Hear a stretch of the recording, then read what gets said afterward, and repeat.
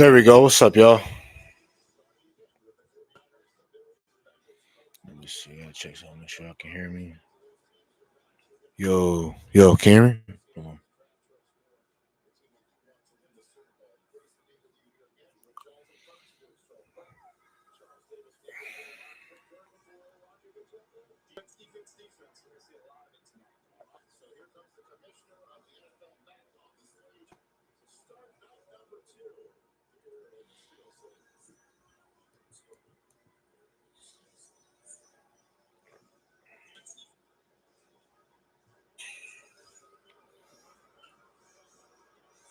Let's see. I gotta check something. Make sure y'all can hear me.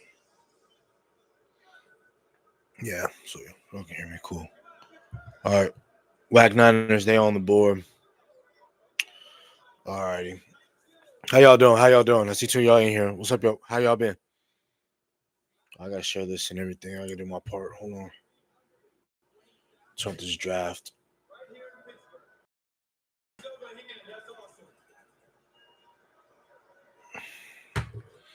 And millions more watching around the world.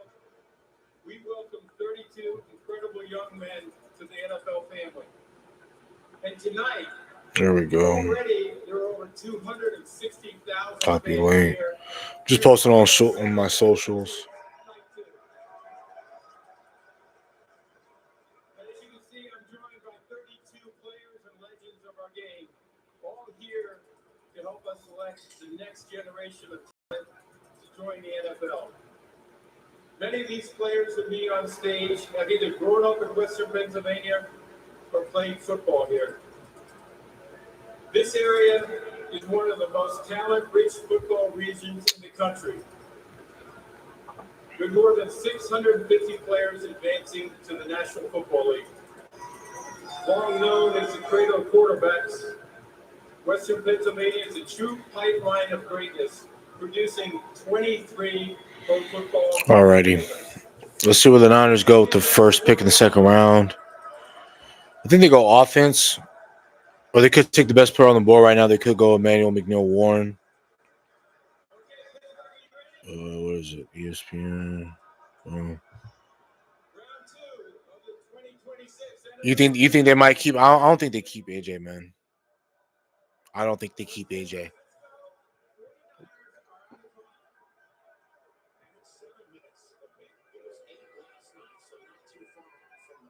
So 7 minutes. So the second round it typically goes pretty fast, as we already know. Boom.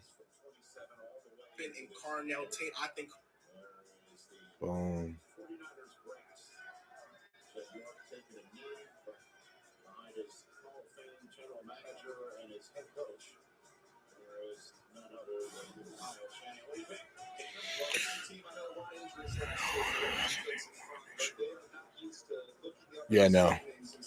Yeah, no, because I don't think. Yeah, no. Because I don't think y'all gonna be too good next year for y'all to give up a first round pick. But you really got to ask yourself, how bad do you really want them? But I mean, if y'all gonna be bad enough next year, y'all might be able to get Jeremiah Smith. Y'all get Jeremiah Smith. I'll take Jeremiah Smith right now. If Jeremiah, the way they talk about Caleb Downs on the defense side of the football, Jeremiah Smith can play in the NFL right now if he really wanted to. Like if he really wanted to, if he was draft eligible, he would have gone last night. He would have been the first wide receiver taken off the board. But next year's draft class is gonna be pretty nice. I know Texas, they got a person named Colin Simmons. That motherfucker can ball, dude. That motherfucker can play football, bro. Who else? I know Jeremiah Smith. I know Colin Simmons. I know those two for sure. I know those names. I've seen them play before. So, and shit, I've been watching Jeremiah Smith since he's been a freshman. So, I've heard about him on the internet since coming out of Florida for a minute. All right, man. Let's hope the Niners take a damn fucking. Let's hope they take a damn long snapper. Fuck it. I don't give a damn. I don't give a damn what player they take.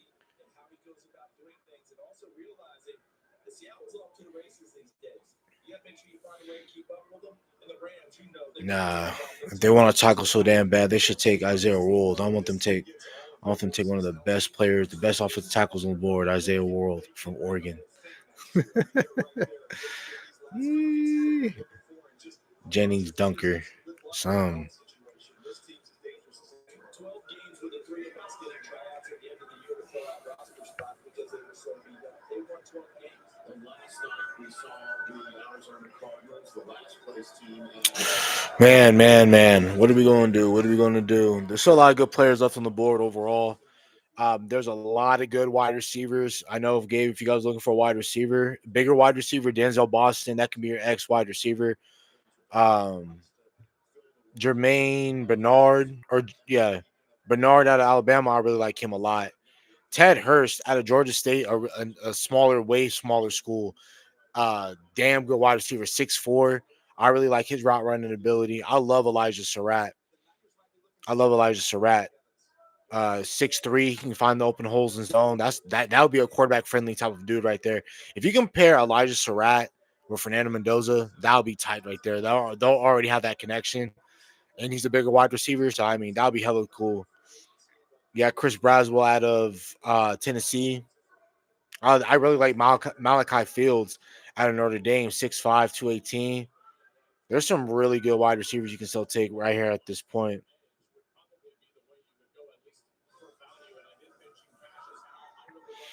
Or somebody wants to take a flyer on Jermod McCoy. I wouldn't hate that either for a team that feels like they can take a red shirt player.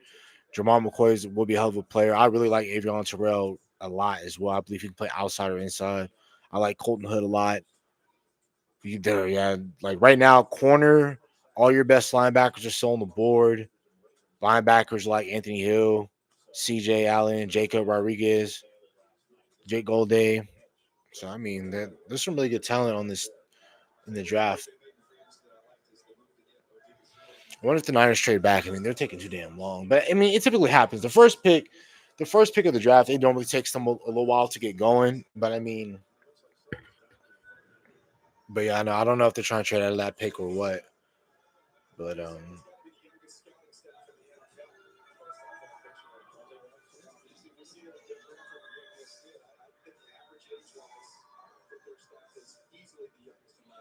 actually, I forgot they added Christian Kirk. Okay, they might not even take a wide receiver then. All right, the pick is in for the Niners.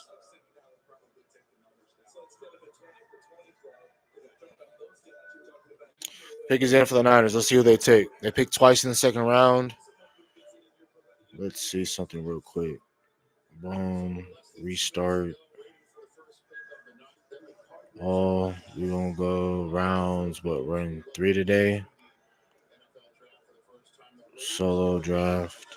All right, pick is in for the Niners. Let's see what they do.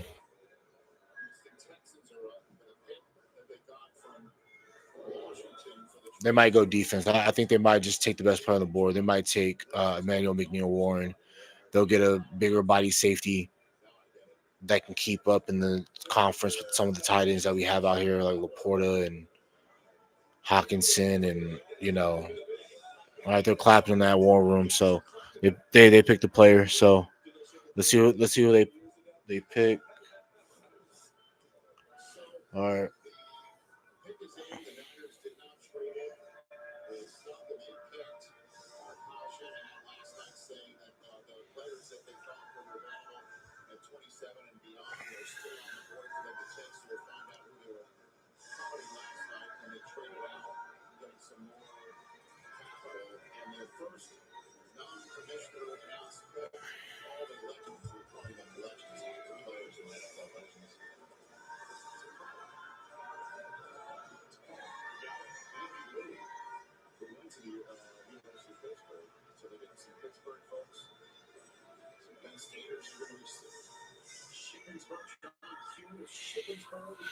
Man, damn, they ain't heard. Oh shit, man, they ain't heard them take the damn pick, man.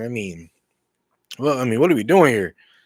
Damn, they all dancing and shit, showing them dancing. Like, make the damn pick, fool. Let's see what they're doing, man.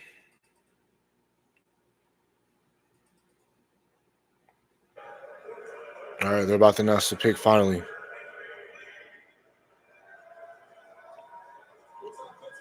Damn, punter Andy Lee. That's crazy.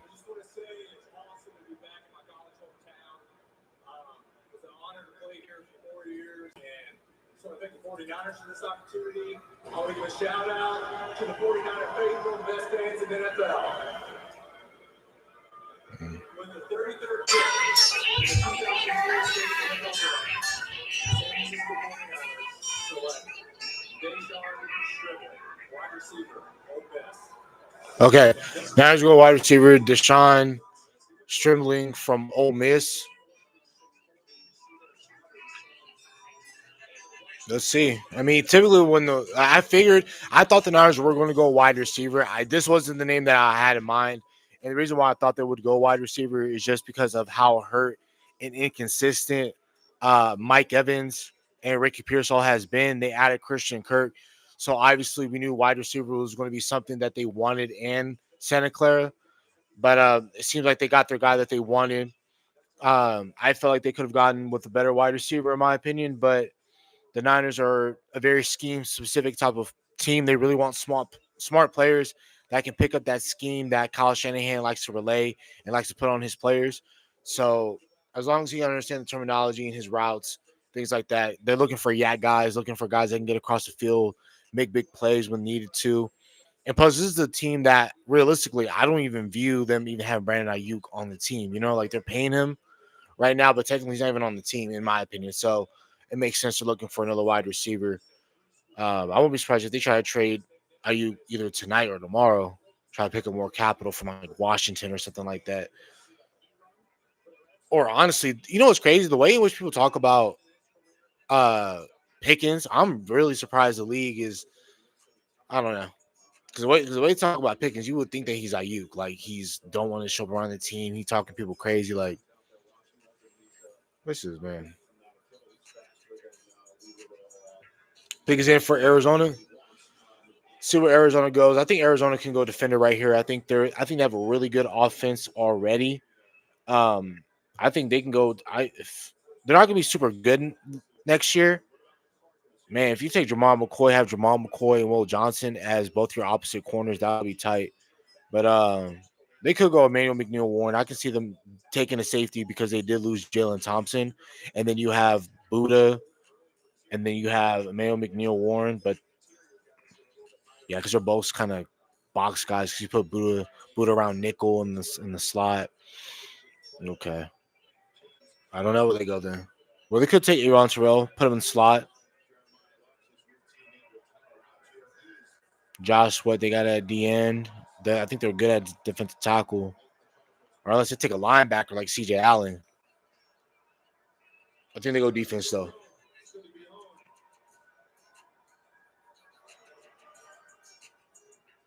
the 34th pick in the 2026 NFL Draft, the Arizona Cardinals select Chase DeSantis, guard, Texas A&M. Okay, they go offensive lineman Chase Pasantes out of Texas A&M.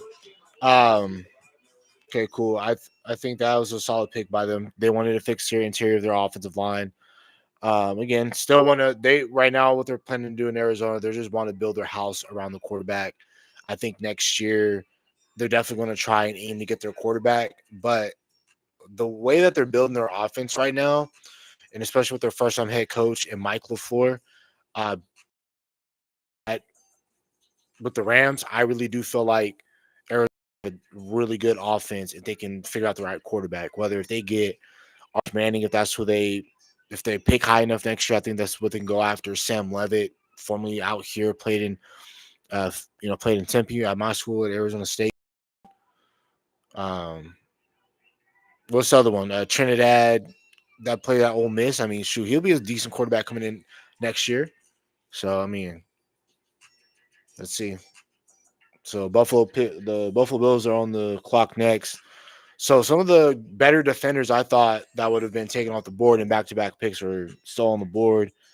Obviously, in Dallas's case, I want as many of these offensive players to go. So take all of these players that I didn't really have people taking them high in general. I want them to keep going, push all the defensive players down the line. I need a couple teams that really feel like they want to take a flyer on a quarterback or something of that sort. So whether that's, I don't know, New Orleans, if they want a quarterback, Miami, Jets can definitely take a quarterback. I don't know if they take one right now in the second round, but I could definitely see them take one in the third if they want to. But Let's see, man. The Bills pick is in. We're just waiting on that right now. Bills can go anywhere in terms of like they don't have like a crap ton of needs. I can see them going wide receiver, especially with the way in which they spoke about Keon Coleman. I believe that could rub him the wrong way. So they could probably take a wide receiver here. Similar stature type dude in Denzel Boston, 6'4". Keon Coleman 6'3". I mean, you can look for a bigger body to wide receiver. In my opinion, why not just add as many talented players you can add around Josh Allen is my opinion when it comes to Buffalo. Because I feel like Buffalo, they're pretty stout defensively. I feel like, but when they go up and they play Kansas City in some of these higher matchup type situations, I felt like they need better weapons to throw the ball to, right? It can't always just be, hey, Josh Allen is a Superman-like player, even though he has the stature of like a Superman. I feel like they need to help Josh Allen as well by getting him some legit weapons. I know they have Dawson Knox and Dalton Kincaid, but add another wide receiver it wouldn't hurt you. You know what I mean? I know they did trade for DJ Moore, but or hell, they can go defense. I mean, the quarterbacks that they play, shoot, they can take a linebacker. You know what I mean? They can take Anthony Hill, CJ Allen.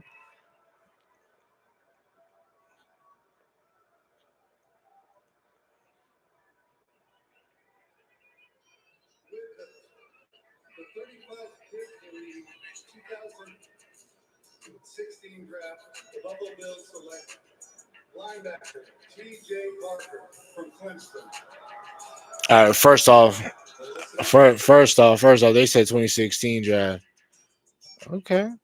But all right, TJ Parker. I thought that would have been a player for the Dallas Cowboys to pick up. I really like this. I not really like the player, but I think this is a really solid player coming out of Clemson. Again, all most of those Clemson dudes, Peter Woods, TJ Parker, all those dudes, they were touted as one of those guys that were going to be top college players coming into last college season, and they all had a dip in production. But I think this is a really solid player that you can, have him at the 4 eye. This is a guy that can get interior pressure. You can put him on the edge. I really like what Buffalo can do with a player like this.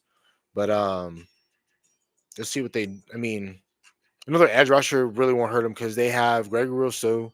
I'm sorry, and then you also have was it AJ Epinesa? I believe he might have left him for agency. I'm not sure. I know there was something that went on with that, but getting an edge won't hurt him at all. So I mean, that was a good pick.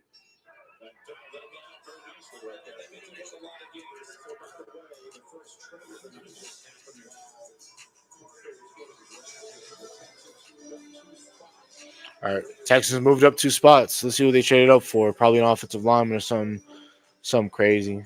They would do something crazy.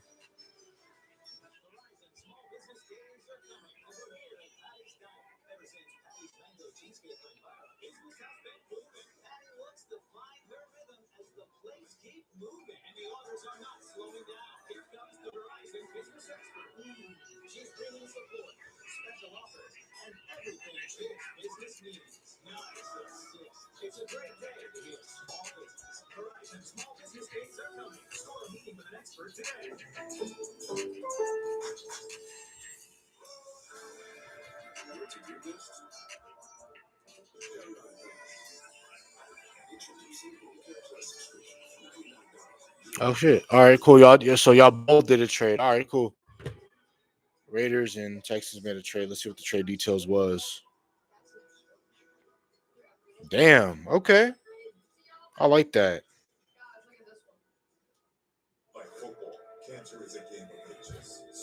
All right, cool. That was a really good pick by the. Okay, I like what the Texans just did right now. That's smart. All right, cool. So 36-38. Let me see. Boom. Proposed trade. Texans want to move up. Let's find Houston on this thing right now. Let's see. I can share my screen. I mean, propose a trade. Where's Houston going? Boom. Houston. Raiders. Boom. They swap those. Vegas is getting 91 and 117. Okay, cool. They went up. Bam. So that's what the pick was, or the trade was. All right, cool. So let's go back to over here. But I really like what the Texans just traded up for. That was a damn good pick by the Texans. Make us strength on the defense side of the football. All right, cool. So, all right, so two of the better defenders went. Makes sense. Makes sense. Makes sense. What's up, Kyle? So the Niners, I mean, they took a player that I didn't have high on my board. They took an Ole Miss wide receiver, Deshaun Stribling or something of that sort. They took him out of Ole Miss. I had him graded around like a fifth round player. They took him the second, but the Niners are going to do what they're going to do. The Cardinals, they took Chase Basantes, guard from A&M, Texas A&M. But the better teams that do a little bit better drafting, Bills took TJ Parker out of Clemson. The Texans traded up two spots with the Raiders. I'd say Cade McDonald, the nose tackle out of Ohio State. I believe that's the best defensive tackle in this year's draft class. That's what the Texans just did. So the Texans, they just added up picks right now. So with the Texans moving up two spots, they gave up the third round pick, got back a fourth round pick from the Raiders, and all the Raiders did was just swap places in the second round. So that was a really smart move by the Houston Texans to again bolster up their defense. I really like what they did with that pick, but still some really good players I really like on the board from a defensive standpoint for Dallas. But we still have a long ways to go until pick 92. So let's see what they do.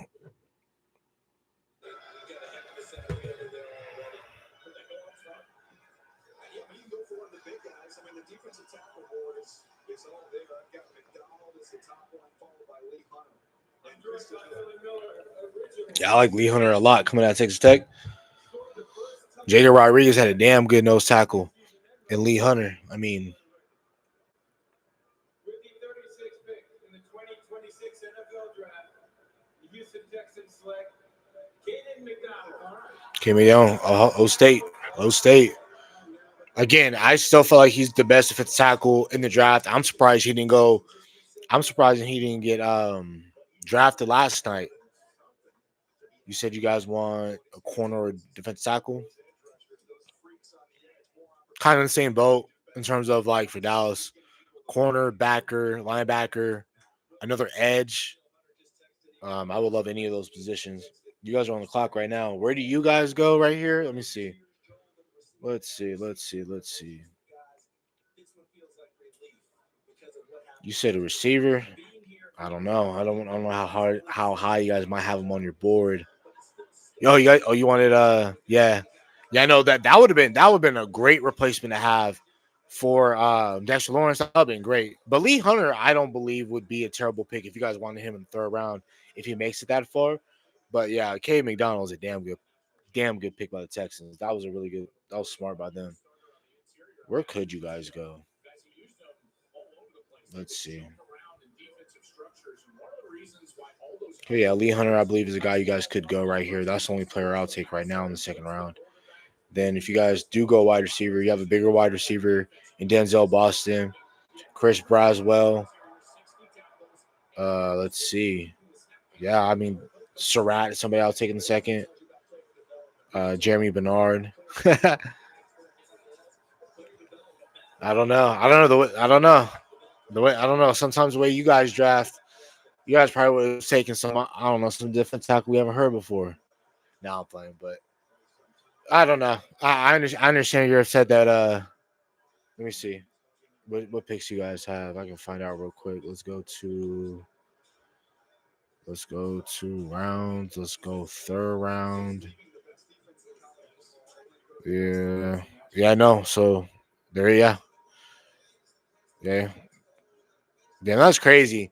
In the third round, the two picks in front of us are the Niners and the Raiders. That's crazy.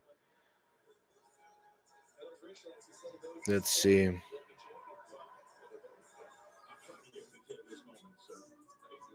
Where do you guys pick right now in the second? Okay, well, obviously you guys are on the clock.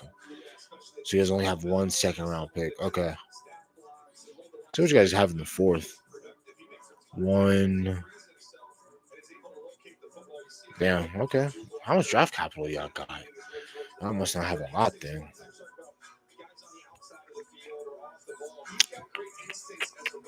Giants. 5'10", 37, 105, fifth, 2 6th round or 3 6th round picks.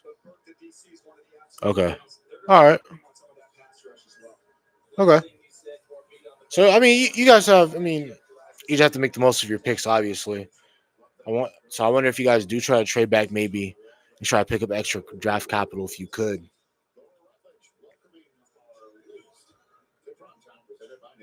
But you guys might just stick a pick, in my opinion.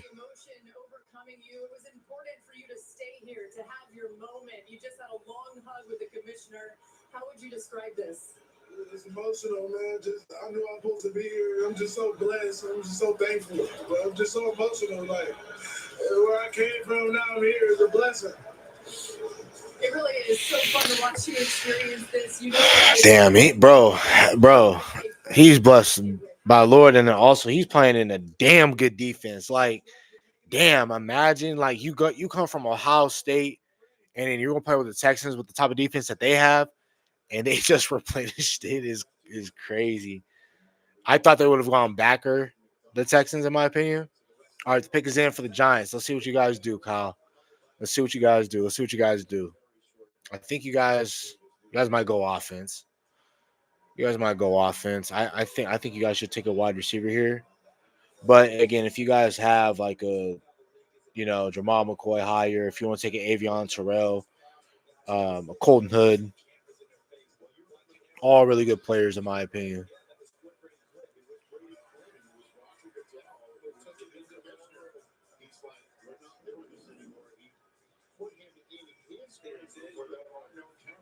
And then he came out when he got picked 22nd by Cleveland. But you remember Aaron Rodgers, every facial expression documented through all those picks. I'm glad they're not doing that anymore. Those congratulate the league and being conscious of taking care of those kids. Well, that was RG1 who was basically told all partners, we're not doing that anymore.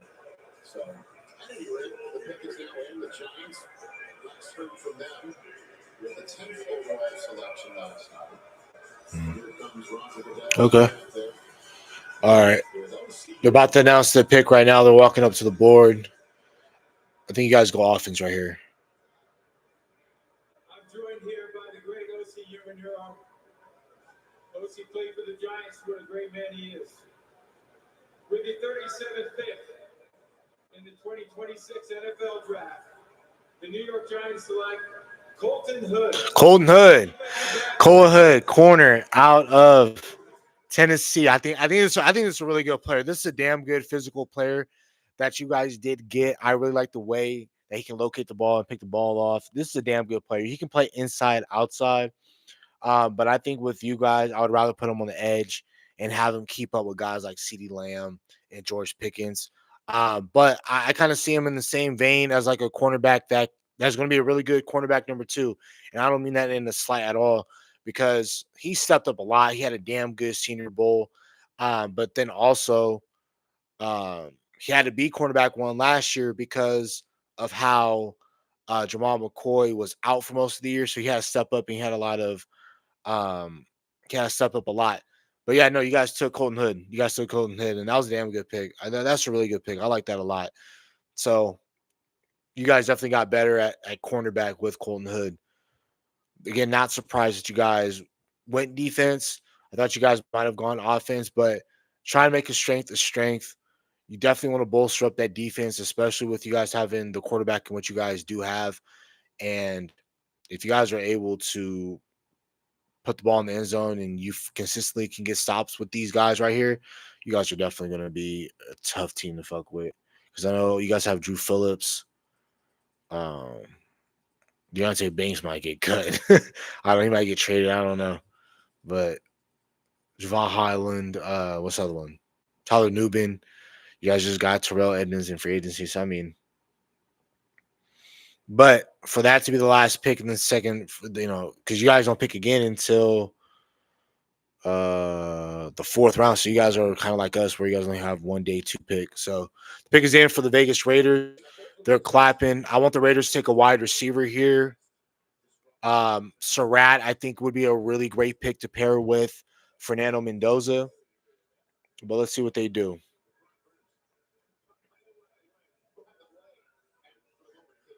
Okay. Well, I'm trying to keep up with that. Cool. Yeah, I like Odell, but Odell ain't stopping me from drafting one of these younger wide receivers. Matt Millen. I would be remiss without bringing up the late, great Willie Brown when he would tell all of you to remember your mother on Mother's Day. It's coming right up. All you guys, take her to dinner, grab her some flowers, tell her you love her, and remind her that with the 38th uh 2026 NFL Draft, huh. the Las Vegas Raiders select Raiders. Trenton Stoops. Corner. Arizona. Okay. Okay. Damn, motherfucker. Why'd y'all take him? Damn, man. Why the Raiders take him? That's a damn good fucking pick. Damn good pick. This is a really good player. Again, you can tell the versatility. There's a lot of versatile guys that are out here in this draft. I remember watching that game where he played. It was a bowl. It was the what do they call it out here? Basically the Arizona Bowl. It was Arizona State um versus Arizona, and it was the last game of the season. I seen Trey Stoops make a play on the ball. That was my first time ever seeing him. And then when you go back and watch this tape, this man ain't afraid to hit the tackle. This is a damn good player that can make a ball, that can make a play in the air. Where does he play for the Raiders in terms of like? Because again, he can play in the slot, he can play outside, he can play deep free. But if I am the Raiders, I would definitely just have him play at corner, not just play him at corner, but that is definitely somebody I can see him being a matchup based like player where it's like, all right, cool, um, we're playing the Chiefs. Travis Kelsey is giving us troubles, even though Travis Kelsey hasn't been the same player in the past like 3 or 4 years. Um, Cover him or whatever the case might be. You know what I mean? They play. Who else? They got a Gatson for the Chargers. I think Trayton Stoops can be a matchup based player, but primarily I'll try to play him at corner. And you have him, Darian Porter.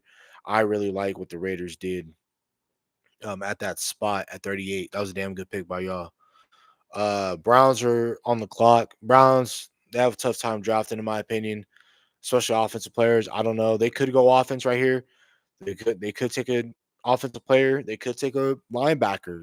They're kind of weird where they'll just keep adding defenders to their team, but they won't try to get dynamic players to help out their quarterback. So I think they could go wide receiver. They should go wide receiver, especially because they didn't go with one last night. But they took Spencer Fano and they took. Oh no, I'm sure they did take a wide receiver. I think it was Casey Concepcion. So that's who they took. I mean, I don't know because you got Jerry Judy, you got Casey Concepcion, and then I'm trying to think about who else they have at wide receiver right now. Oh, they Isaiah Bond, I believe, is the wide receiver that they have. That's a deep, speedy top receiver. I don't know how they feel about their wide receiver room. Let's see what else they could go. They could go edge because they can take a defender outside of Miles Garrett and they just have a crazy defensive line. Miles Garrett, Mason Graham. Yeah. Yeah, no, I'm trying to. Yeah, that's what I'm trying to do right now. I'm trying to look at your guys' picks and what you guys have currently right now because I know you guys have this pick. You guys pick in the third round, third overall pick. Then you guys have 3/4, a fifth, 2, 6, and a 7. So damn, y'all stocked up on picks. You guys have 10 picks. Not bad. Not bad. 10 picks after having a terrible year, the way in which you guys had. That's really solid for you guys. So you guys definitely need it. And I love your guys' first 2 picks to begin with. So I wonder where you guys go next. But again, it really depends on the board and how you guys have players graded and things like that. But Cleveland, they need offensive linemen. Let's see if they can. Let's see what guards on the. They could go Emmanuel Prognon. Okay. They could go Jennings Dunker, kick him in inside, have him play guard. I can definitely see them taking offensive lineman here. Let's see. Running backs, they like to go running back sometimes. I wonder where they go. If they want to take a running back, I don't think they do.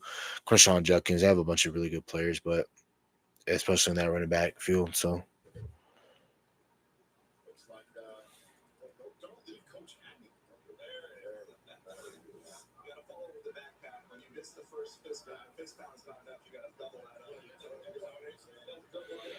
yeah, I mean, they could take a linebacker, take a weak side linebacker because you already have Carson Schlesinger starting inside linebacker. All right, you got Joe Hayden announcing the pick. All right, all right.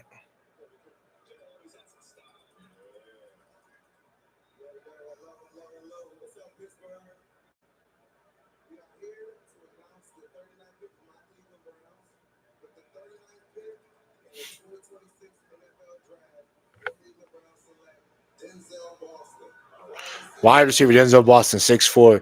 Out of this is your big wide receiver that can go up and go get it.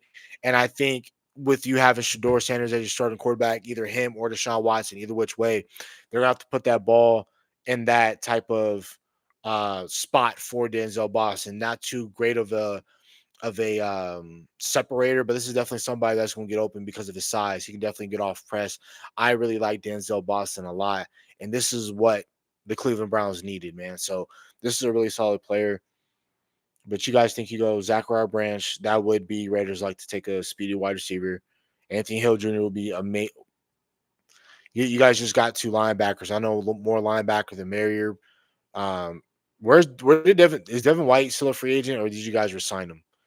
If we're just because I mean, if you guys take Anthony Hill Jr., that would be cool. I wouldn't hate the pick, but you guys both just signed the Georgia kids for multi-year deals, so it doesn't really make a whole lot of sense in my opinion. Pons, I will love with y'all because Pons, Stooks, and who's the other one? Pons, Stooks, and Porter.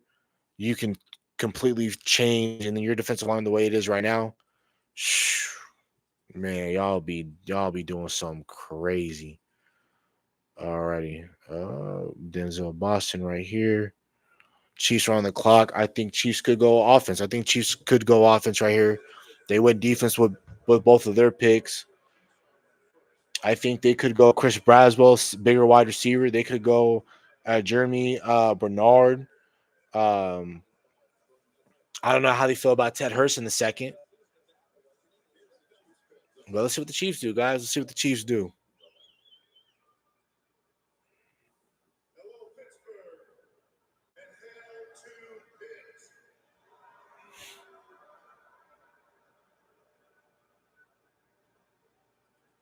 With the 40th pick in the 2026 NFL Draft, the Kansas City Chiefs select R. Mason Thomas, edge out of Oklahoma. That's a damn good pick by the. I like that pick by them. You get R. Mason Thomas on one end. You got George Karlaftis. They just got Peter Woods. You got Chris Jones. You got Omar. They have Ashton Gelati out of Louisville. They dropped it last year. Damn, I really like. Damn, I really like that D line. Fuck, man, they got a really raw, explosive D end coming off that edge, and they need it. They need an edge rusher that can get home. They can't solely rely on Chris Jones and George Karlaftis to win them and bail them out of games. They need somebody else that can free something up and make their lives a little bit easier. I really love our Mason Thomas. He can chase after these quarterbacks that you got to play with inside the division. I love that. That's a really good that's a good pick. Like, can't even do. Damn, man. I can't hate on these motherfuckers. Like, damn. They saved my sanity multiple times, but I can't even hate these motherfuckers even if I wanted to. They know how to draft. I can't hate these motherfuckers, man. And shit, because I remember when we played them last year, the main person I was worried about was Chris Jones, because the last time we played him in 2021, he completely changed the dynamic of the game. I was worried about nobody on the edge outside of Karlaftis. Now they got a guy That dude, man. That's a damn good fucking pick by the Chiefs, man. What is that? R. Mason. Cool, cool. Bengals are on the clock. Where do the Bengals? The Bengals could go a lot of different directions, especially defensively. I see them going. I definitely see them taking a secondary player. I can see them go Brandon Cisse out of South Carolina. They could go linebacker. They can give themselves a real linebacker and get like Jacob Rodriguez, or they can go CJ Allen Rodriguez, or they can go Jermod McCoy. But again, I don't think they want to take a red shirt player, especially this high in the second round. So they want corner Brandon Cisse. Who's another corner they could possibly take at this point? Avion Terrell. They could go Pons, but there's a lot of lanky ass receivers in the AFC North, so I don't think they go Pons. Oh yeah, yeah, I know you could. Makes sense. I mean, it's division rival. It's division rival. You know, same thing. You were happy when Philly won, and I can't stand Philly. You know what I mean? Shit, I can't stand the fucking 49ers, but damn, Chiefs helped me out a couple of times, man. They say my mental sanity a lot.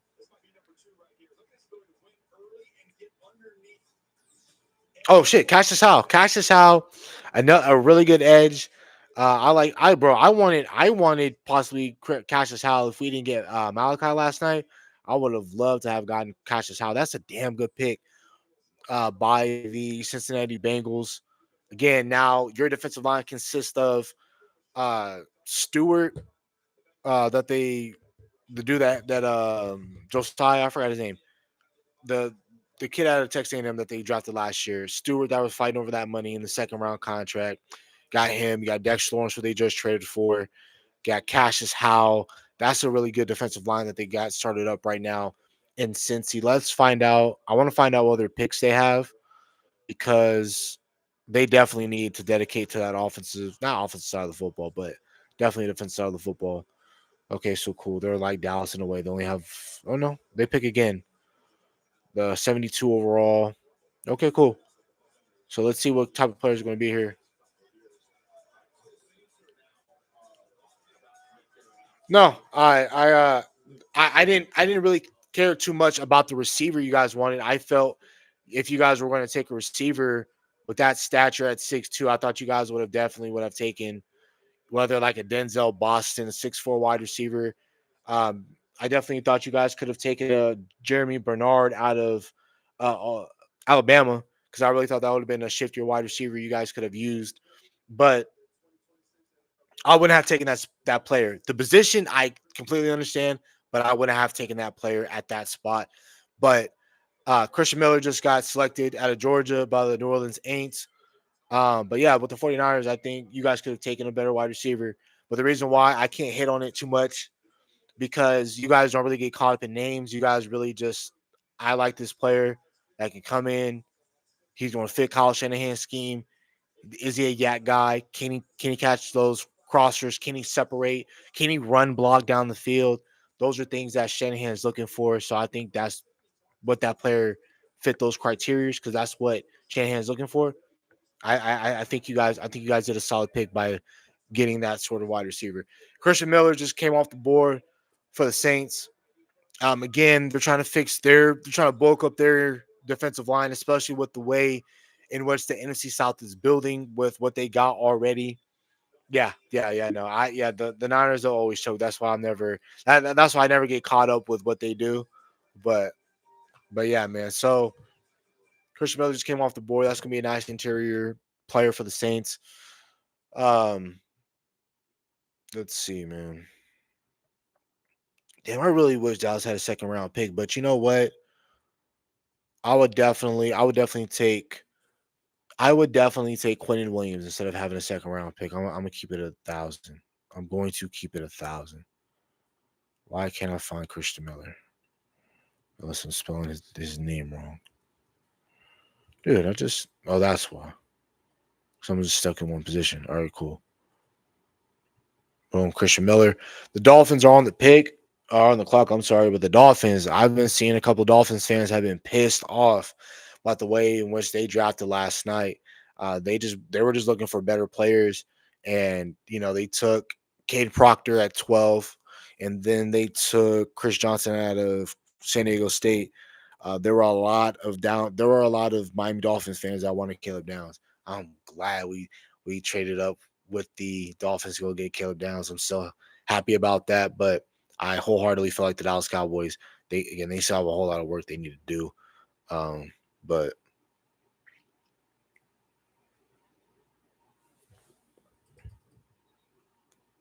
let's see.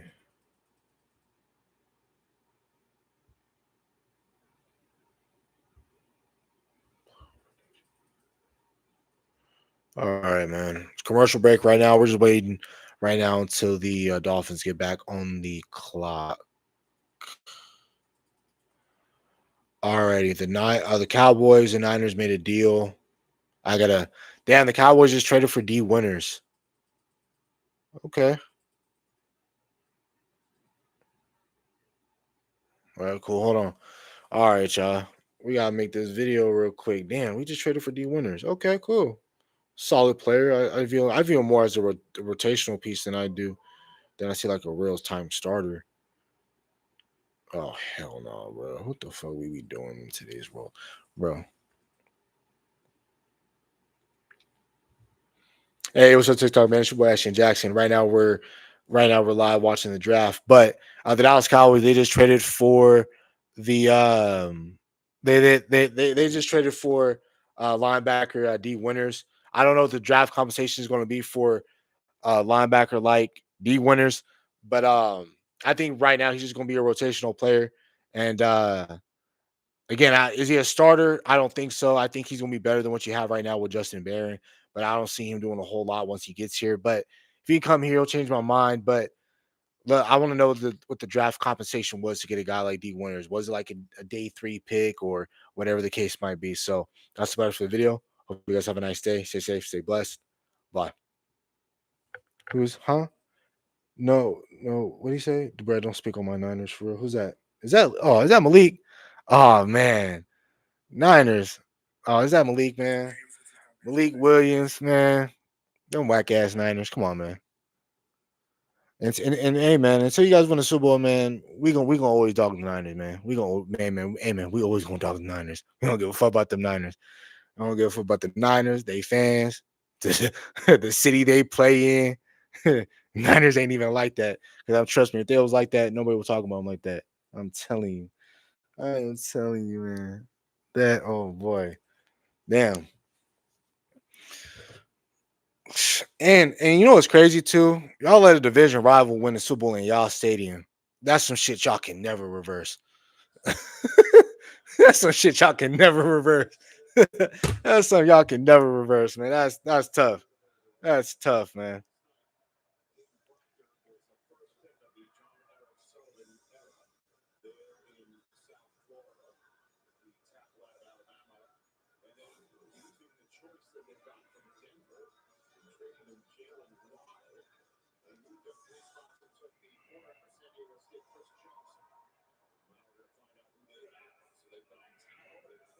All right, cool. All right. Hey man, that's crazy. I know.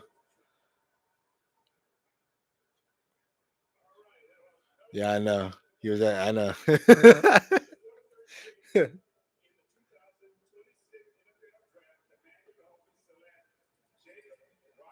Damn. Fuck, man. And his ass going to Miami. Jacob Rodriguez, man. He got that nice, boy. Damn. Fuck, they took a damn good player too. I wanted Jacob Rodriguez. That's cool. Damn good instinctual linebacker that plays sideline to sideline. He's great in coverage. And he was at a point really with Texas Tech throughout the college football season. He was looked to be a Heisman type of linebacker. But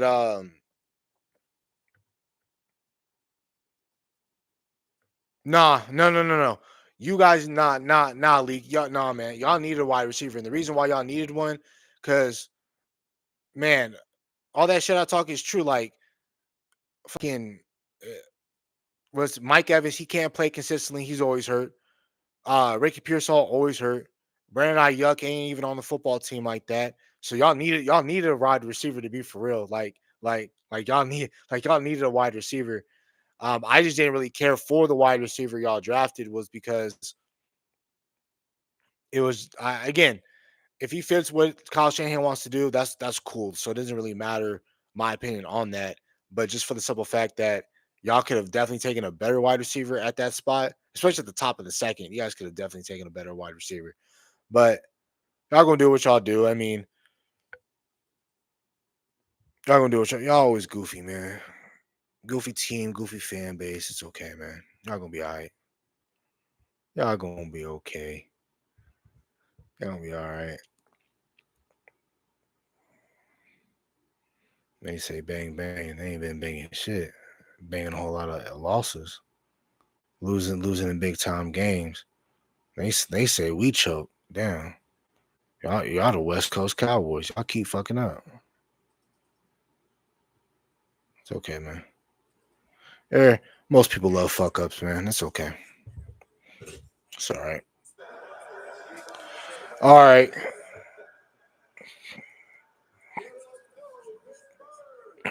Calvin Johnson. Detroit. They traded up.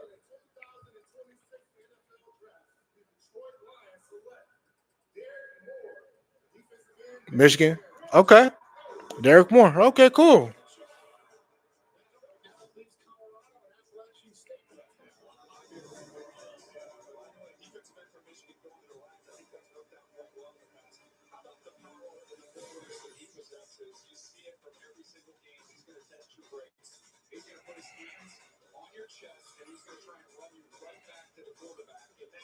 All right. Boom.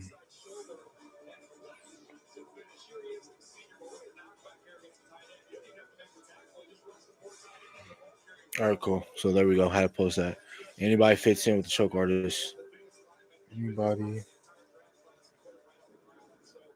I don't even know what that means. But yeah. Hold on.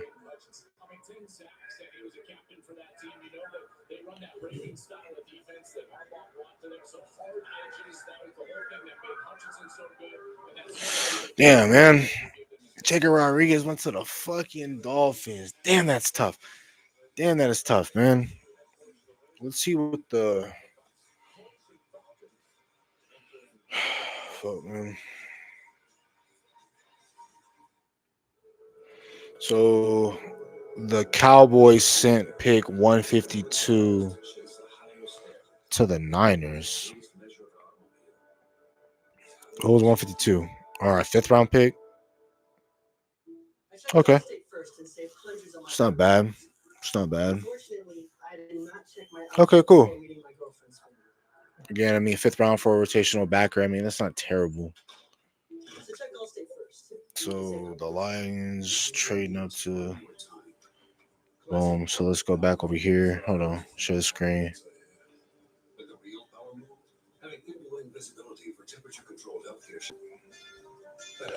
All right, cool. So let's update this trade chart right now. The Lions traded up with the Jets. They gave them those two and 128. And they took something more. All right, Derek Moore. All right, cool. All right, cool. All right, cool. That was a decent player by that was decent. That was a really solid player by the Lions to select right there at that point. All right, cool. So, sure. Yeah. All right, cool. So, let's see what they do. Let's see what they do. Damn, it's just a bunch of commercials on Friday, man. I don't know why they have so many damn commercials on day 2 of the draft, but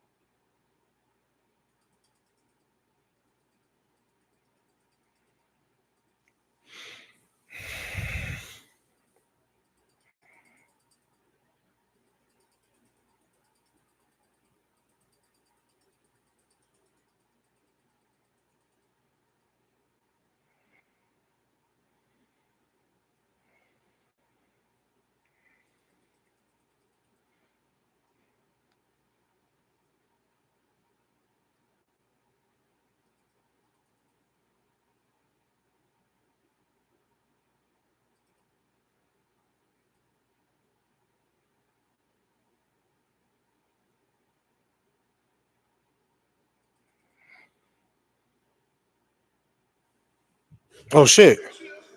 Oh damn. All right, cool. Cowboys play the Ravens week 3 in Brazil. All right, cool. It's gonna be a 1 o'clock. It's gonna be a 1 o'clock game. Okay, I like that. Let me see something real quick. Let's engage. What you mean? Okay, cool, cool, cool, cool. All right, cool. All right, all right,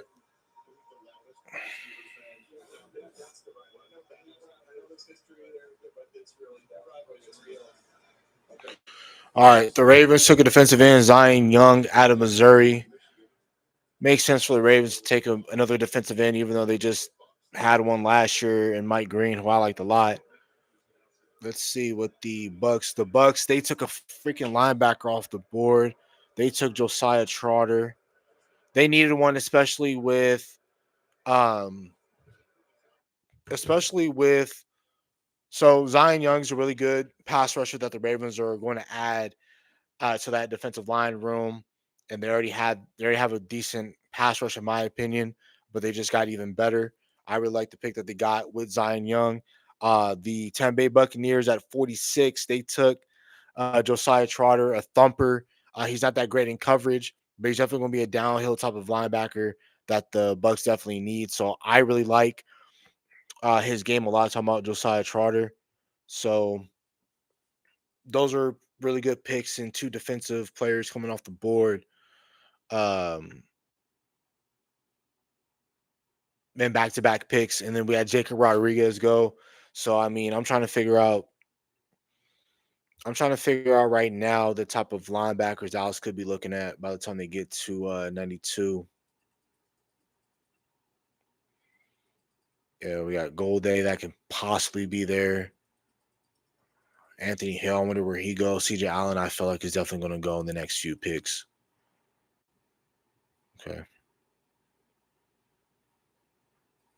Alrighty, cool. We're already about in the middle of the second round already, which is oh.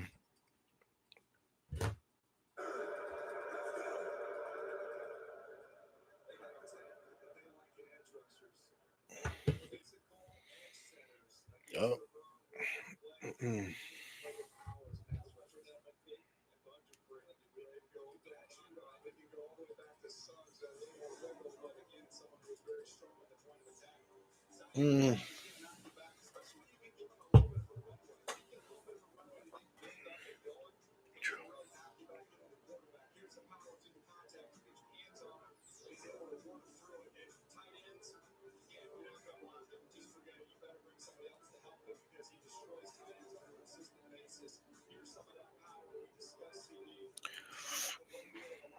True, but when it won't stop me from still trading for a better backer.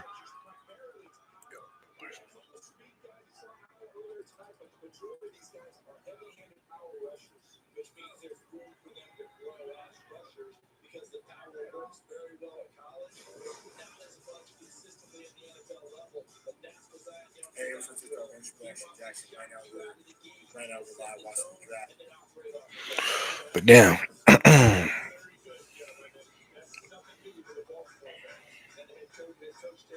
Oh shit, yeah.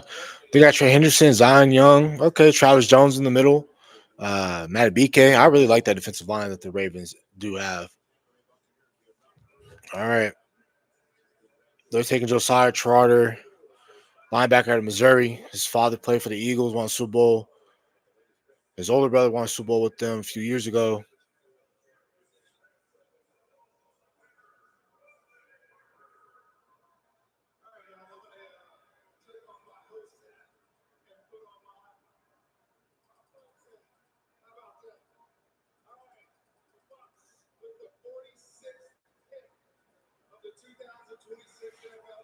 Let's see where Tampa goes.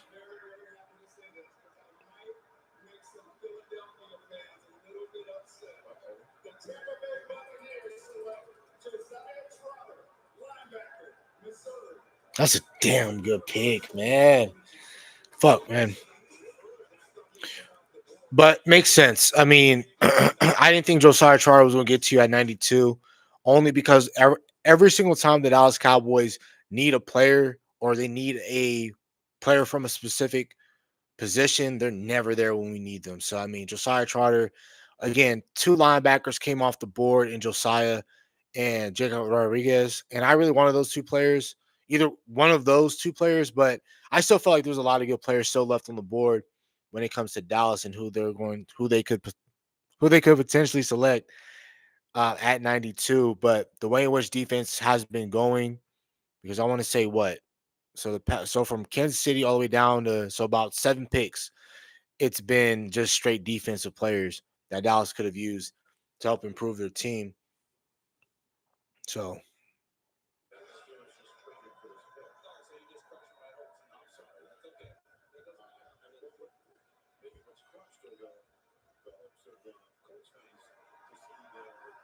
what they say.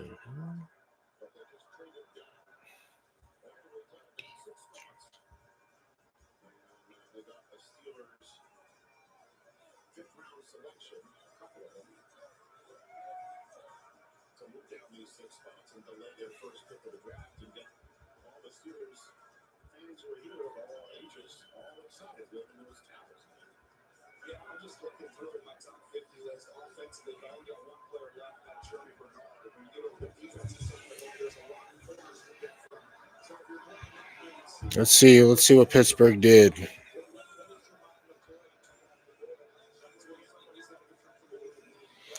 Steelers traded up with the Colts. Um,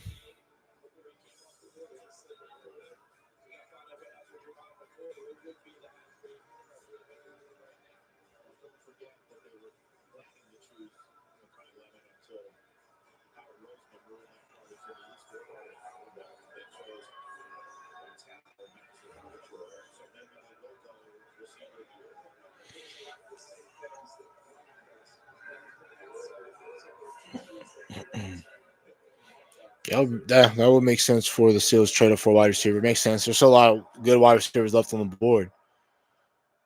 I wonder if Dallas has to trade up. I wonder.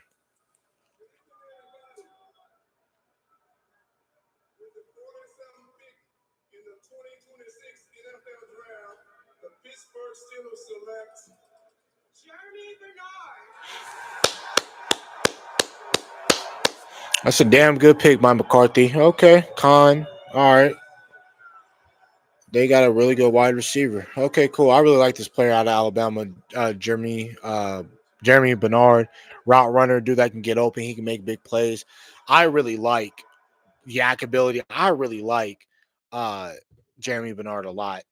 And this is what the Steelers need. Now you have a legitimate number 2 wide receiver. You have a oh damn.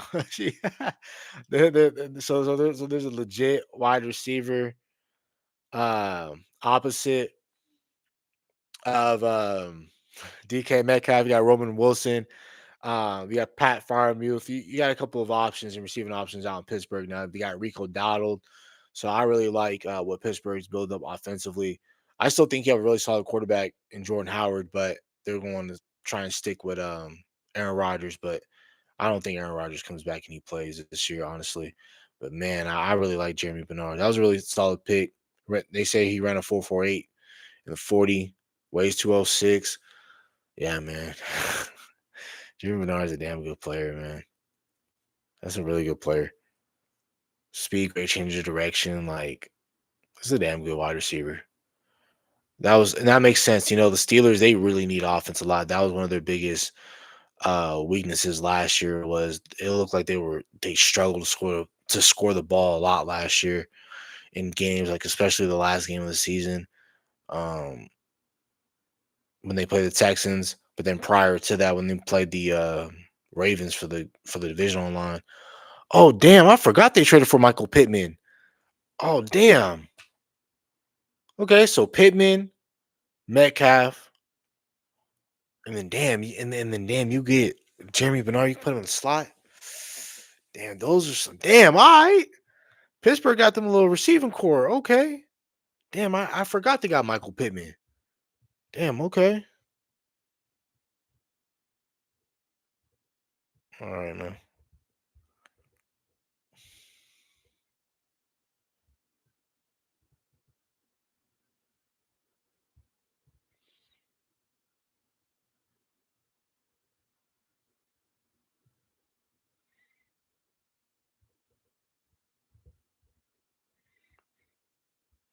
Let's see.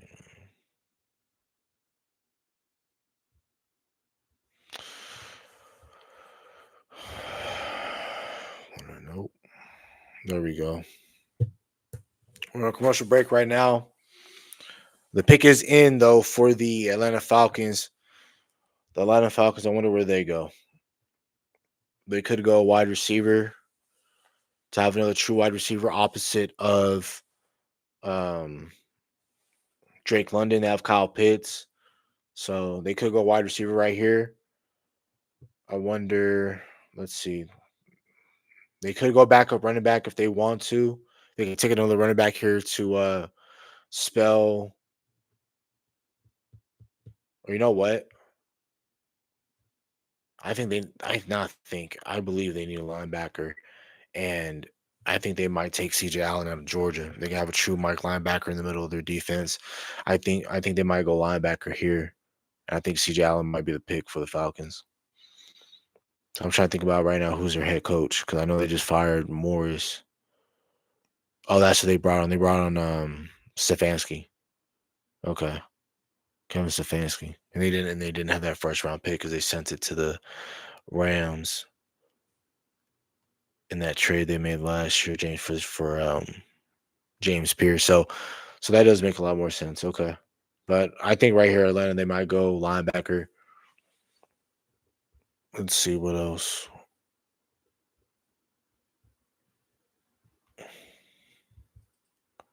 Wow. Wow. Okay.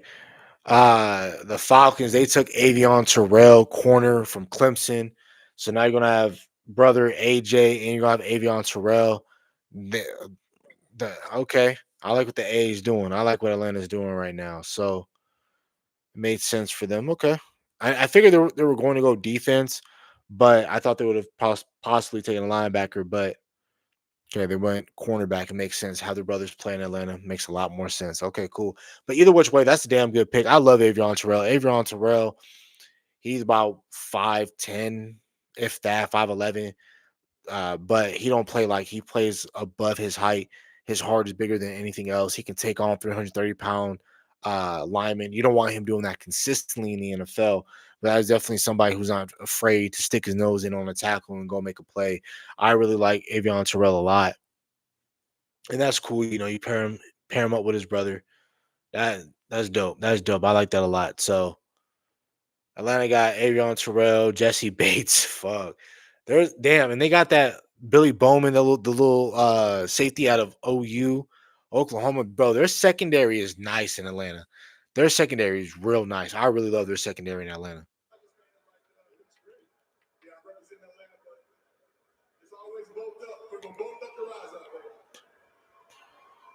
To my noble family at home watching, I see y'all out there too.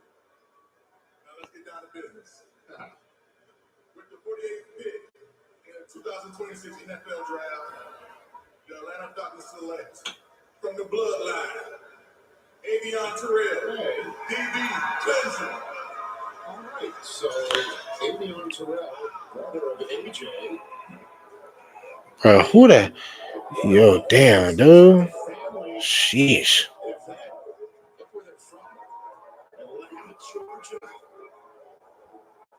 This is great. Teammates, brothers. Everybody else celebrating because it's plenty fun for them to try to have to maybe split up. Yeah, that's dope. That is dope. And his brother can play. This ain't no sympathy pick. Avion Terrell can really ball, man. Like Avion Terrell can really play. He gets to play with his brother, man. That is, bro. The fact that, bro, Atlanta got a damn good secondary. They just need to be healthy offensively, and they can do something. Like the Falcons, they can be really good if they can figure it out, especially with the injury concerns of Michael Penix, and then they got Bijan. Like, damn, this is a really good team. I really like the way they did this. And that's what I'm about to say. I'm like, bro, I remember Avon. I'm not Avon, but AJ Terrell getting drafted in COVID. And then,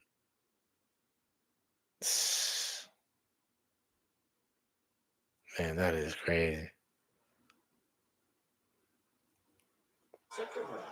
Hey, man. That's crazy. That is crazy. That's a damn good pick. All right, now trade. Carolina, they're on the board. They're on the clock right now. Pick 49. All right, let's see what they did. Let's see what trade they did to get up to 49. So they traded up 2 spots with the Vikings. Let's see. Carolina has traded up. So let's find this over here. Where's Carolina? Boom. Who's the other team they traded with? Minnesota. Boom on that left side. So they swapped these 2 picks for picks 51 and 196.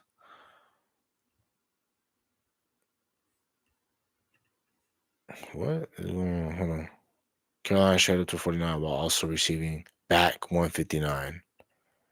Okay. All right, cool. All right. Carolina's on the board right now. I wonder where Carolina could potentially go.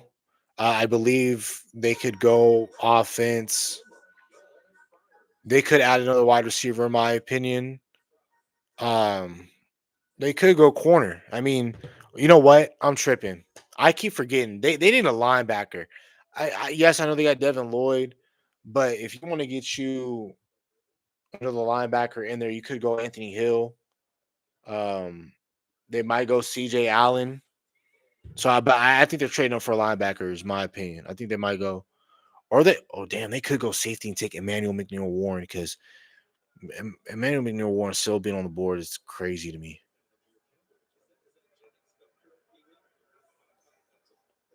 Let's see where they go. Is that Luke? Oh, Jay Delhomme. Okay, quarterback.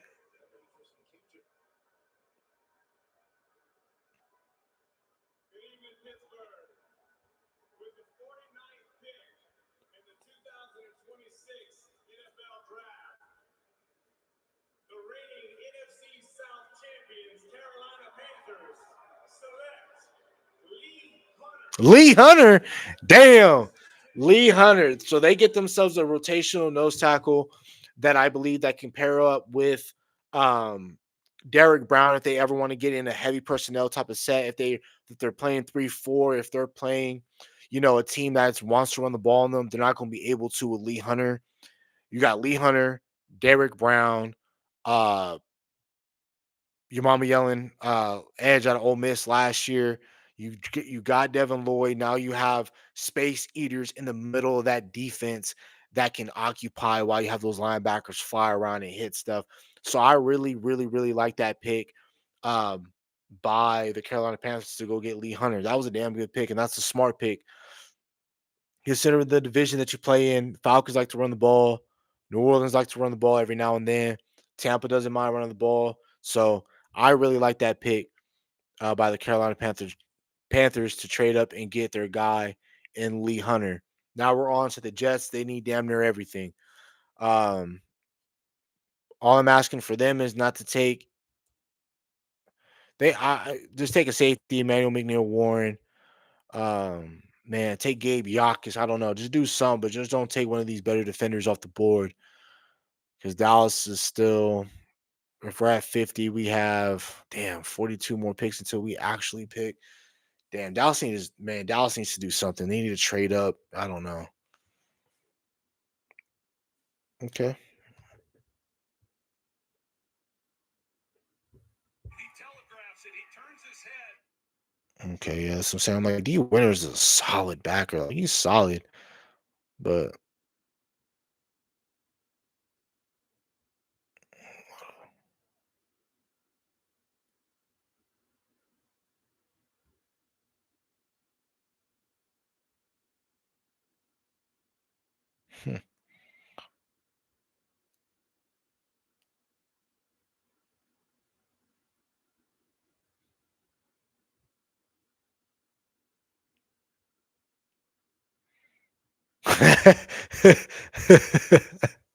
bro, I just saw a funny ass tweet.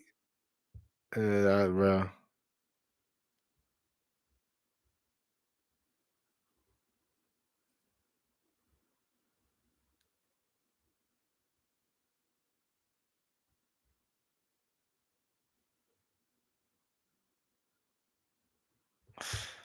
dude.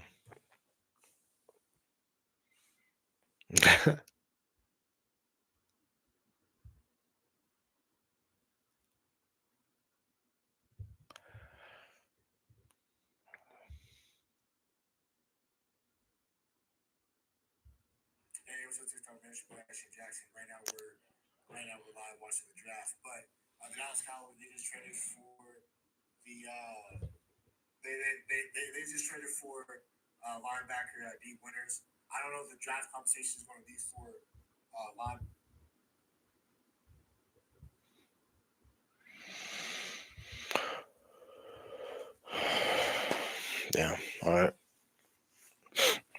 But damn, I don't know why when we're playing these international games, man, I don't know. I mean, they have us playing during the day, which is fine. It's going to be on. When they say 1 o'clock Eastern Standard Time, so that means that game is going to be early for me. Then that's going to be a what is that? 12. I mean, not too early. Okay, 10 o'clock. 10 o'clock game, 11 o'clock game, whatever. Okay, that ain't gonna be too bad. I'm gonna be up anyway watching the game, so it doesn't really matter.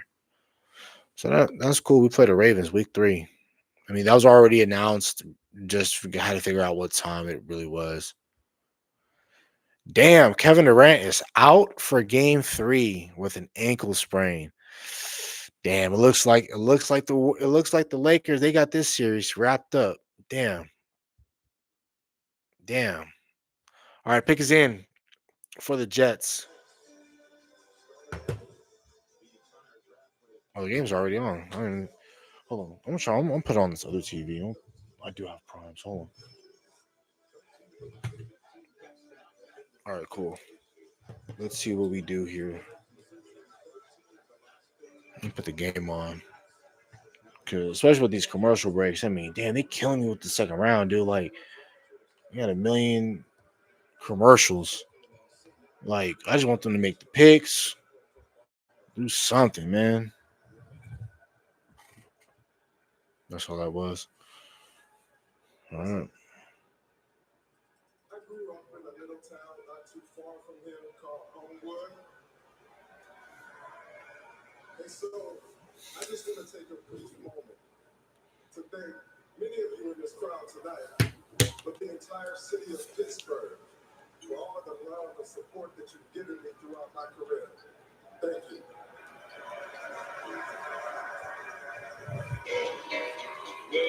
With the 50th pick of the 2026 NFL Draft, the New York Jets select D'Angelo Parks. Damn. Hey, it makes sense that the Jets get D'Angelo Pons, and the reason being is because, again, he damn near my size. He 5'8", D'Angelo Pons, but he plays bigger than his size. And when you watch this man play against Oregon, the first play of the game, Dante Moore threw a pick 6 to D'Angelo Pons. D'Angelo Pons is a damn good player. You can play him on the outside. You can play him on the inside. But this is a player that fits Aaron Glenn, right? Because Aaron Glenn was a smaller stature corner, similar to D'Angelo Pons, and it makes sense with that connection right there. So I really like what the Jets did by getting D'Angelo Pons. He can set the tone. He can tackle. Even at his height at 5'8", he's not afraid to tackle.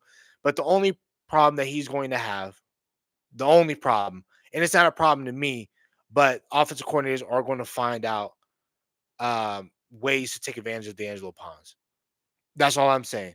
He's going to be a damn good player in this league. I'm just telling you what the league is going to try and do, and that is they're going to try and put bigger wide receivers and things like that and try to wear on him throughout the game, whether run at him or, whatever the case might be. So, um, damn good pick. Damn good pick by the Jets.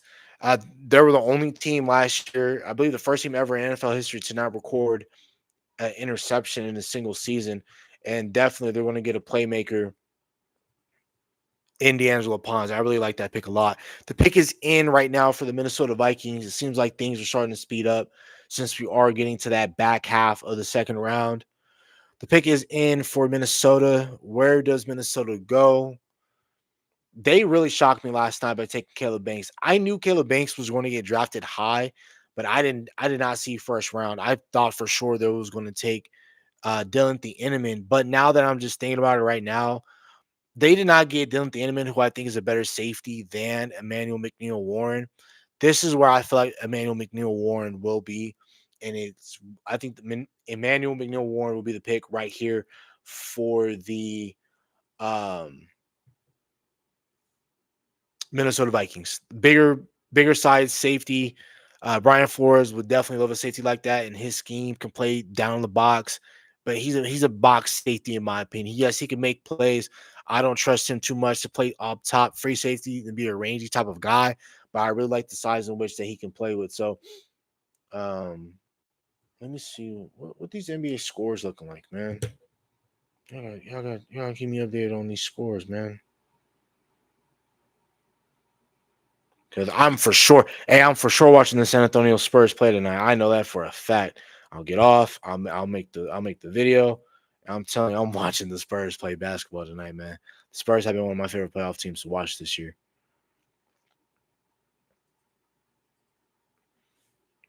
Oh why they take Jake Golday? Come on, man. Damn.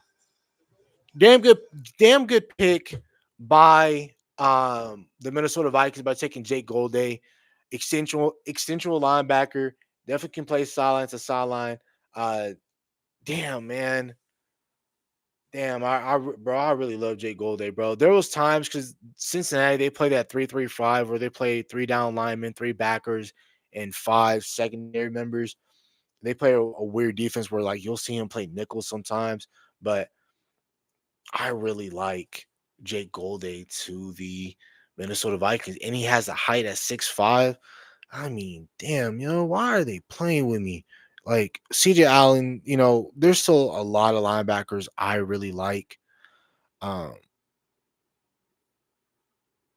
what the hell did I just do? Undo pick. Boom. Pons. Boom. D'Angelo Pons. What is this right here? McNeil. No, it's not McNeil. I wanted them to go McNeil, but they didn't. So Gold Day is where they went. Pick is in for Green Bay. Green Bay is finally on the board. They're finally drafting. They gave us, as we know, they gave us the 2 first-round picks this year. One in this year, one in next year. Um, that is frozen right now. So typically, right now we don't have a first-round pick, but we have to see what the Jets trade is going to look like. But um, pick is in. I think Green Bay they can go defender. They have Edgerrin Cooper. I think they're solid at linebacker. They're typically a team that either selects defense or they're more of a trench player type of team, selecting team. I'm sorry. So, but man, damn, Harold Perkins might have to be not have to, but that is definitely a solid pick. Um,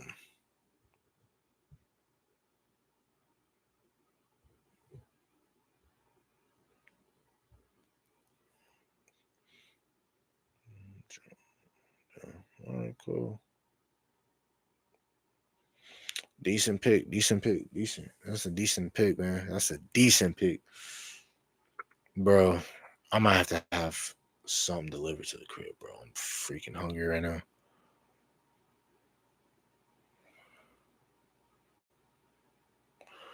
Hold on, y'all. I'm gonna grab me something to eat, homie. I'm hungry, man. Shoot.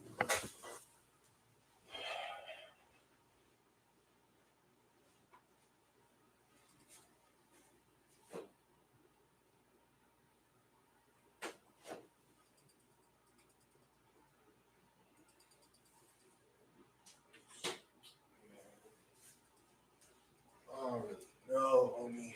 I don't know, man. All right, man. As soon as I leave, 2 people come back in. Hey, yo. Packers on the board here. I can show you guys the screen of the picks that have been made so far. Let's see.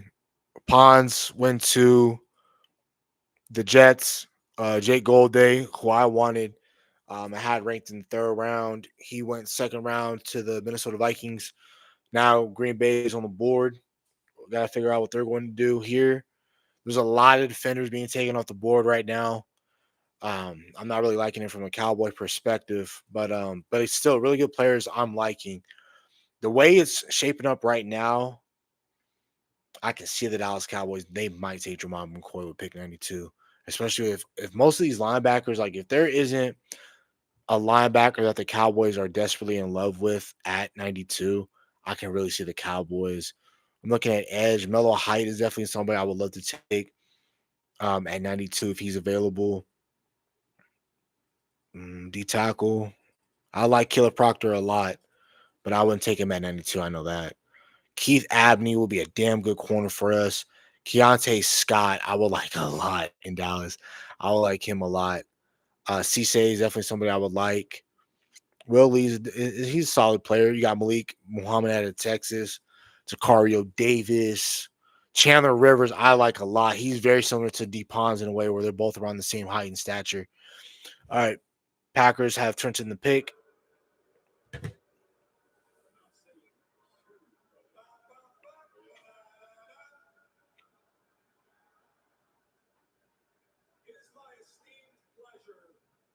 My esteemed pleasures, crazy.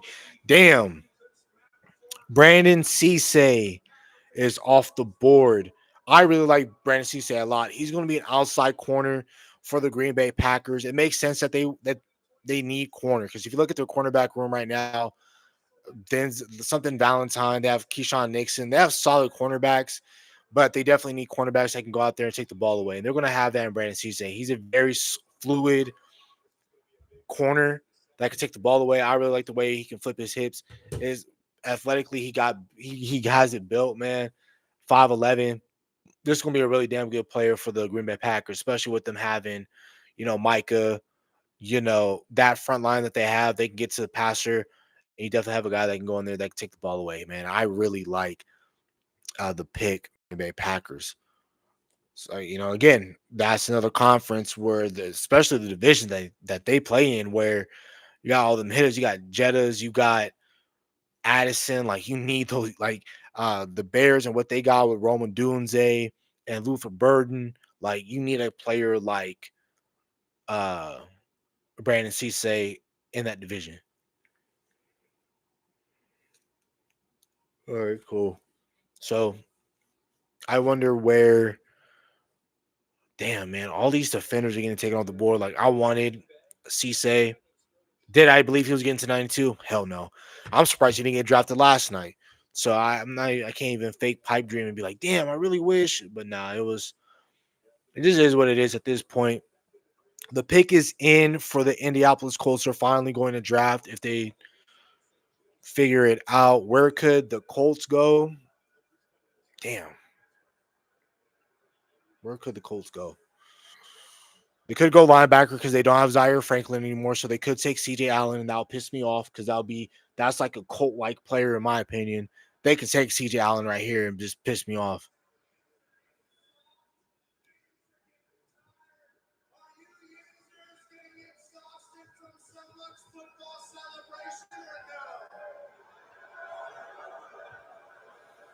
Zero arrests last night in the NFL draft compound. Pittsburgh answers, congratulations. Now, Indianapolis Colts first round draft pick was Sauce Gardner. And he's better than all of your first round picks for sure. Indianapolis Colts. Except for Dallas. We got fucking Caleb Downs, motherfucker. Stop playing with me. Pat McAfee trying to be funny. He's trying to be funny right now. From the football heavens, cured Daniel Jones's torn Achilles. Michael Pittman got sent to the Steelers, and in return, we got football gods with the 53rd pick in the 2026 NFL Draft. The AFC South Kings, Indianapolis Colts select CJ Allen. Motherfucker. I knew it, bro. I knew it was going to go CJ Allen because that's a fucking Colt right there. You can just look at the way he fucking plays football, bro. CJ Allen, that's a fucking Colt right there. That's a linebacker, dude. Damn, that's a linebacker. Fuck, man. Damn. Damn. Damn good pick. Damn good pick. He can come down. He can thump. Uh, man, range. I just like the way that this man plays football. His mental makeup, bro. He was calling plays for Kirby Smart's led defense in Georgia, bro. Like, hold on, hey Kyle, look, hey Kyle, I'll send you a link. I'll send you a link in the way. Here, I'll send you something in terms of like for Colton Hood. Let's see something. Let's see something. Let me see if I can find it. Crown. Visit that channel. Let me see if hold on. Here, I'm gonna send you somebody who I believe that because highlights are highlights. You know what I mean? And they only do you so good for like they're just showing a bunch of your highlights. So hold on, let me see some real quick.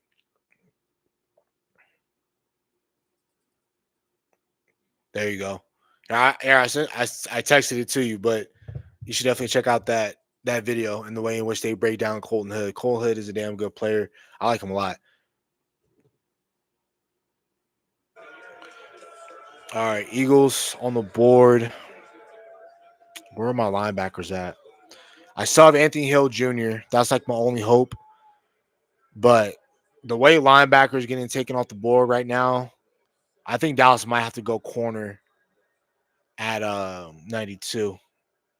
But let's see what these see what the Eagles do, man. With the 54th pick of the 2026 NFL Draft, the two-time champions and reigning NFC East champions, Philadelphia Eagles select Eli Stowers, Tight end. Okay. It makes sense. Look, the Eagles wanted to take another tight end only because they have what's that dude's name? I can't think of his name right now. Dallas Goddard. They have him on a 1-year deal. Yeah, no, yeah, Kyle. You definitely check that out. Definitely check that out. But the way in which I really like Eli Sowers a lot. That's going to be another. Again, when the Eagles want to get physical, they want to go down to 12 personnel. I really like the way Eli Stowers can play the ball. Yeah, how he can play the ball in the air, physical player. But again, the reason why I'm not really caught up in the weapons that the Eagles take is because of the quarterback in which that the Eagles have. I would rather have Jamal McCoy because I personally have Jamal McCoy higher than Colton Hood. But the reason why people are gonna take Hood is because he was able to play, this year, has more recent tape than his teammate does. But answers flat out, I would rather have McCoy. But again, getting Colton Hood is not terrible because the way that is falling right now, the way that is going right now, I truly believe that that Dallas is going to not Dallas, but the way things are going right now, I believe Jamal McCoy is going to get taken somewhere in the 4th round. Because the fact that we're almost at the back half of the 2nd round, we're about to start the 3rd round pretty soon, and we don't have McCoy being taken off the board yet. If he's a 4th round player and he's sitting there tomorrow, Saturday morning, I can definitely see him being a player being taken at the top of the 4th round. So if you guys have a pick, what you guys do, let me see where that range is in the 4th round. So you guys have the 5th pick in the 4th round, and we have the 12th pick in the 4th round. So if you guys want to double dip at Tennessee corners and just have him be a red shirt year, which would make sense because if you're going to take a red shirt player that has a lot of potential once he's healthy, and especially a player that you're going to draft that is not going to play this year, and he's basically going to have back-to-back really knee injuries, I would rather take that in the 4th round than have him be selected in the top 90 or whatever. You know what I mean? Now, if McCoy gets drafted at the end of the 2nd round, that'll be great. But I think the only teams that will take a guy like Jamal McCoy are people that are confident in their cornerback room and they just want to add more talent and they don't mind waiting for Jamal McCoy to be a backup player.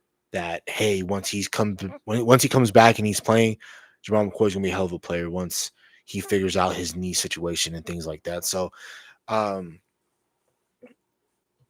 damn, I feel like either which way, I would not be surprised if the Dallas Cowboys take Jamal McCoy 92. It's Friday.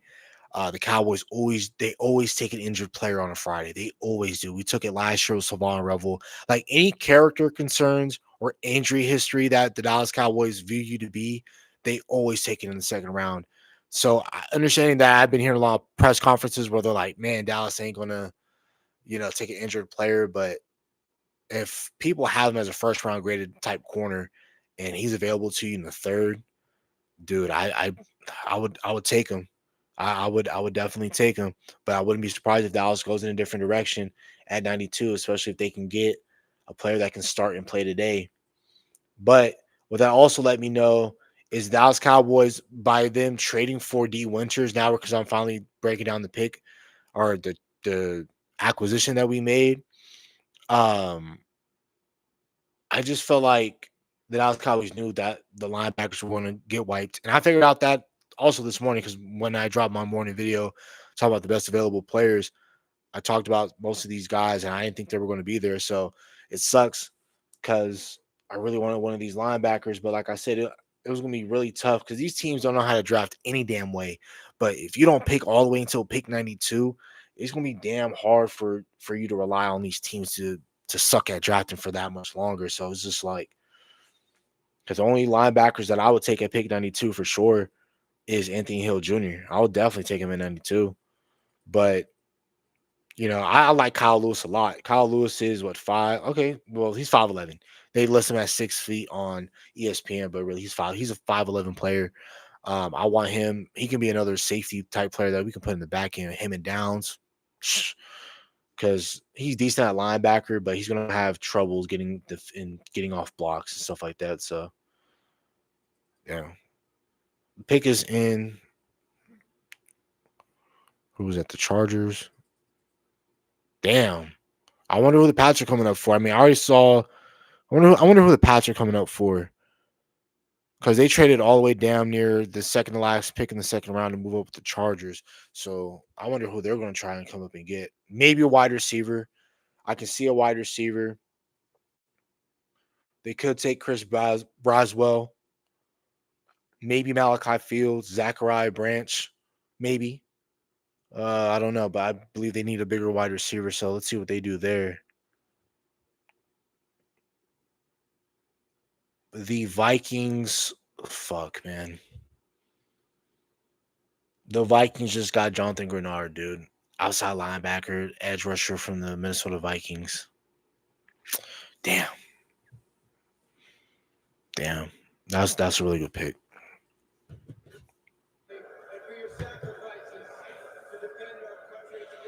So we gave him 131 and 202.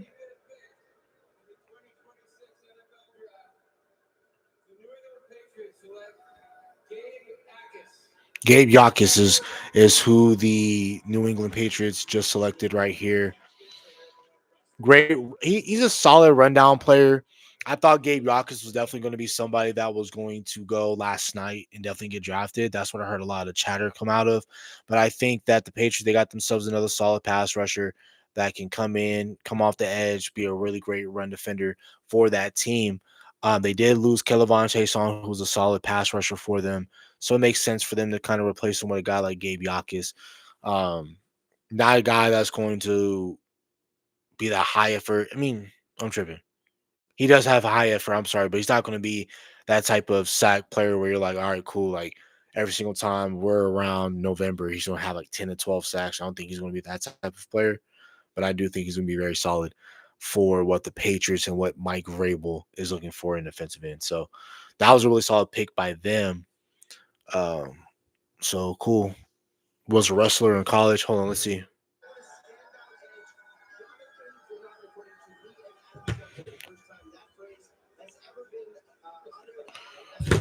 So a former in exchange for a third round pick. And so the Eagles gave 2 third-round picks to the Minnesota Vikings. One in this year, one in next year's class. Okay, cool. For Jonathan Grenard. If I was Dallas, I would have given up pick 92 to have a guy like Jonathan Grenard, and I said that when we traded away Osa Digizua. But let's see. So they did business in the third round. Pick 98 is what they gave him. So that's a comp third. Okay, hold on. So Minnesota. It isn't. It does. Hold on. So Philly first, then Minnesota. Boom. Give them 98. Bam. Let's find Jonathan Grenard. That's what ended up happening. All right, cool. So now we go back up into the second. Pickers in for the Jaguars. Okay. So they took a tight end, Nate Borkature, really solid tight end, physical tight end out of Texas A&M. I believe they have who Brenton is it? Yeah, they have Brenton Strange. That's who the Jaguars have. So for them to take this player, I really like him a lot. I learned about him last week sometime, or earlier this week. I'm sorry. But I really like this player. He's going to be a really good player that can catch the ball. But he's just super tough, man. He's just going to be a player that's going to stick his nose in. He's definitely going to be a player that doesn't mind catching the ball. You hit him in his straight in his chin strap. He's going to get up. Definitely be a force in the run game. I really like this pick. I wouldn't have taken him right here. I wouldn't have. But again, Jaguars are going to do what they do. They have a young, innovative GM who's very big into analytics and things like that. So we're going to figure out what that team's going to do. But yeah, man, we're watching this Boston Celtics and Philadelphia game. They're going back and forth, 64-62. Philadelphia tied the series 1-1 right now. Let's watch some NBA right now, man. The NFL is BSing me right now with all this waiting around. Kyle, I know you like the Lakers, but I think you guys are beating Houston right now. Let me check the score on that game. Yeah, 43-38, and then Kevin Durant was labeled out today's game. Then the Lakers are going to sweep Houston. I don't think Houston gets a game, even with Kevin Durant, but especially without him. Let's put the game on, actually. Catch up and then a quick step back airspace. And I'm here to tell you, Tyrese Maxey's not going to get tired anytime soon. Led the league in minutes. Yeah, no, the Rockets are done.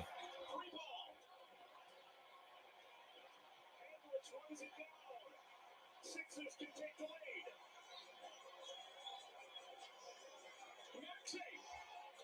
lead. Ooh. Maxey drained that motherfucker. Oh, boy.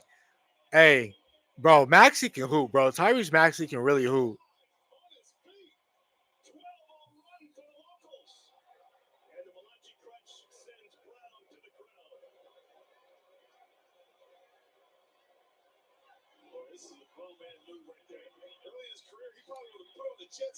Bro, one-on-one on Tatum. Step back three on the left wing. Dang. Yeesh. Hey, man, Tyrese Maxey can hoop, man. Maxey can really hoop.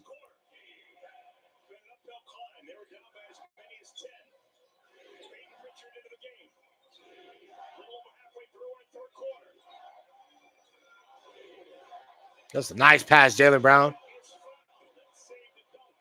Man, he got lucky. He was about to yam that motherfucker. He was about to yam it. VJ Edgecombe. Okay.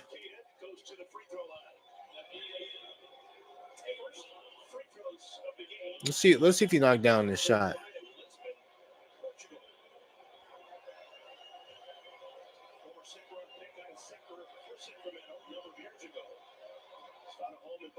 He made it. Made that first one. 67-65. Philly.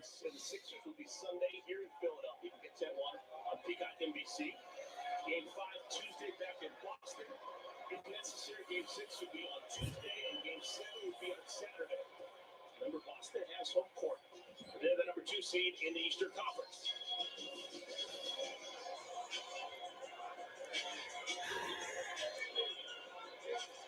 Oh, man. Sixers play with Maxey, Edwards, Drummond, Oubre, and Edgecombe. Maxey, step back. He was feeling himself. All right. Okay. All right, we're back on the NFL side of things. We're discussing the Philadelphia Eagles move. So they gave him a seventh. Oh no, they got back a seventh. Okay.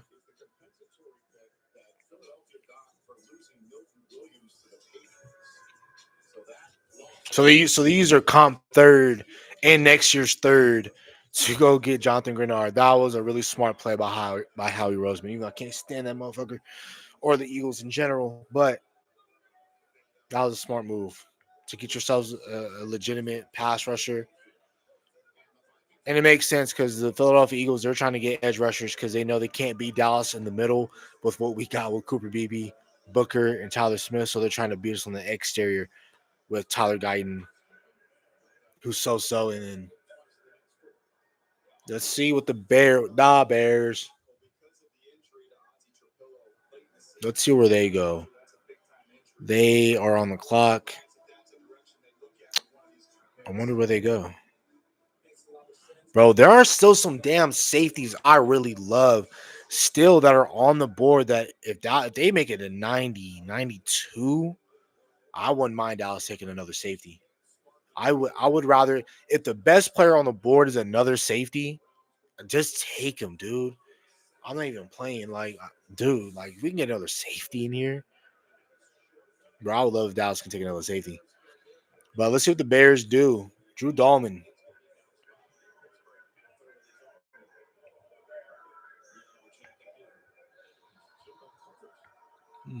Man.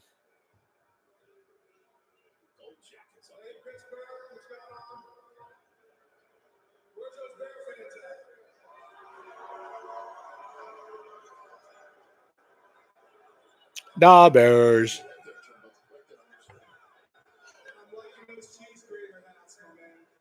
Break that cheese right up.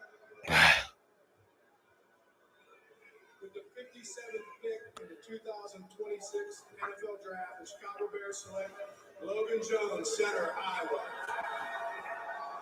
Thank you. Makes sense because they did have a center that did retire on him and Drew Dahlman. So it makes sense that they went and they took a center. You need to protect Caleb Williams.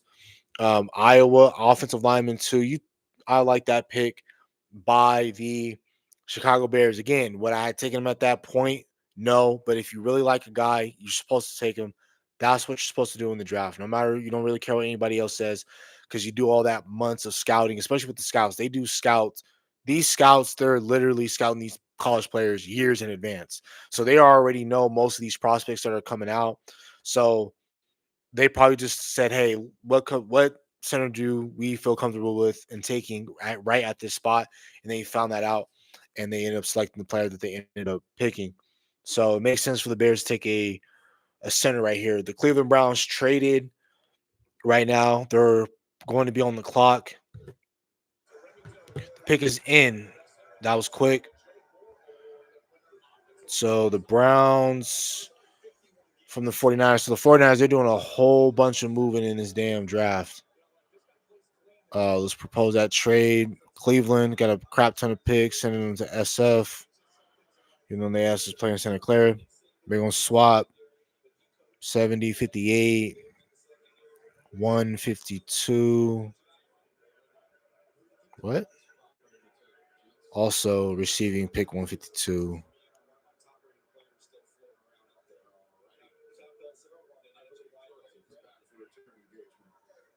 Okay, Brownies, be back in the building. Back in the building. With the 58th pick in the 2026 NFL Draft, the Cleveland Browns select Emmanuel McNeil Warren. Okay, cool. All right. Emmanuel McNeil Warren, I talked about him earlier on stream. Emmanuel McNeil Warren definitely is somebody that I was thinking about if he got to pick 92. I wanted Dallas to get him. But the fact that the Browns were able to get a player like this towards the back half of the second round is a damn good player. I really like this player a lot. He is going to be a box type of safety. You can kind of view him in the same mold of Nick Eminwari. They both have that similar type of stature. They're both physical like players who are going to make hits. Do you want a guy like um, Emmanuel McNeil Warren playing on the roof? Shouts to Foots with that term. But do you want Emmanuel McNeil Warren playing on the roof like how you would a Caleb Downs or a Dylan Thieneman? Probably not. But you're definitely gonna have a player that's going to take the ball away, going to force fumbles, going to make a lot of big plays in Cleveland. That's what they want to do anyway. Because look at the defense that they got. They got Myles Garrett. They got Denzel Ward. They have some really good corners. A really good defense just overall. So I really love, um, fuck man, I really love what the Browns did in that situation. Again, another team that you really like the player and you take them. And I'm really surprised that Emmanuel McNeil Warren is on the clock, was even drafted towards the bottom of the second round. So when stuff like that happens, I'm really surprised. I don't know if it's like, medical history had came up or I'm not really sure what, but they get 58. This is the Niners. They have 152, but I don't see 152 on here. I don't know. Give 179 just in this hypothetical. You give 70 and 107. Cool. Boom. Take. Okay. Houston back on the clock. Let's take. Last time the commissioner took my opportunity to talk, so I definitely have to say hello to my two children, Jane and Celeste. Give a shout out to the Care League. What happened? Last but not least, Bushwood Elite and the Winnie Gage. This is special to me because I know this kid personally, which is ironic. The 59th pick for the Houston Texans. They select Marlon Klein, tight end, University of Michigan. Marlon Klein. Okay. Okay. And I ain't gonna cap to you. I don't know who the hell Marlon Klein is. I'm not even gonna lie to you. I'm not gonna lie to you. I can't even tell a lie. I don't even know. I don't know. I'm watching it with y'all. They're saying they remind of Tucker Craft. That's cool. But I mean, the way that he's built, he kind of look like a wide receiver too. But it makes sense because I mean, you need another tight end to pair with Dalton Schultz, so you need as many weapons as you possibly can at that tight end spot, and especially with the way that they struggled last year. Houston did offensively, different offensive play caller, banged up offensive line. They just had a bunch of issues last year. So with them getting a player in Matt Klein, I mean that's cool, but you could have taken a wide receiver. You know, hell, you could have gone running back. I would like that if they would have gone Mike Washington, um, Jonah Coleman. If they like Coleman from Washington, that's a really solid player. Emmett Johnson, you have a really solid players that Houston could have gotten. But hey, again, saying what I said earlier about the other picks. Look, if you like your guy, take him. It doesn't really matter what other scouts say, but I wouldn't have taken Klein at that spot. I believe they could have got him late third, could have got him probably in the fourth. But it's cool. Houston's gonna do what Houston does. But all right, both. Now that's crazy how the NBA game is. I mean, yep, yep, yep, yep, yep.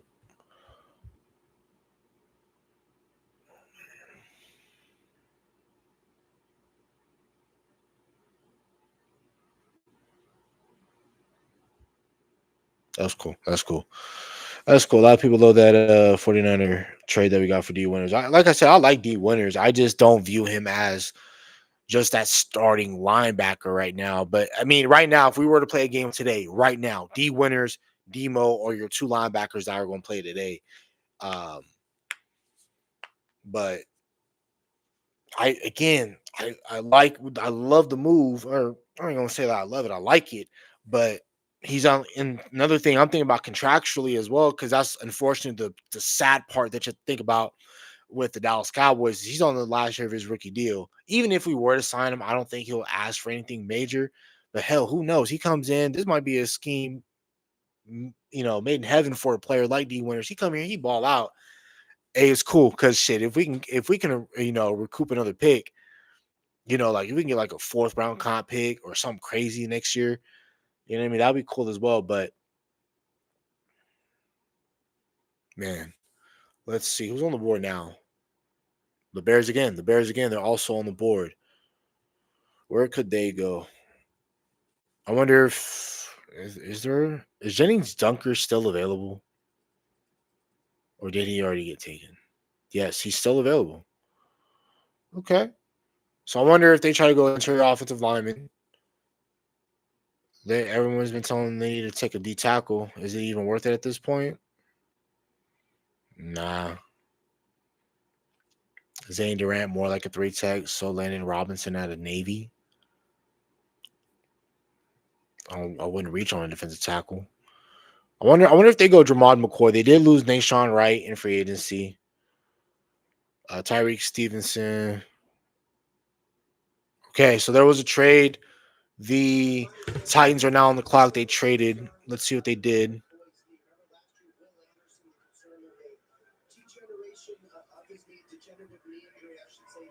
Titans, find the Titans. Tennessee, Chicago, boom.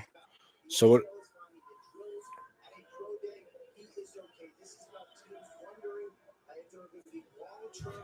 Okay, so the reason why, I figured that's what it was. So I'm like, he went to the pro day and he worked out. We're talking about Jamal McCoy right now. So I'm thinking, why is he falling this far down the board? So they're saying, because a lot of times when I'm hearing about degenerative knees, and I hear about a lot from Super Bowl winning scout and Brian Broaddus, uh, Jeremiah Trotter, played for the Philadelphia Eagles. It's one of those type of things where it's like,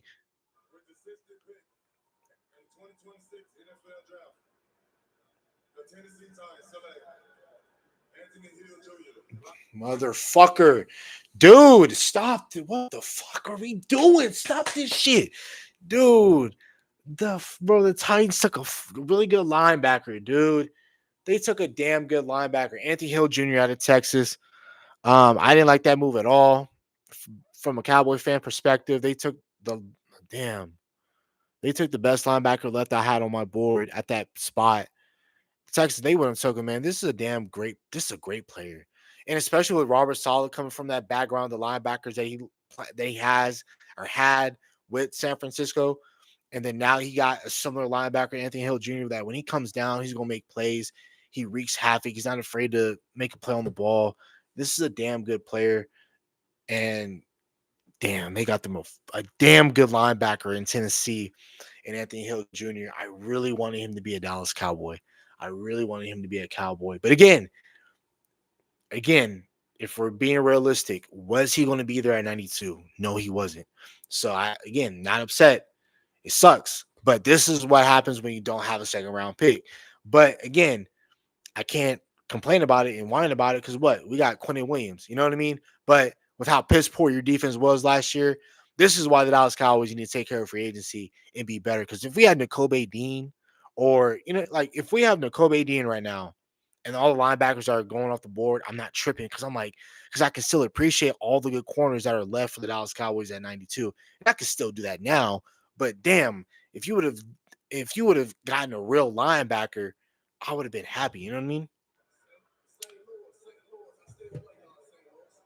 Tavon Austin.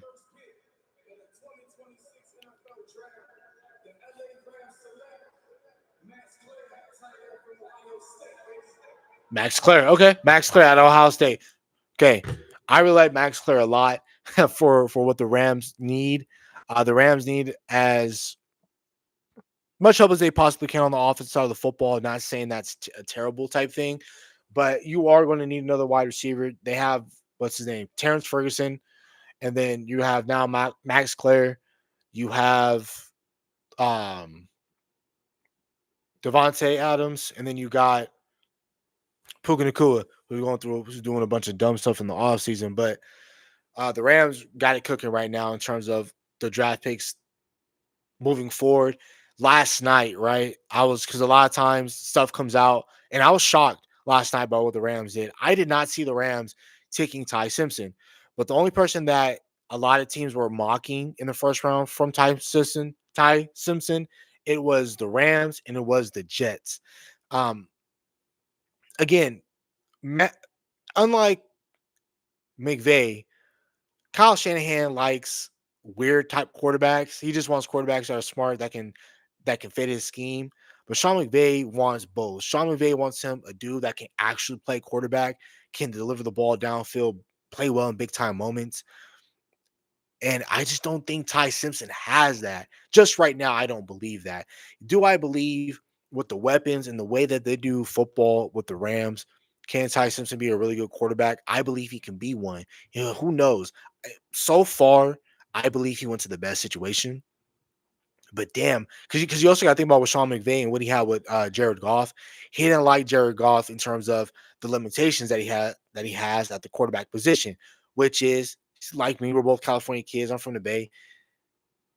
Jared Goff can't play in cold weather games, and it's tough on anybody to play cold weather games, but especially with Jared Goff when you're playing in California and you're doing those 7-on-7 camps and it's hella hot. Like we rarely ever play 7-on-7 camps where it's cold ever, and it's like you're playing. And he went to Cal, so it's just like you playing those warm weather games. That's one thing. And then now you go play, you play with the Rams, and you play in Seattle where it get kind of cold. Frisco get kind of cold, but he's familiar with that weather. But like when you go play Chicago or when you're playing some of these other teams in the conference that play in cold weather stadiums, you have to tighten it up. And I just feel like he had a lot of physical limitations. And I feel like Ty Simpson has a lot of physical limitations as well. So it just didn't make sense. I felt like the Rams should have taken Mekhi Lemon at 13. More the merrier at wide receiver. You get Mekhi Lemon, you know, because I feel like that would have been a huge domino effect in the draft if they would have taken, you know, Mekhi Lemon at that spot, and then Ty Simpson probably would have gotten drafted by the Steelers probably at that point. But who knows? Who knows? Who knows? Who doesn't really matter. But that's the type of domino effects I kind of think about. But I think the Rams could have done a lot better. And speaking about last night, I go off tangents. My bad. Um, there was a the post presser right after the Rams had selected the player Ty Simpson. Sean McVay looked fumed. Sean McVay was like, "What the hell are we doing?" And I thought the same thing. I don't know what the hell the Rams are doing.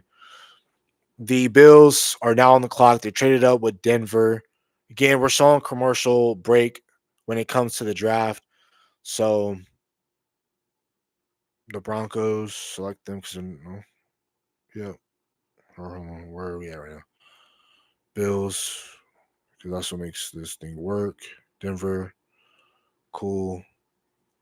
So 62, 66, and 182 is the trade. All right, cool. Trade went through. The pick is in for Buffalo.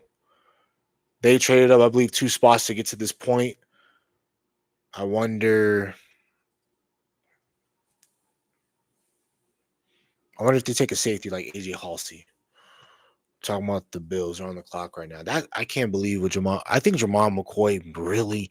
I don't know. The closer that we're getting to the third round, I really do feel like the Cowboys might select Jamal McCoy at pick 92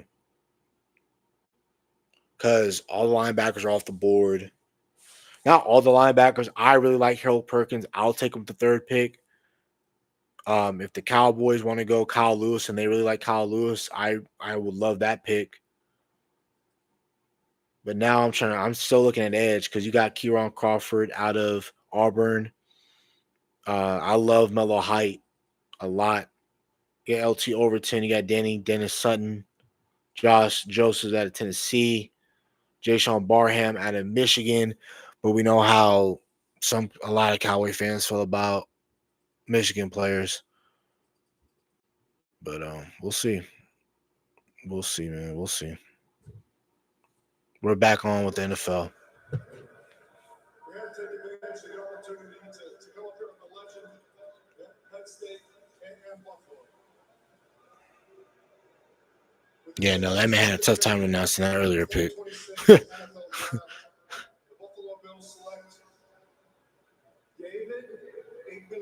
David Igbinosa corner. Ohio State. This is a damn good corner. This is a physical corner. 6'2". This is a really good corner. The problem with him is that he has too many penalties, and I don't know why the Bills drafted him. And he's a really good player, right? They drafted him for all the right reasons. Tall, rangy, can make plays on the ball. He can do all those things. But when you play in a conference with Patrick Mahomes and that AFC, if his ass make if his ass get too physical with one of them Chiefs receivers in an AFC Championship game, I think Buffalo might erupt. Because I'm telling you, there's going to be a play where he's too physical and it's going to piss off Bills fans. But overall, really good player. But it's just the penalties is a major concern that teams are going to have with them. And honestly, I just felt like possibly obviously they traded up for this player, right? So I feel like the Bills are looking past that. But I'm just saying, don't be surprised if you hear the name. Chiefs are healthy. Chiefs are in the postseason, and they do something goofy like that. But I don't know. I don't know, man. I don't know. I don't know. Chargers on the clock at 63. They're here, second to last pick, because of the trade with New England. But let's see where they go.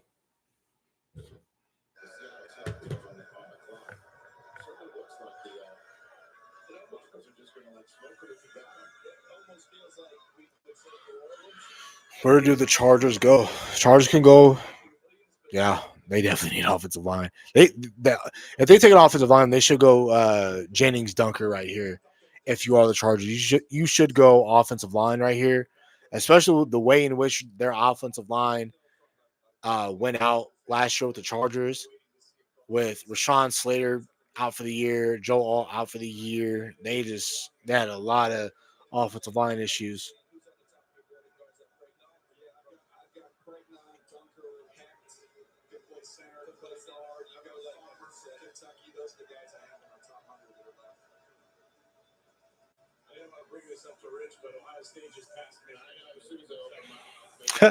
That's crazy. Hey man,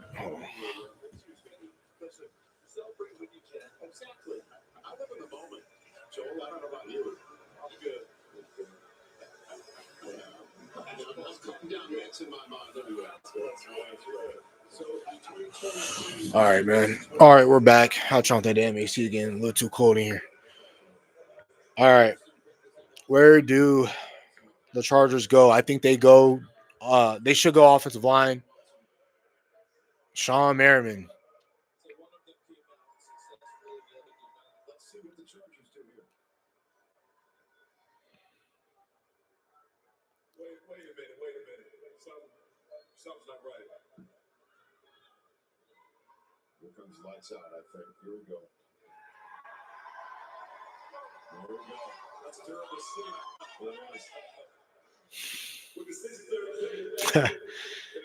Lights out.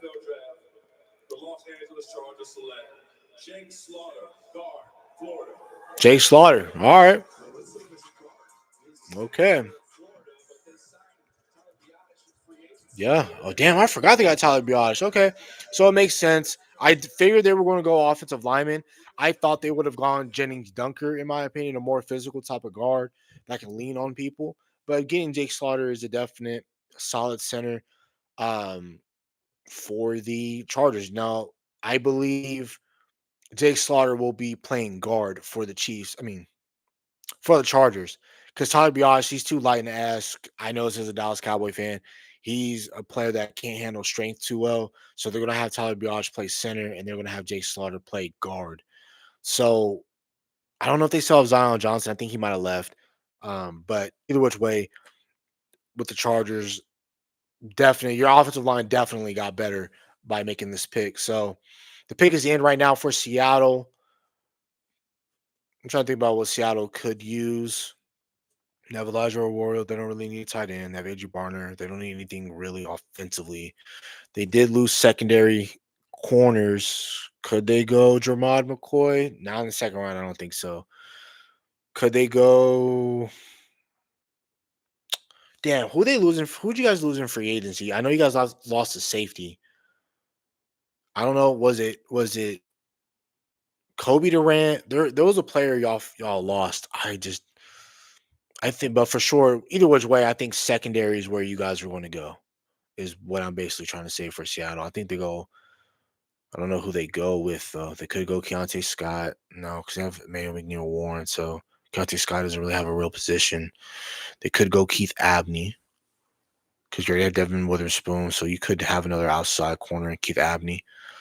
Um, could they go edge? Could you guys go edge, especially with D-Law contemplating retirement? I don't know how many more years you have with Uchenna Nwosu in terms of a contract. I wonder where Seattle goes.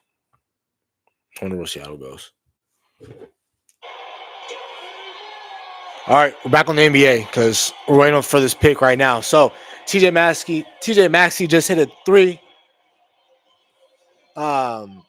Drained a three too. They were down by 2 points. Talking about Philly, the score was like 84-82. No, damn, of course, on from commercial break.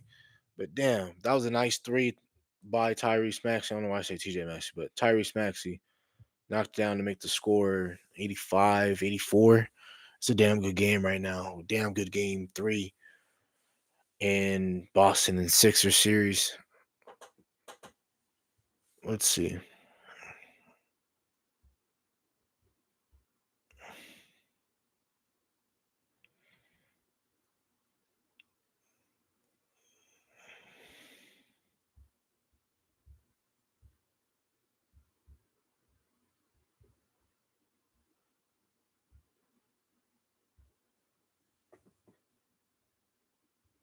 Hmm.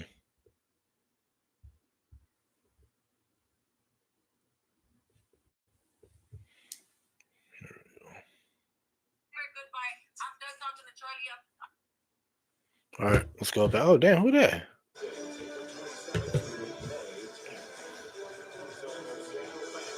Oh, yeah, y'all lost Boye Mafe, edge rusher. That's what it was. Okay, yeah. So, yeah, they lost Kobe Durant. Okay. No one wasn't tripping. Definitely secondary is where I can see you guys going. Defending Super Bowl champs, Seattle Seahawks. Let's see what they do. Let's see what they do.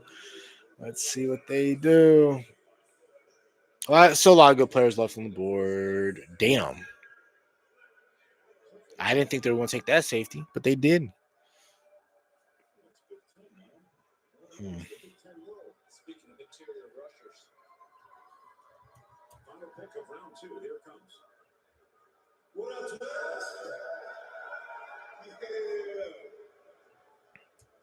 With the 64th pick in the 2026 NFL Draft, the world champs, Seattle Seahawks select Bud Clark, DB, TCU. There we go. Damn good safety. I really like Bud Clark a lot. If I was Seattle, I probably would have gone in with a different safety. Maybe like Jensen Smith, who plays free safety. But Jensen Smith, he don't like to freaking tackle.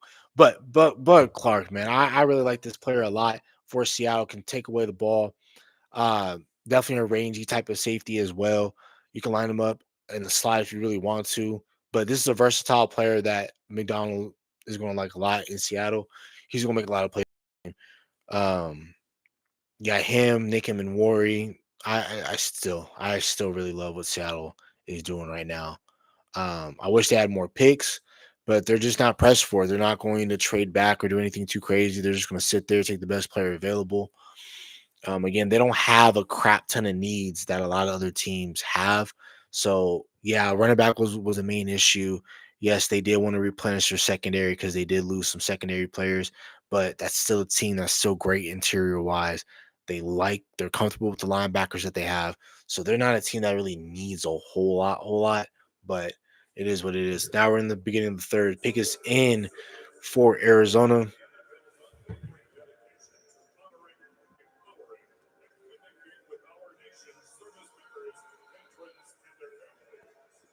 You have to figure, bro.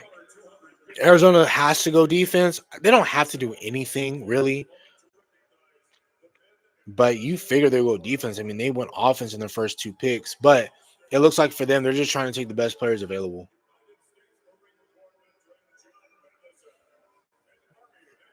So let's see what they do.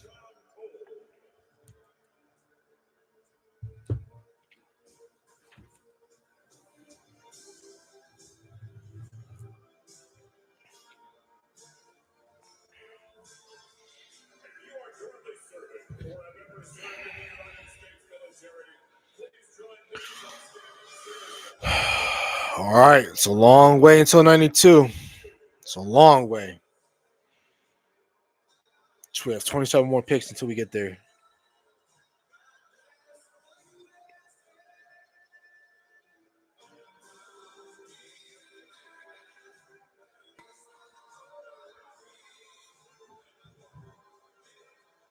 No one's trying to copyright me. I know that.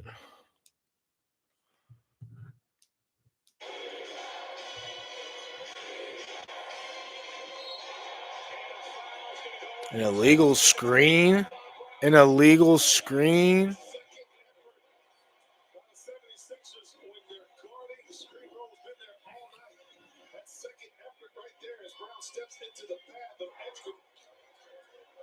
He gets a timely turnover once again by the Celtics.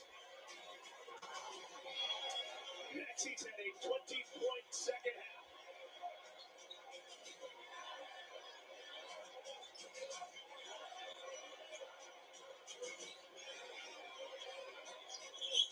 Step back three. Truman a rebound. Damn, air ball. What the hell? Damn, VJ. Yeah. Hey, man, he must be tired. He got to put his light. Man. He ain't tired. He completely aired that ball. Golly, man. All right, we're still on a break with the draft right now. This is a really good game right now between Sixers and Celtics. Let's see. And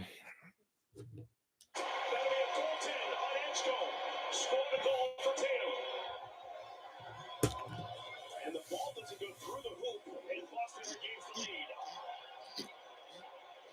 That was close. That was close. Edgecombe got up to his head hit the net. All right, they're dapping up each other right now in Arizona. So let's see what they do here. Just got finished. 22 players in that second round. Defensive players. You came on here. Defense. 22 players in the second round taken on defense. That's tied with the 2016 second round for the most such defensive players in that round. Now it's round three. What do you make of this? That is crazy. They're setting a record on defensive players. But right now, if I'm Dallas, there's so many good corners that are available right now.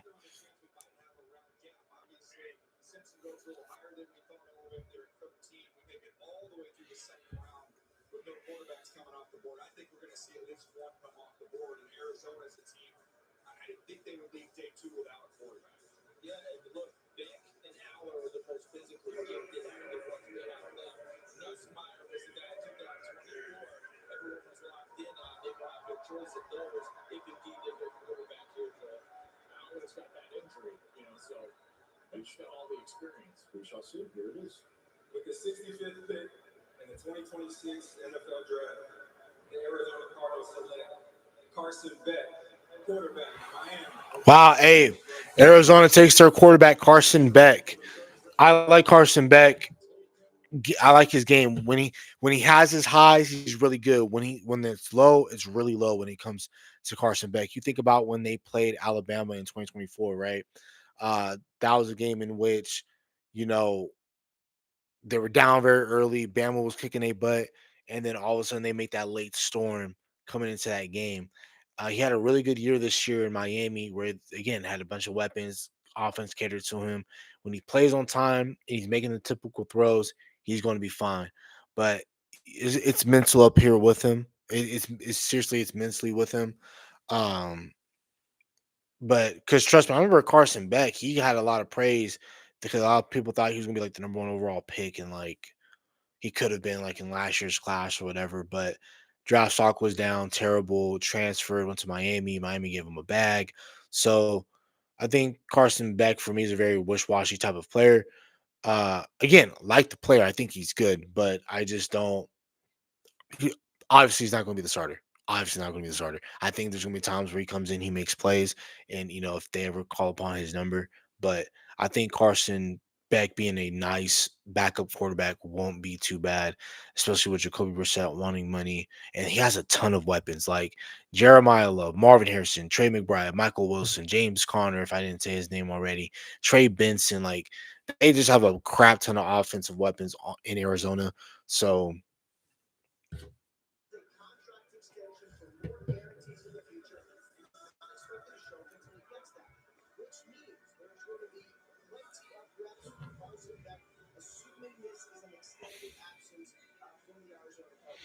I mean, in a quote unquote bad or down year for Arizona, for them to have Carson Beck potentially be their starting quarterback won't be too bad because I don't think Carson Beck will lose them a bunch of games, but I don't see him winning them a bunch of games either. So I mean, pick is in right now for Denver.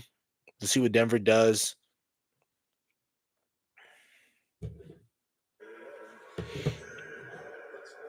TJ Ward.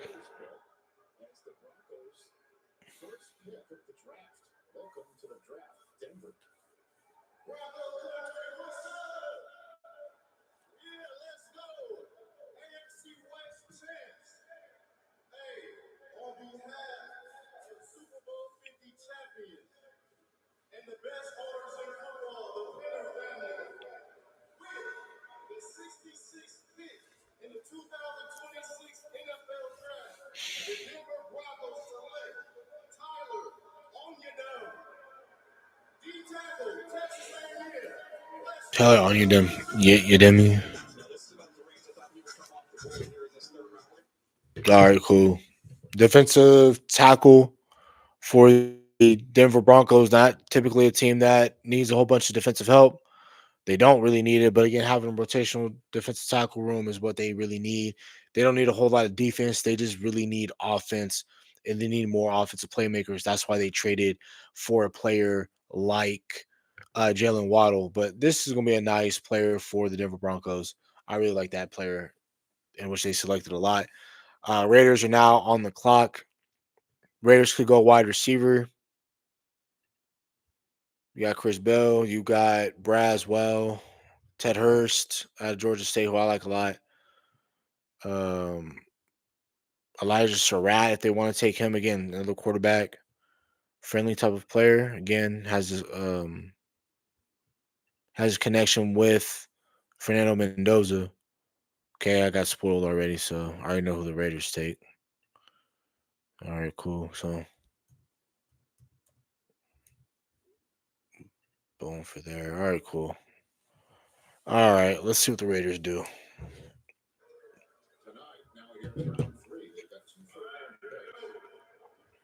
67th pick in the 2026 NFL Draft, the Raiders Raiders. select Kieran Crawford, Kieron Crawford, R. Burn. All right, cool. That's a really nice edge. You're gonna have him play opposite. You're gonna have him play opposite of um obviously Max Crosby. Right. This can be a nice rotational pass rusher. I know they have Malcolm Kuntz, who they signed, I believe, to a 1 year deal again. I really I like this player a lot for what the Raiders need.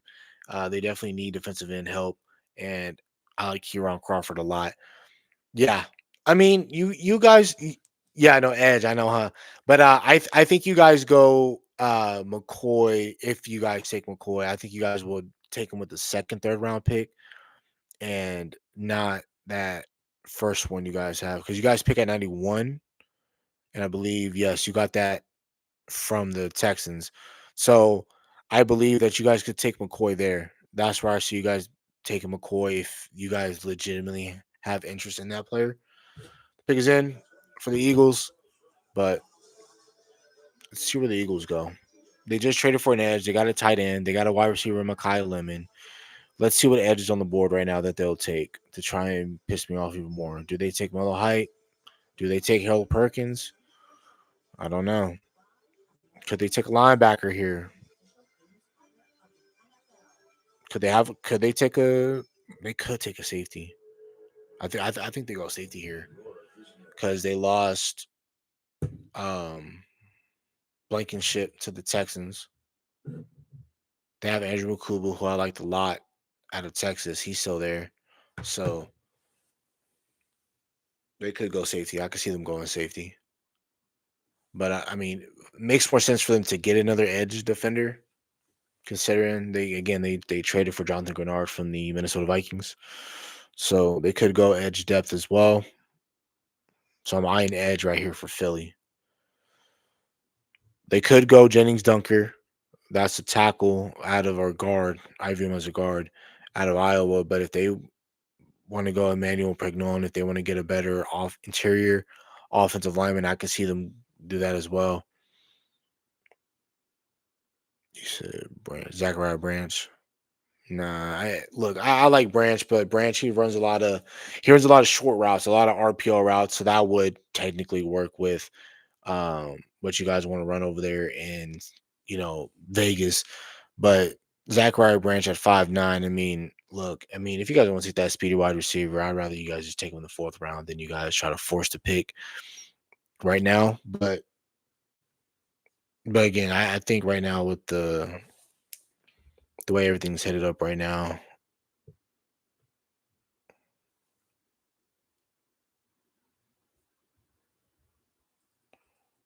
man.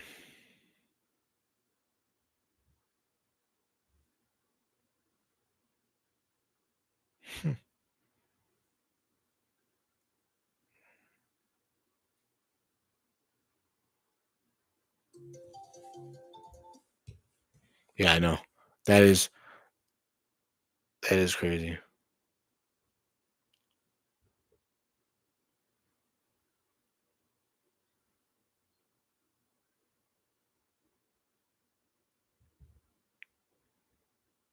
There we go.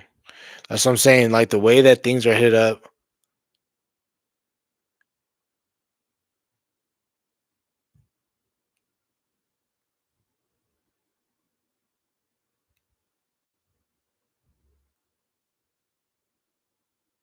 Yeah.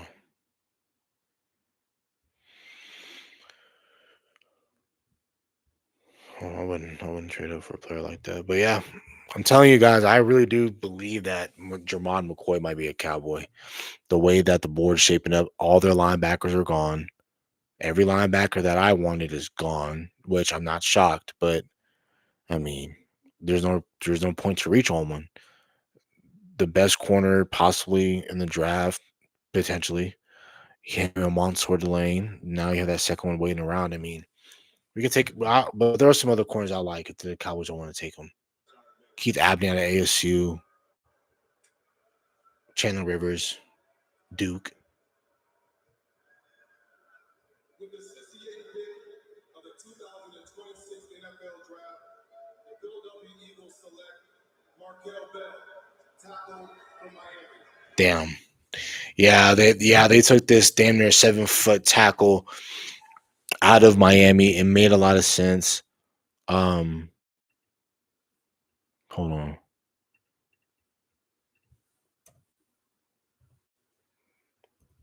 Yeah, Markel Bill. All right, cool. So another project type of safety, not safety. What the hell did I say safety? My bad. Just a project type of tackle. I really like his movement. What's going to sell him is his size and his athletic makeup. But this is definitely somebody that can lean on people.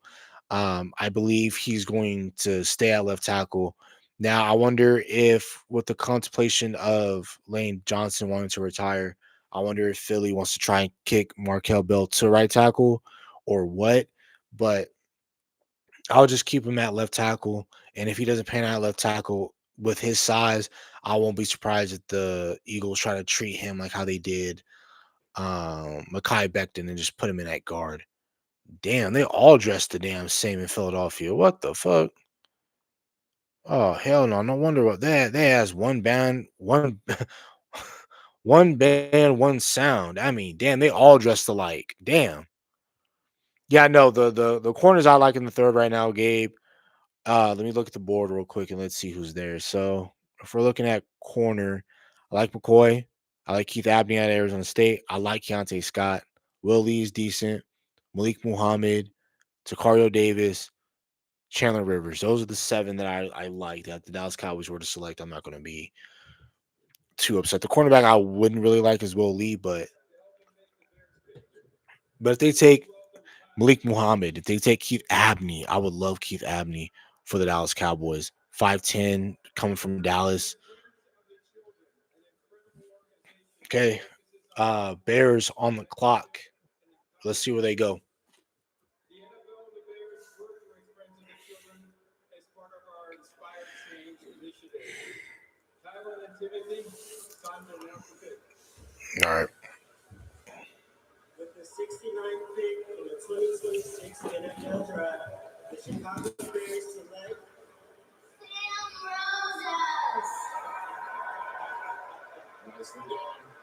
Sam Rosas. Oh, Sam Roush. Okay, Stanford. All right. What are some of the trends I need to be looking out for? And they said this 13 personnel thing is real. Trying to have 3 tight ends out there with the Bears. I've already got 2 studs when you look at Colson Loveland and Cole Kmet. Now you have Roush, who I think is the best rushing tight end in the entire draft class. He can really move people at the point of attack. He's massive. He's almost 270 pounds. All right, they took another tight end. They already have 3 really solid tight ends in which they like. Colson Loveland, Komet. This is a really solid pick by the Bears. Again, would I take him at 3rd? No, but yeah. I think you guys might go.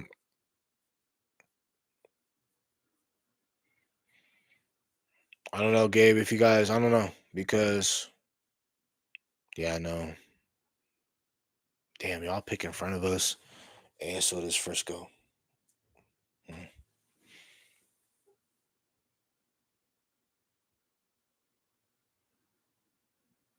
Damn, bro, this Philadelphia game looking good, dude. It's a 2-point game. This is called BS call on Andrew Drummond.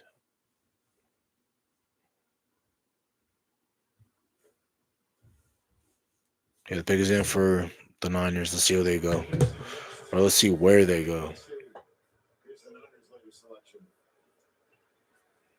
With the 70th pick in the 2026 NFL Draft, the San Francisco 49ers select Romello Height, defensive end, Texas Tech. I knew their punk asses were going to do this, some shit like that. That's cool. All right. The 49ers, they did get they got a technician, they got a damn good defensive end. When you think about Texas Tech, the defense that they had, Lee Hunter, Jacob Rodriguez, and David Bailey, Romello Height held his own as well. First team All Big 12 last year. This is a damn good player. The only reason why he fell this late into the draft was because of his age, and everyone wants to make a big deal about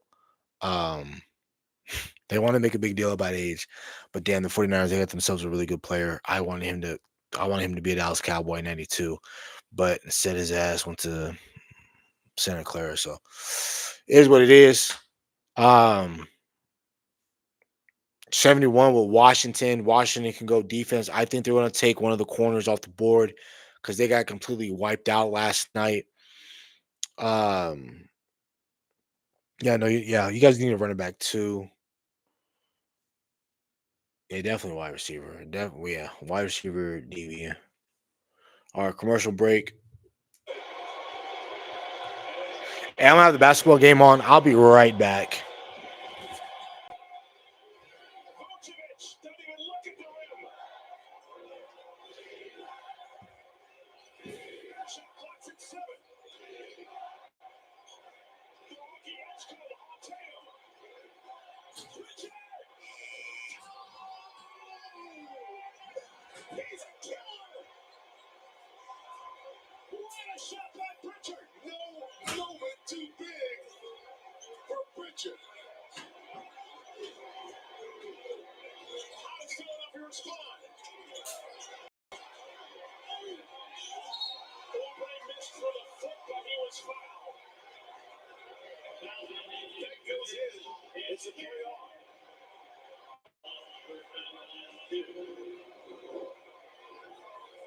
drive and kick.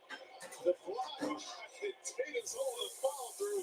He's well over 3,000 playoff points in a career. Look at this shot right here by Peyton Pritchard. My goodness. Shot clock all over his back. Boston is going to call a timeout. Leading by 5. Just a whisker under a minute to play. When we come back, Kelly Oubre with 2 important free throws. I am creating the miracle of miniaturization. This is the top secret project you've been working on? Oh no, Lenny.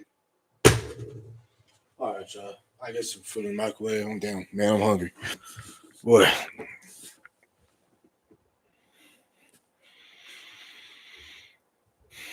But I truly believe that corner will be taken off the board at this next pick with Washington. I'm not going to like it either, depending on who it is. I really hope they take like Keontae Scott or they. I don't know. I hope they.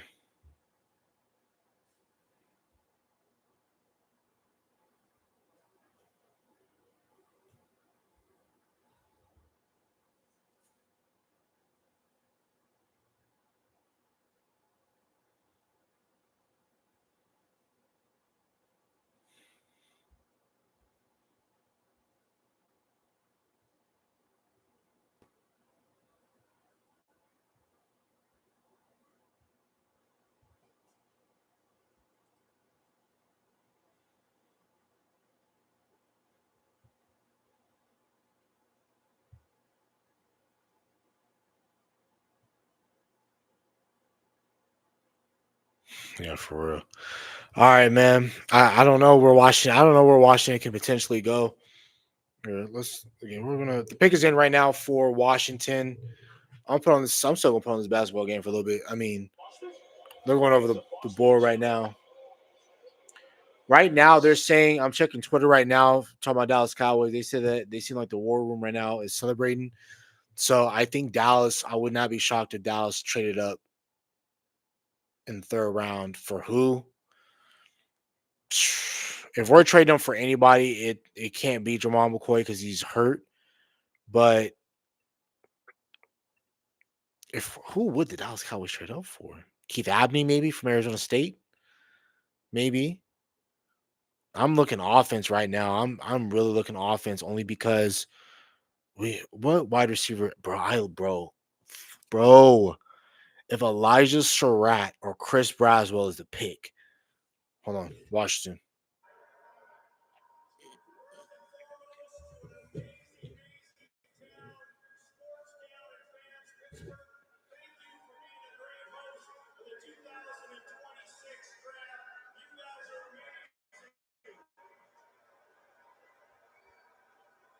As much as I am into it and introducing our next pick, I want to say this first and foremost. Tomorrow, I get a great opportunity for you, Pittsburgh. Yeah, that's what I'm saying. Like, dude, bro, Zachariah Branch. We get another, bro. We get a real small deep threat, motherfucker with Dak. Hey, homie. They don't want to see me at the rim, homie. We be dunking on my, like, I'm just like, just imagine it having to worry about CD and pick, and then you guys say Ryan Branch running up the seam, wide the fuck open. Woo, boy. Because look, the only reason why we're talking about offense right now is because most of your defenders that you want are gone. Like,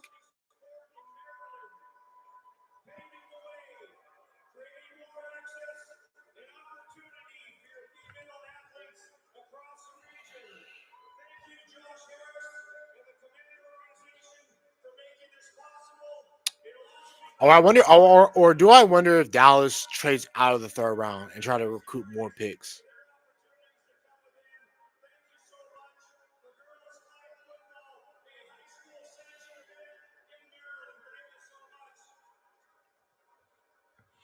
Come on, Commanders. Who do you guys select?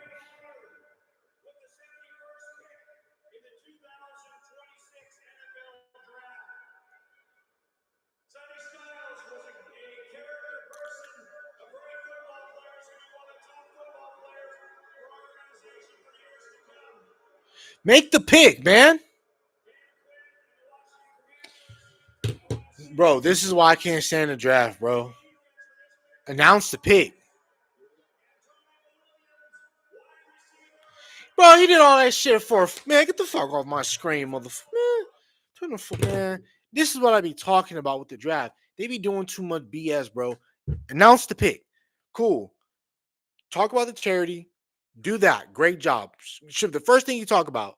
The second thing should be cool. Make the pick. Thank you, Pittsburgh. Great job. See you guys tomorrow. Get the fuck off the man. Like, what are we doing?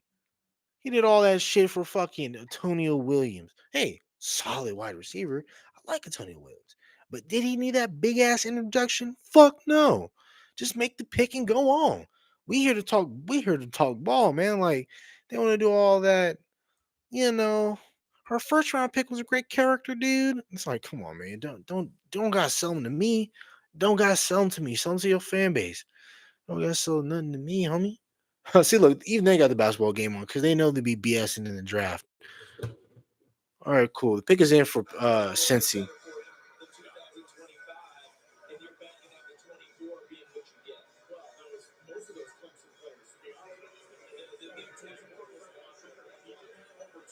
All right, that game's over. Cool. Okay, the pick is in for the Bungles.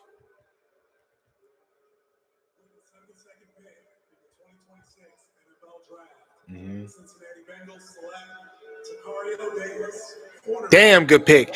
Damn good pick. I wanted Dallas to potentially get him. 6'3", is not afraid to hit, can take the ball away. This is a really good pick by the Cincinnati Bengals. I really like what they did right there. Now, Dexter Lawrence in the middle. Okay, they have Boye Mafia, who they just signed. I like their defense a lot better now than prior. So, all right, that makes a lot more sense in my opinion.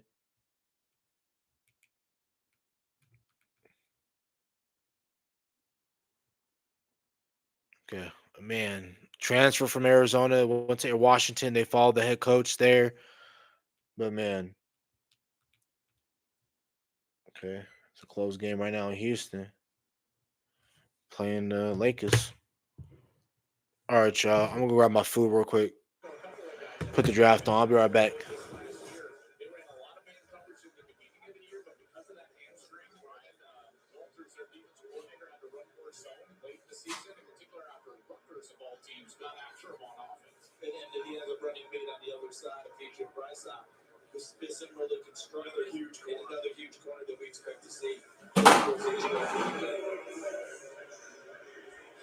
I'm getting some information there. It's the Saints that was represented. The Giants just traded up back into the third round. They didn't have a third round pick.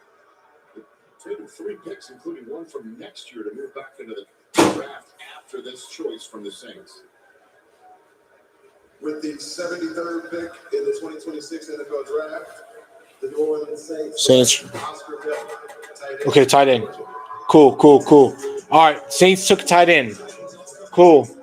All right. Giants, as you guys heard, the Giants, they traded it back into the third round. Let's see what the Giants are doing and who they. I think they're trading up for a corner. I think they said they gave up 3 picks. Let me find out what Adam Schefter has said. So let me check some real quick. The Bengals, they took Decario Davis. Let's enter that in. Why? No. Boom, go to all. Davis. Decario, cool. Let me share my screen real quick. So that's y'all see what I'm looking at right now. Boom. What are we doing? This one. All right, cool. So they took Delp. Boom. Oscar Delp from Georgia. So the Browns traded. Yeah, okay. Proposed a trade. We're talking about the Giants. Boom. We're talking about Cleveland right now. Okay. So let's look at these numbers. So 74, 105, 145 for next year's 4th. Okay. Okay. All right. I like that they updated this similar simulator when it came to trades because last year I did the same exact trade and they were looking at me crazy.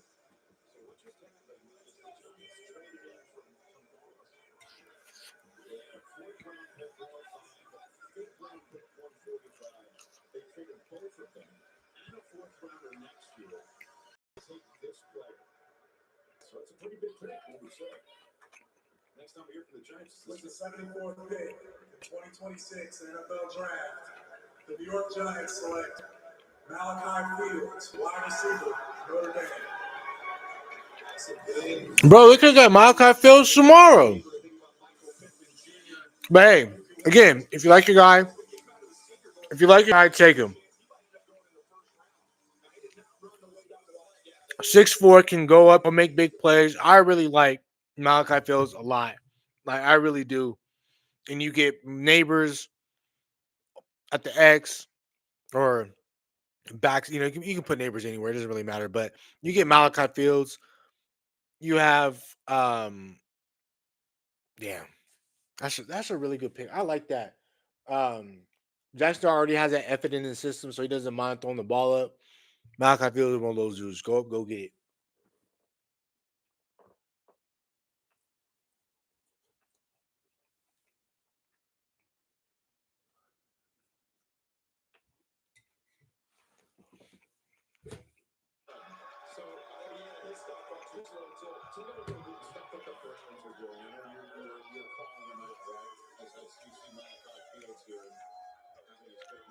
All right, cool. So they took Malachi. Damn, look at all these Malachis getting drafted, man.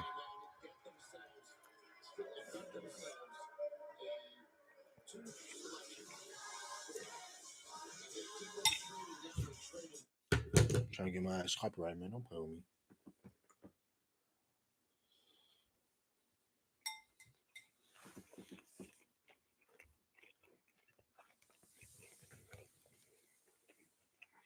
All right, man.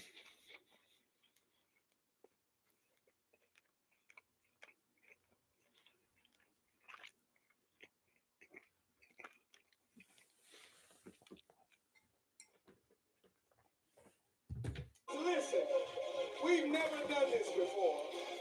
I need the playoff energy in the building. Rockets fans, make some noise right now. This is not a t-shirt toss.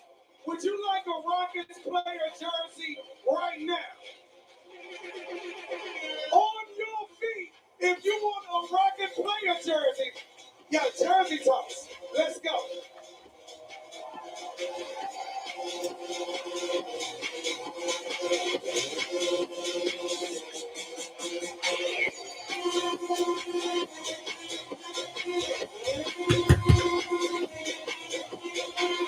These are jerseys.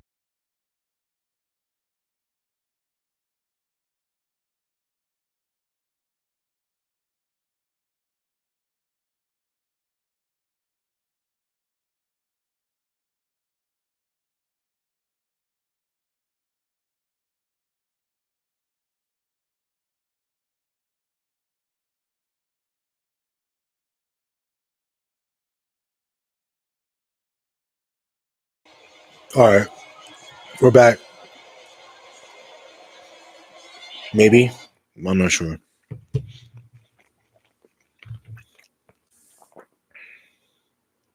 The finals, if I had to put money on it, give me OKC.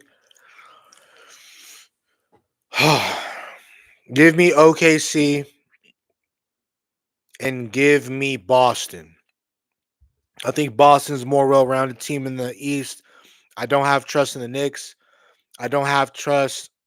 I don't have trust in the Cavs too much either. But if I had to pick a team, it would be the Boston Celtics. But a team that if OKC loses and I don't mind going to the finals, the San Antonio Spurs, bro. I want the Spurs. If the Spurs make it to the finals and win it, they'll be like one of those. Yeah, no, Atlanta hot, but I don't think they'll be too hot when they go play. What's that matchup now anyway? Is that 3-6? So 3-6 aligns with the 2-7. So yeah, I don't think Atlanta. Yeah, so I was right. Atlanta wouldn't even do that well versus Boston, in my opinion. But I still think it'll be a hell of a series regardless. But you're absolutely right because when those two cities play, Atlanta and New York, they ain't sure nobody. So, but I don't see OKC having a real matchup until like the conference finals because they're gonna get rid of Phoenix and then they're going to second round. They're going to take care of the Lakers, and then it's going to be over soon. But yeah.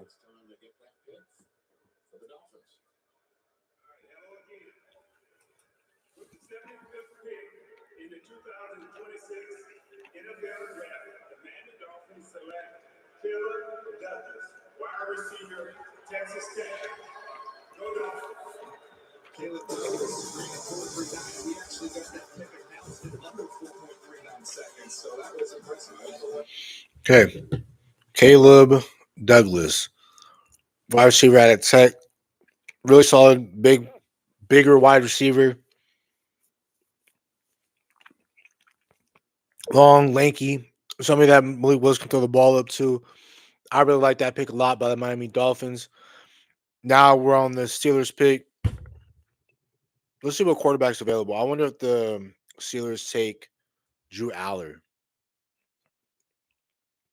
Or do they not overthink and they go corner? They take Jermon McCoy. Because I think that's something they can do. They'll probably look at safety. Zaki Wheatley, I really like a lot coming out of Penn State. They have AJ Halsey, Jensen Smith, who I like only at free safety. I don't view him as somebody that's going to come down and want to tackle. If we're being honest. But he damn sure likes to take the ball away. I'll tell you that. What about the Wolves? Oh, I love the Wolves a lot. I like the Wolves a lot. I think that they can go in. What's that matchup again? Is that 3-6 again? 2 seed. They'll have to play the Spurs. Yes. I always like the Wolves, bro. I fuck with I fuck with Aaron Edwards a lot. And I love they got my Chicago guy and Io DeSumo. They traded for him. So I mean, I like the Wolves. I definitely like the Wolves to win the series over Denver. Do I think they can beat the Spurs? If they can beat Denver, they'll have enough confidence to go play the Spurs. But if they can beat the Spurs and J Dub is out for OKC, OKC might be in a little bit of trouble. I don't think they'll be in too much trouble, but I think they'll be a little bit in trouble, for being honest.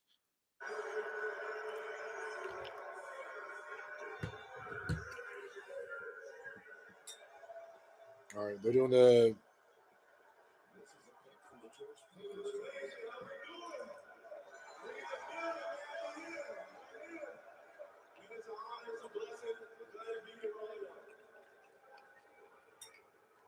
Let's go, Steeler Nation! With the 76th pick in the 2026 NFL Draft, the Pittsburgh Steelers select Drew Allen. I told y'all. I figured they were going quarterback.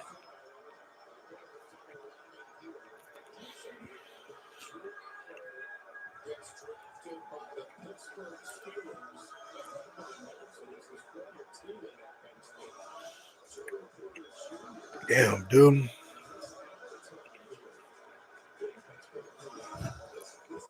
Drew Aller. Drew Aller is a scout's dream. What I mean by it is he's not afraid to make the big play. He has a huge arm. He has enough. He has enough athleticism to make plays. But the most important thing is that he can make all the big throws. He can layer throws. He can make throws in the back of the end zone.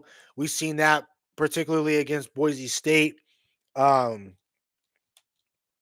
I think he goes to the right system. He learns under Mike McCarthy, Aaron Rodgers. I think he has. I think he has the most potential to be the best quarterback in this class. But then not only that, the fact that I believe he can be a damn good quarterback for the Steelers. And that's what's been the Steelers' problem most times, right? They make the playoffs every year. They never have a losing season, but then they also haven't been able to figure out a quarterback since Big Ben. That's been their most biggest issue, right? Everyone's talking about the wide receivers situation. Everyone will talk about the wide receiver situation, but they've been needing a quarterback more than anything. So I mean, you gotta do what you gotta do, right? So they got themselves a really good quarterback. In my opinion, I really liked him a lot. I felt like he was a third round quarterback, and that's where Pittsburgh got him. So this is a damn good pick. You think about they got Jeremy Bernard out of Alabama. They traded for Pittman. They have weapons. Now that I'm seeing it right now, they have weapons over in Pittsburgh right now. So I really like what they're doing right now for Mike McCarthy. Solid pick. So trade. Packers traded with who? Tampa. For what? Let's find out.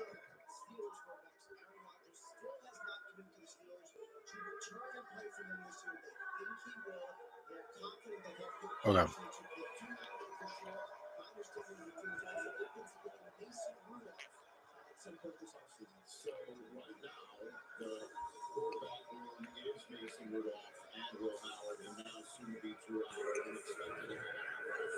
All right, we're getting we're getting really close to that Dallas pick. Um, I don't. Hold on, I'm about to find out this draft compensation.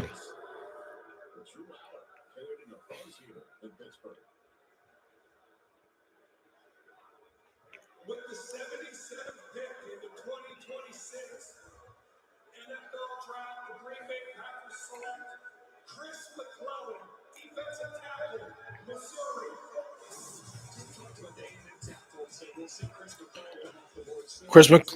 Chris McClellan, I really like his game a lot.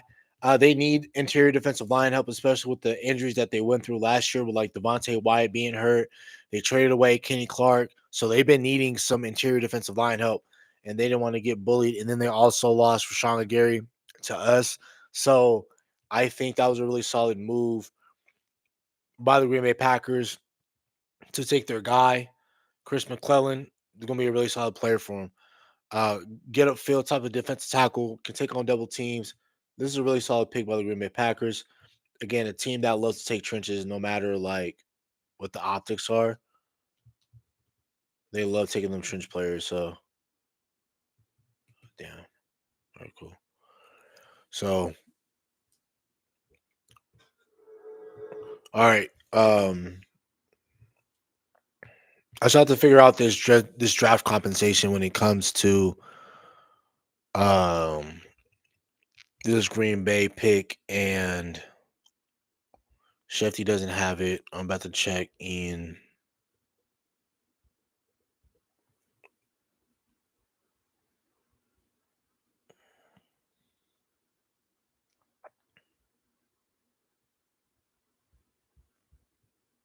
So was it an actual trade or not? Because I don't know.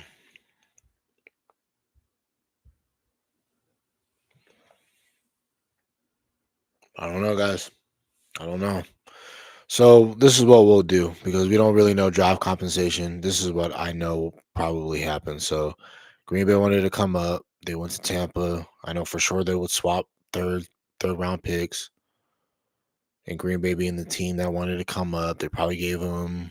It doesn't really matter honestly because we'll just set this up for tomorrow. So boom, confirm it. Cool. So they went up. They took McClellan. Boom. Find Chris McClellan. Boom. All right, cool. Colts now on the clock. 14 picks until Dallas. We have what? How many until the Raiders? 13. All right. So let's see what these guys gonna be doing here, man.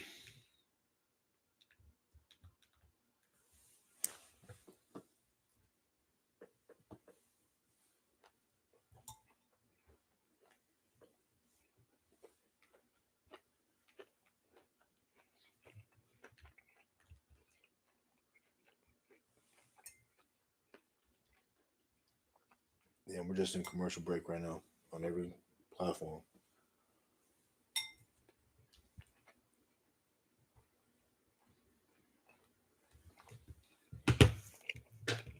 Points, 4 of 6 from three-point territory. He's been one of the go-to guys for Houston and LeBron James. 20 points, 8 rebounds, and 5 assists for LA. Get better payouts this NBA playoffs on FanDuel. Download the app and play your game. We start the fourth quarter here in Houston. And just LeBron James for second half, but it's like the cinch.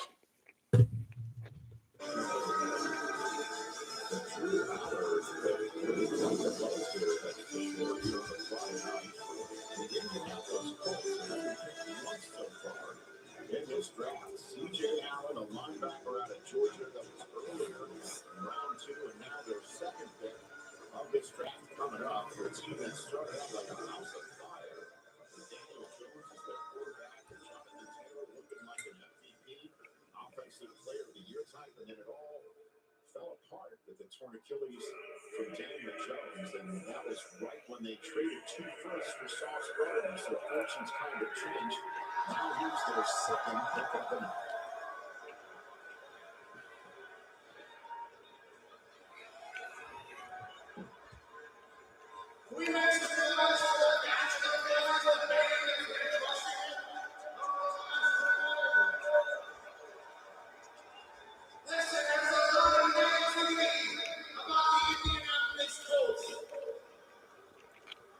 What you need to do to all that negativity is you crush it up, you put it into your palm, and you think to yourself, does any of this matter anymore?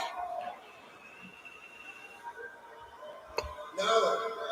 The future is the only thing that matters. The Colts are going to win the Super Bowl this year.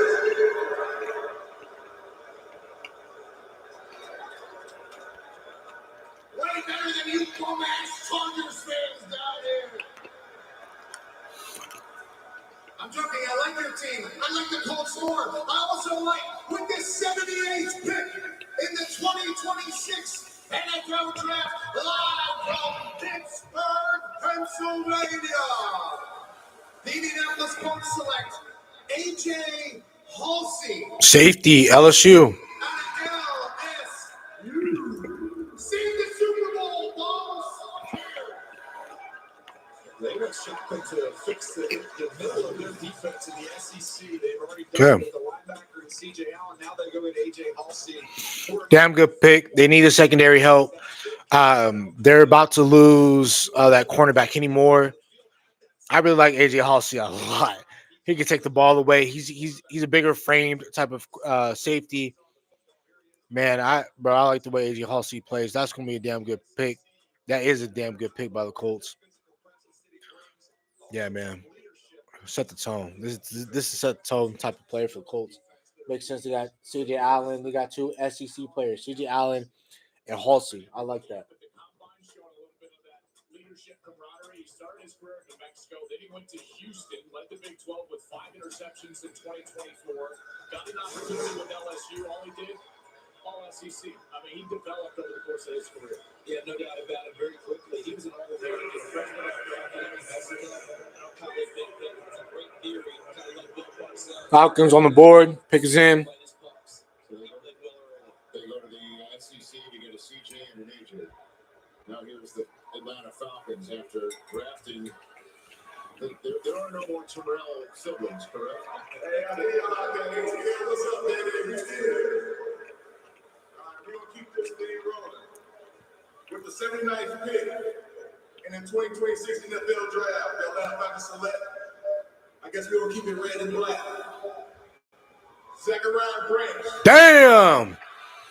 Wide receiver from Georgia. Georgia, baby. In the A, man. That in the A, homie.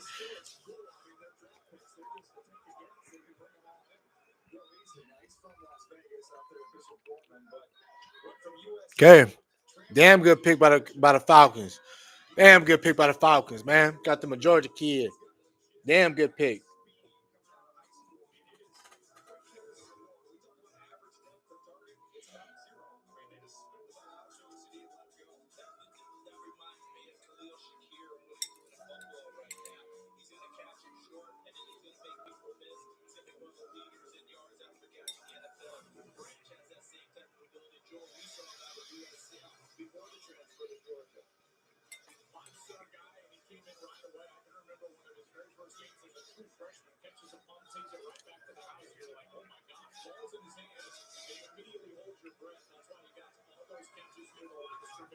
Georgia did a good job getting the ball in his hand. He had over 80 catches last year, so a lot of production. And that offense can cook. I mean, Bijan may be the first overall pick in your fantasy draft this year, people.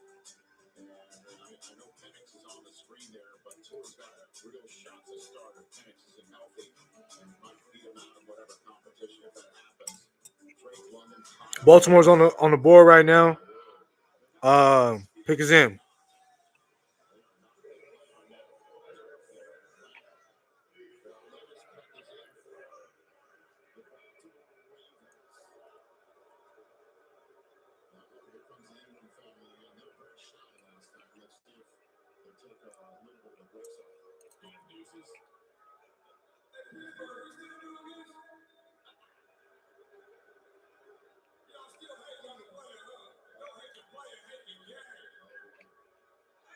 Every time I've been to Pittsburgh and played in y'all stadium, I'm 2-0. Over 100 yards in the game, 2 touchdowns. And y'all really gonna feel the love when my Ravens take that rightful spot as the keys of the AFC North. I got my whistle with me in case I got robbed. But with the 80th pick in the 2026 NFL Draft, the Baltimore Ravens select Jacoby Lane, wide receiver, USC. Finally, go get yourself a big wide receiver, Baltimore. Give my cousin some help. Have him somebody throw the damn ball to. Thank you. I know they got Zay Flowers, and I know, but damn, come on, man. Why this shit glitching on me? There we go. There we go. Really good player, 6'4", red zone target. Can make ridiculous. He'll make some ridiculous catches, bro. Mekhi Lemon, Jacoby Lane, they'll make some ridiculous type catches because the quarterback at SC be on some BS. He'll just be throwing with it wherever. And all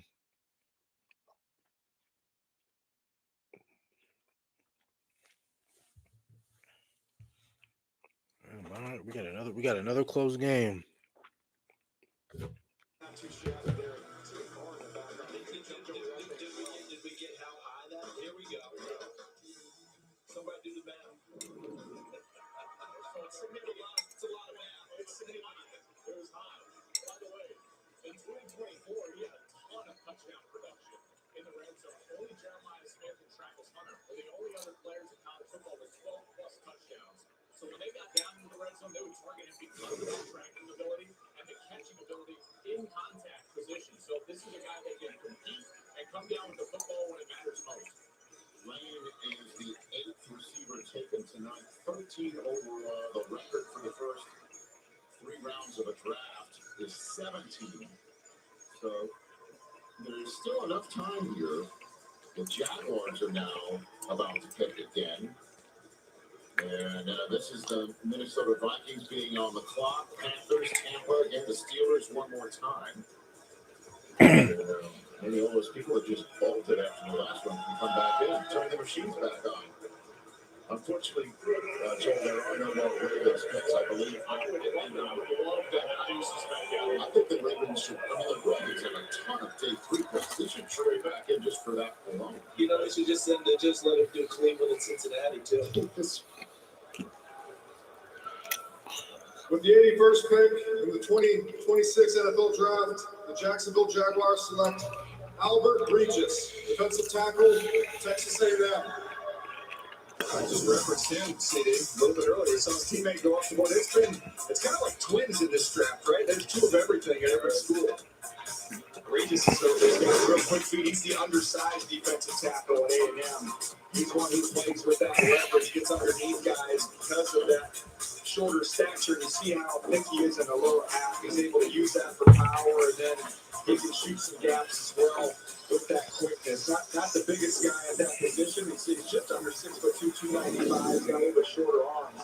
But someone who you see him, he flashes when you watch the tape. By the way, even with the short arms and the short stature, 10 PBUs at the line of scrimmage. He would constantly get his hands up, get his hands on the football. I think their scouts were in College Station a bit this year. That's 2 picks, 2 Texas A&M players, and they have 2 more picks the rest of this night. Well, the Vikings, Panthers, Bucks, and Steelers are the next four here on round 3, 2026.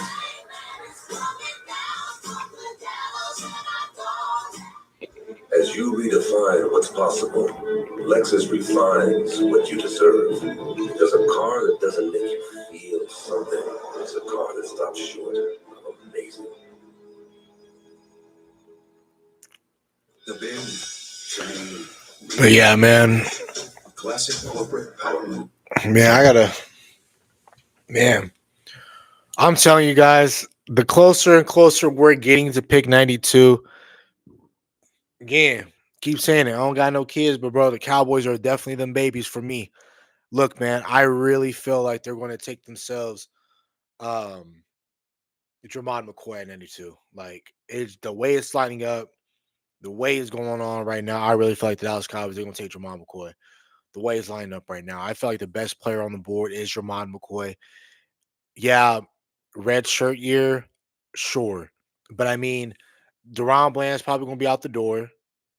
He's on a team friendly deal. So if you get rid of him, you're not going to too much care about that. Kevin Carson's on a 1 year deal. Kobe Durant on a 1 year deal. Or no, I'm tripping. Kevin Carson has 2 more years, but every single time he's out there playing, he doesn't play like the nickname that the players give him coming into the league. You got Kobe Durant, who I believe can be a really good outside corner. He gonna be hurt. I'm sorry. He's on a 1 year deal. I'm tripping. Then you got Revel coming back from an injury. Like, we have enough question marks as it is at corner, but I felt the Dallas Cowboys are willing to take a risk, especially if Jamal McCoy is staring at them at the face at 92. What they'll probably end up doing to fix linebacker, they'll probably try to get like a real off-ball linebacker. I can see Dallas trying to. They'll make if the Dallas Cowboys can have a really good draft, right, and they can bundle and they trade next year's draft capital for a proven linebacker that can really play, and then they sign Bobby Wagner for veteran insurance, and we take a linebacker someday later tomorrow in the 4th round. I think the Dallas Cowboys are going to be set up very nice on the defense side of the football heading into training camp. But all I really want is the Dallas Cowboys to have the same offense or have the same offseason that they did last year for the offense. I want them to do that for the defense. You draft well, you add picks to the defense, you'll be fine. So, pick is in for Minnesota.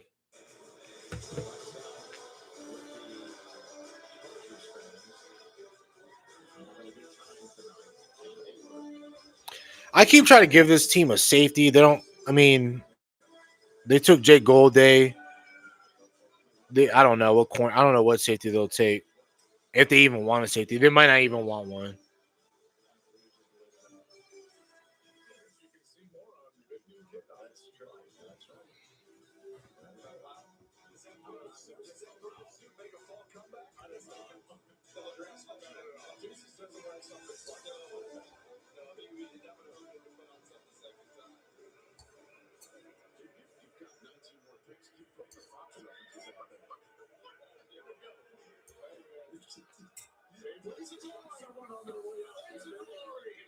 It's not even a shameless plug. It's just a plug. Yeah, that's right. With the 82nd pick in the 2026 NFL Draft, the Minnesota Vikings select Dominique Orange, nose tackle, Iowa State. All righty, there we go.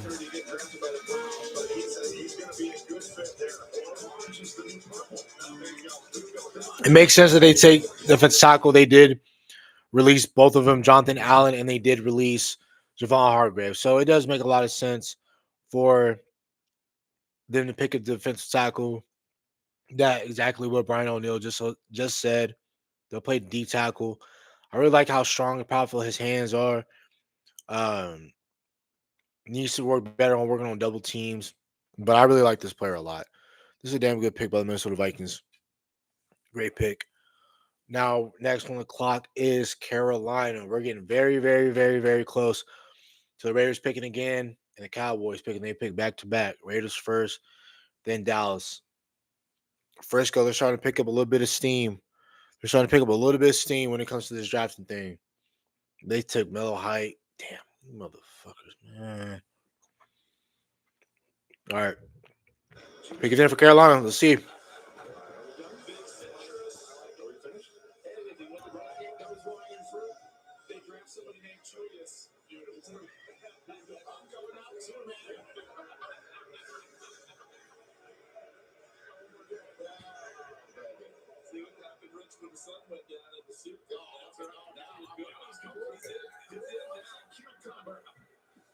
Panthers' latest pick. With the 83rd pick in the 2026 NFL Draft, once again, your reigning NFC South champs, Carolina Panthers select Chris Brazel II, wide receiver, Tennessee. Good pick. Damn good pick. 6'4".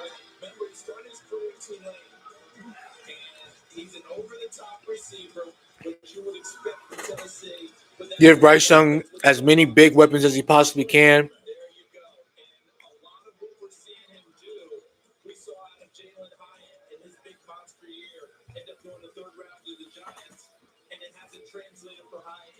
All righty.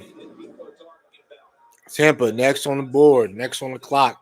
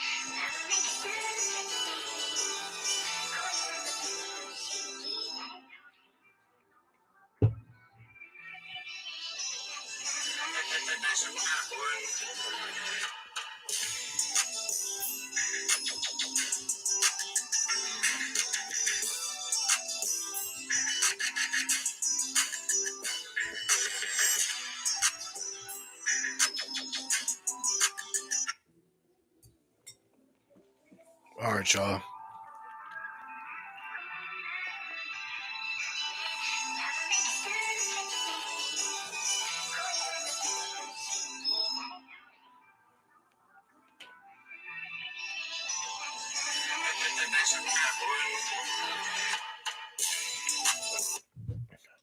All right, this Rockets game pretty good, y'all.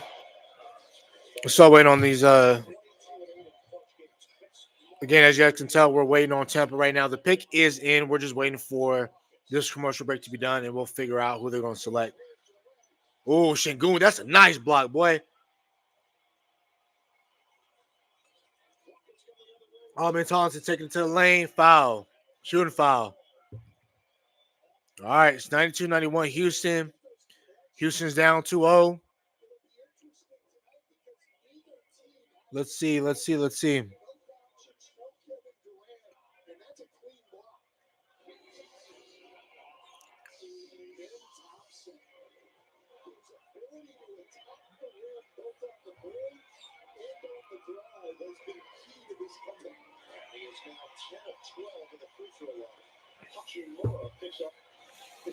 Hold on, y'all. I'll be right back. Thompson's got 26 points, 11 rebounds. Last time they chose Josiah's Flowers, Jeremiah's kid here in the Commonwealth. Jeremiah is still sitting. Tampa's on the clock. Injury questions, one of the best defenders in college football.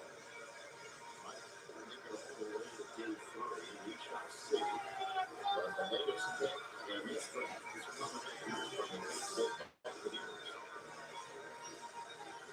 Then we move forward with the Steelers one more time. And the Chargers, 86, just traded their pick to Cleveland. So alert, Browns fans, you're back in the third round. Rich, I also want to point out, I believe that's the first genetic twin song we've heard in the NFL draft. Are you sure about that? You know, man, I think you just missed it in the previous one. Fire them cannons! Welcome to the draft here at Pittsburgh. Thank you, Pittsburgh fans, for being the host of this tremendous draft. I'd like to thank the late Malcolm Glazer and the Glazer family for providing me with the opportunity to broadcast not just one, but two Super Bowl championships. Super Bowl 37, Super Bowl 55. And to all Buccaneer fans worldwide, touchdown Tampa Bay. Speaking of touchdowns, Tampa Bay, with the 84th pick in the 2026 NFL Draft, the Tampa Bay Buccaneers select Ted Hurst, wide receiver, Georgia State. Go Bucs! Well, you got some big shoes to fill with Mike Evans gone, but Ted Hurst brings similar size and the ability to run vertical down the field. You see the speed right there. That was a good pick. That was a good pick by the Bucs to get Ted Hurst. I really like this wide receiver a lot. 6'4" wide receiver. He's definitely going to. I know, bro. Hey, man, we were talking about Ted Hurst. I really like Ted Hurst a lot. This is going to be a really good wide receiver in the league, especially if. See, the thing with me about Tampa, and Tampa's kind of weird because Tampa. I forgot what other NFL team used to do that too, but Tampa's like a really good team. They come out, they start out very hot. Arizona, they kind of remind me of the Cardinals, where they'll come out very hot, and then they'll kind of just cool off, right? They'll have like a good stretch where they'll look really good, really dominant, and then they'll go out and do their thing. But a lot of the problems that they have right now is injuries, right? They moved on. They didn't mind moving on from Mike Evans only because slow down production, got hurt. They got tired of that. So they're just like, let's go get another big play wide receiver that's around that same stature. Ted Hurst is 6'4". Mike Evans, I want to say 6'4", 6'5". So, I mean, they got a similar stature type of wide receiver. Look how far he fell. You know, he went to 84. I saw a lot of mocks where they had him going in the second round. Now, this is a bit high, especially with him playing at such a small school. You know what I mean? Like Georgia State in the third round. I mean, getting nothing wrong with Georgia State at all, but I'm just like, that's a very small school. So look at Cam Hayward, big A. He looked like the damn Hulk.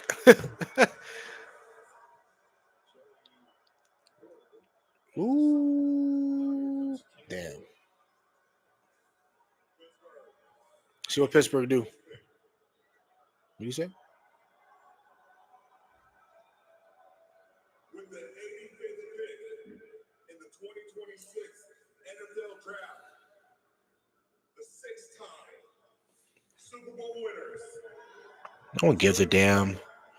When's the last time y'all won a damn Super Bowl again? Oh, corner, Georgia. Cool. Ooh, all right. Please don't be taking these damn corners from me, G.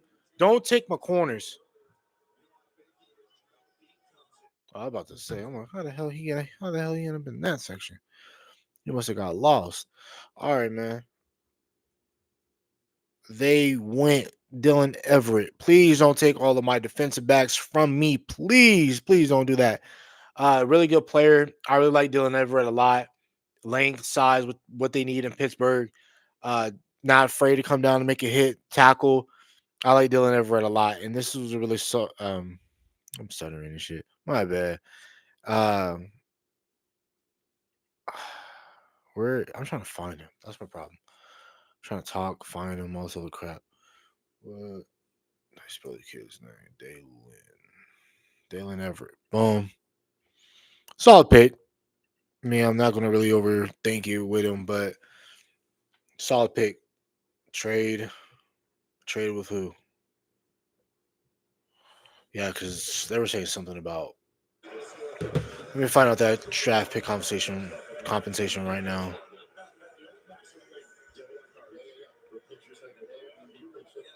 I can't even keep up with it. They're back in the third round, is basically what I'm saying. And here is their choice. With the 86th pick in the 2026 NFL Draft, the Cleveland Browns select Austin Barber, tackle, Florida. Okay, cool. Thank you. Thank you for taking offensive lineman off the board. I need all the offense to keep going.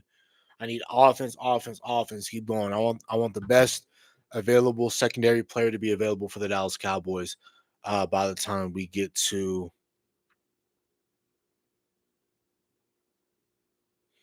Okay, cool. So it looks like all of these inside reports, I guess, taking the night off because I mean, been needing some of these draft pick conversations, and they're not showing it. So let's see. The Browns went up next. Chargers are there.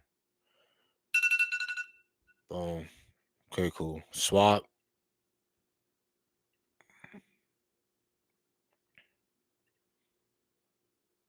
Again, these are fourth round picks, so it doesn't really matter because we're going to do again. We're going to stream the fourth round. So that's what they did. They gave him 2 fourth round picks, and then they gave him a 6. Please register, and they gave him 206.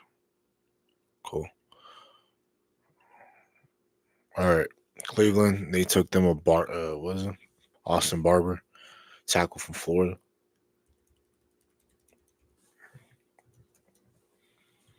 Okay, makes sense. Browns need an offensive lineman. Candlesticks would be a nice present. With the 87th pick in the 2026 NFL Draft, Miami Dolphins select Will Kazmarek, tight end, Ohio State. Kazmarek, okay. All right, more of a blocking type tight end for the Miami Dolphins. I don't know what the Miami Dolphins are doing, dude. They're just, I don't know.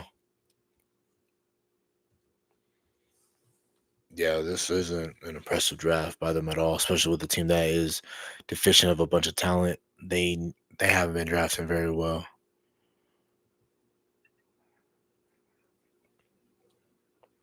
All right, Jags are next and on the board.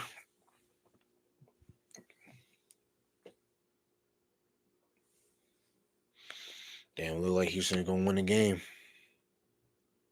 Look like they're about to beat the Lakers. They're able to defend home court. That's gonna be crazy. Yep, they're up by 6 with less than some odd seconds to go. Pick is in for the Jacksonville Jaguars. Let's see what they're doing.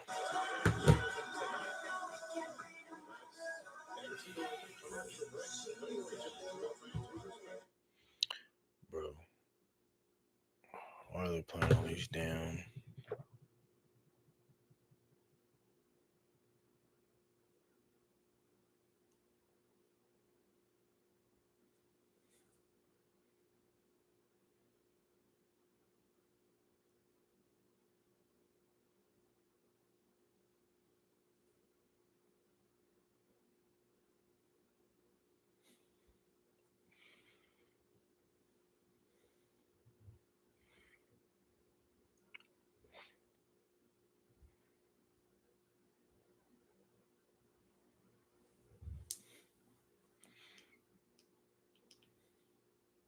Hey, what's up, TikTok man? It's your boy, Ashley Jackson. We're live watching the draft. But the Dallas Cowboys they just traded for the they just traded for linebacker Deke Winters. I don't know if the draft conversation is going to be for linebacker like Deke Winters, but I think right now he's just going to be a rotational player. And again, is he a starter? I don't think so. I think he's going to be better than what you have right now with Justin Barron. But I don't see him doing a whole lot once he gets here. But if he come here, it'll change my mind. But I want to know what the draft compensation was to get a guy like Deke Winters. What's that?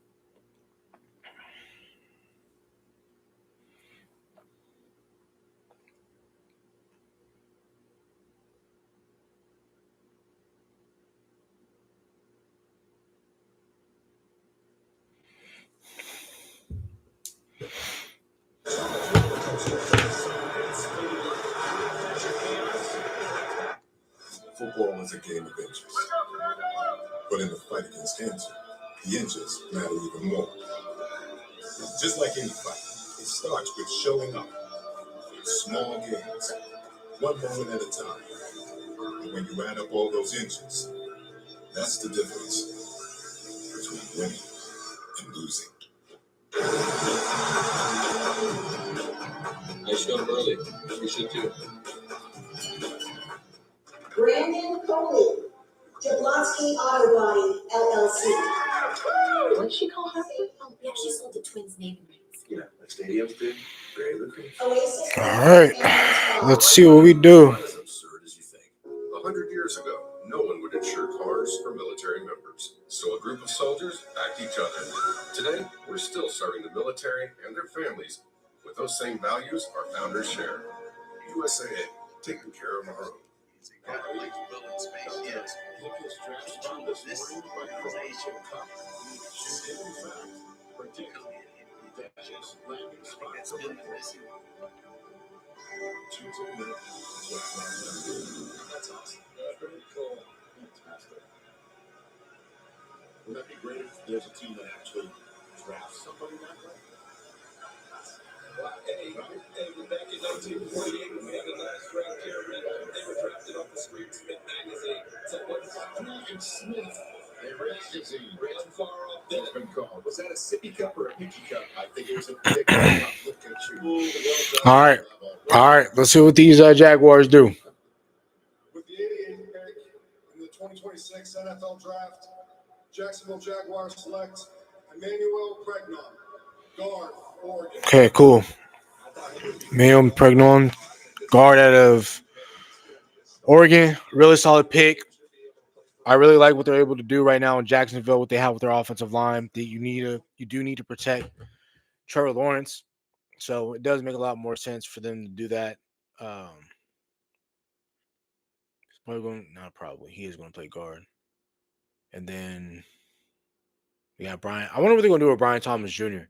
Because I heard earlier that about how that team is willing to possibly dangle him and try to trade him for some draft pick compensation. I wonder if that's possibly a trade that somebody tries to make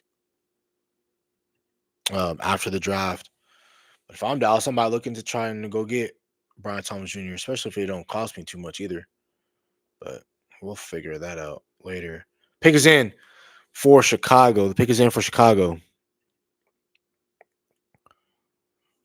Let's see. All-American researcher Jack Andrew gave me this factoid. No running backs went in the second round. Last time that happened was 2003.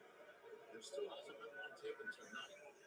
However, 10 wide receivers and 7 tight ends have gone. But Dana Jeremiah said last night when Price went at 32, it's going to be a long drop after that. Boy, was he correct. Here's Jimbo Covert back in. There's Dana Jeremiah. He's right here.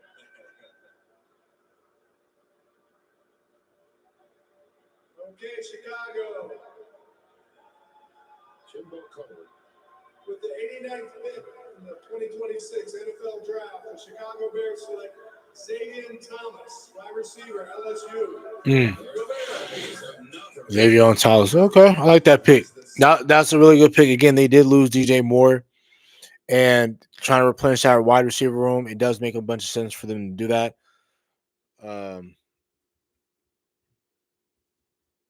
Let's see. Is this going to work today or no? All right, Dallas. We're creeping up a lot on this Dallas Cowboy pick right now.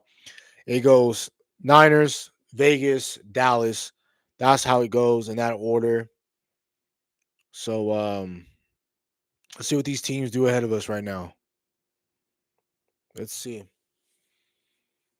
Let's see what the Niners do, man. Let's see what the Niners do. Who do they take so far? I know they took a wide receiver, took Mello. So they went wide receiver edge, fixing some of their needs. Okay, they could go safety. I wonder, let me see. Yeah, they could. All right, pick is in. Let's see. All right. With the 90th pick in the 2026 NFL Draft, the San Francisco 49ers select Kayvon Black, running back. Damn, Indiana.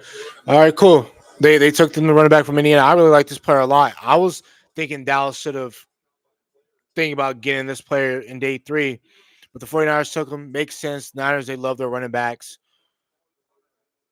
Damn. They always take a running back. They always take a running back. I'm surprised they didn't go Eamon Johnson or I like that pick a lot. Alrighty, guys. We're finally here. We've been live streaming. We've been toughing it out. We've been watching this, appreciate you guys for watching the stream. We're still going to finish out throughout the duration of the 3rd round, but now I wonder where Vegas goes. I think you guys can go wide receiver. I think you guys might. Let me see, because let's see who the best available players are here. You guys could do the typical thing and just take the Dallas Cowboys player that they want. Chris Bell, Keith Abney, Genesis Smith.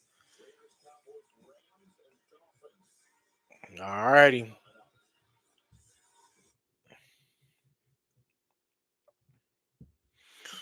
All right, y'all. Let's set this up for TikTok and then we'll come right back. Hey, what's up, TikTok, man? It's your boy, Ashton Jackson, and we are right around. Finally, we've been streaming in most of the entire time of the draft, and now we're finally getting to that point where the Dallas Cowboys are coming up on the clock very soon. The Raiders are now on the clock at 91. I didn't see any potential trade movements. If there is, if we move up or we move down, I'll notify once we get back. So, but if I had to make a prediction right now and my thoughts on it, the way in which the board fell, you got wiped completely out in the 2nd round. You didn't have any sort of, linebackers around here at this point that I would really take. I think the only linebacker that I'll take right now would be either Kyle Lewis or Harold Perkins if the Dallas Cowboys love either of those backers. I'm not going to be too upset if they want to go either which way. But right now I'm looking at corner. I told you guys I made a video earlier this morning discussing how it's Friday. The Cowboys ain't got nothing to do. All they're going to do is draft. And what they typically do on Friday is they love taking players that are hurt and that have medical history. So don't be surprised if we take Jermod McCoy here at 92. Now, if the Dallas Cowboys stick true to their word, they're probably not going to take Jermod McCoy. I think they might go the Keith Abney route. They might go Keontae Scott. They can go for a bigger corner. They can probably go get Will Lee out of A&M. Or if they want to go Malik Muhammad, I could see that as well. A Texas native, not Texas native, but for sure played at the University of Texas. So those are players that I'm eyeing right now. Is definitely secondary. If they go linebacker, I'll be shocked. But I don't think right now they need a force linebacker. Just take the best player on the board. I think it would be Jamal McCoy. If they want to stick to a word and take another corner, I can see them possibly going Keith Abney or Keontae Scott. So we'll see in a second.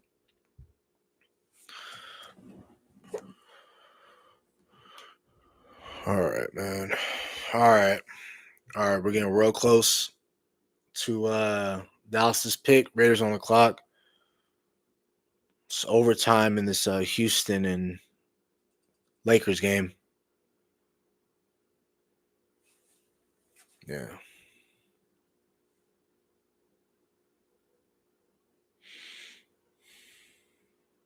Okay, we're back in. Let's go. Vegas.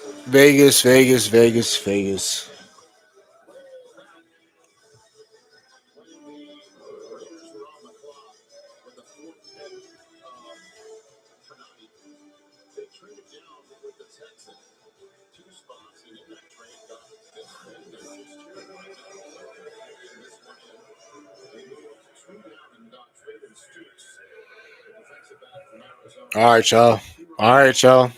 Raiders on the clock.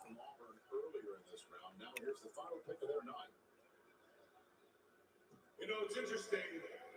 I don't know if people know what's going on behind the scenes back here, but I want to give you a little insight. Every team in the league has a big board, and there's constant communication within those teams. and they're going back and forth, trying to make deals, trying to cut trades, trying to do all kinds of things. It's constant communication. And that communication all goes back right behind that little door back there. And they have a staff of about 10 people in there that are just killing it. Why is it when the Raiders pick, they have like one of the funniest dudes on there that's like telling you stuff that you low key want to know? You're kind of curious about. I like that. That's dope. All right, man. Let's see what these Raiders do.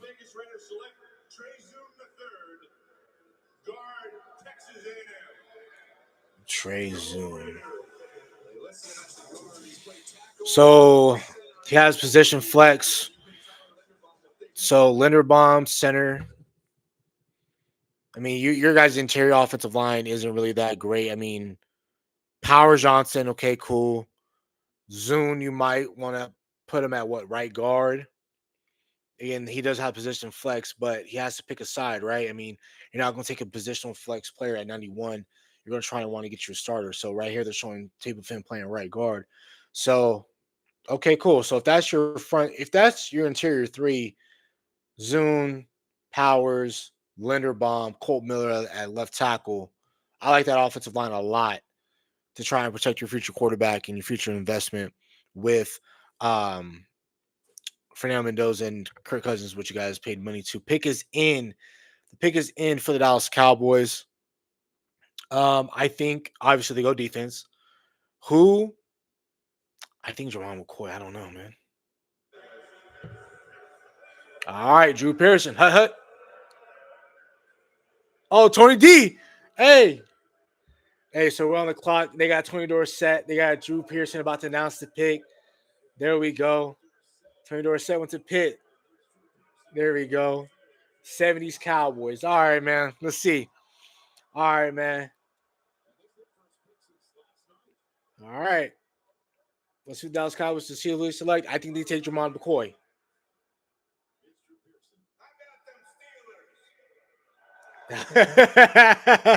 Through that damn towel.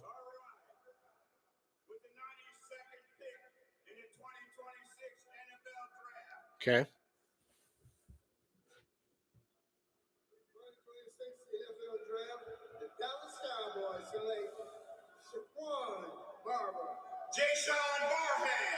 Okay, Edge. Edge out of Michigan. Edge out of Michigan. Okay, cool. Jay-Sean Barham. All right, cool. I was wrong in my prediction. I thought they were going to take Jamal McCoy, so they did stick true to their word, and they took Jay-Sean Barham. They took another edge. That's fine, because right now the Dallas Cowboys, we do need as much twitched up defensive ends that we possibly need. We took one in Jay-Sean Barham. I like the pick. It's not terrible. I have to go back and watch them a little bit more, but I like the pick, man. I do. I would have gone secondary. I possibly would have taken Keith Abney, who I believe can play on the edge and play at corner. I totally thought the Dallas Cowboys might have taken a player like Malik Muhammad out of Texas, or even a Jamal McCoy. But I like the fact that they're sticking true to their word right now, and I don't know what's going on with that Jamal McCoy again. It's a degenerative knee, and teams don't want to take that chance on him. So I understand. So that's about it for the video. Hope you guys have a nice day. Stay safe, stay blessed. Bye. All right, the Cowboys took Jay-Sean Barham. I like the pick. I mean,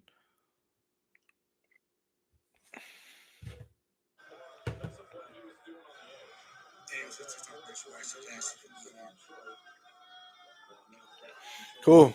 Solid pick. I like. There's no reason. But I know there's some Cowboy fans crying right now because we just took a Michigan defender. They probably don't think he's gonna pan out well, but what's his Zoom? Come on, let's go.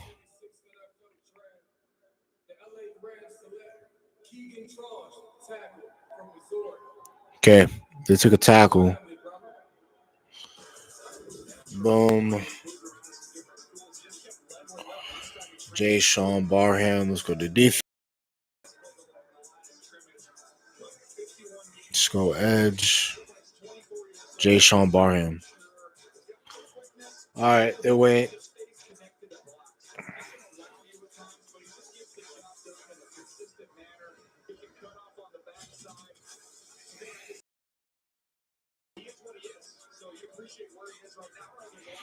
Muhammad or McCoy. For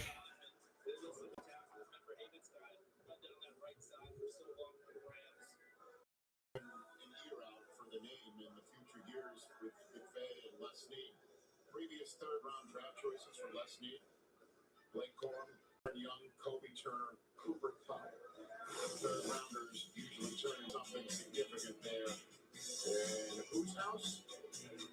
Patriots, Seahawks, Vikings. Coming up next.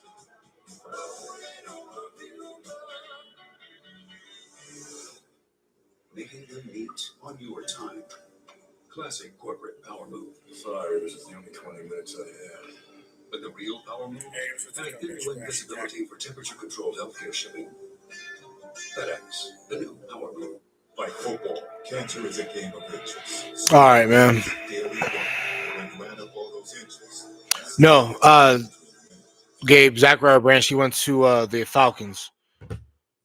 Zachariah Branch went to the Falcons. I want to say he went to what in the third or the second. Yeah, in the third. Pick some United right here. But you saw Elijah Surratt. You saw some wide receivers I like for you guys as well. We talked about secondary a bunch. Let's see where you guys pick exactly in the fourth. Let's see something right now. You guys have the second pick in the fourth round. We shall have the end of the third. We still have to get through.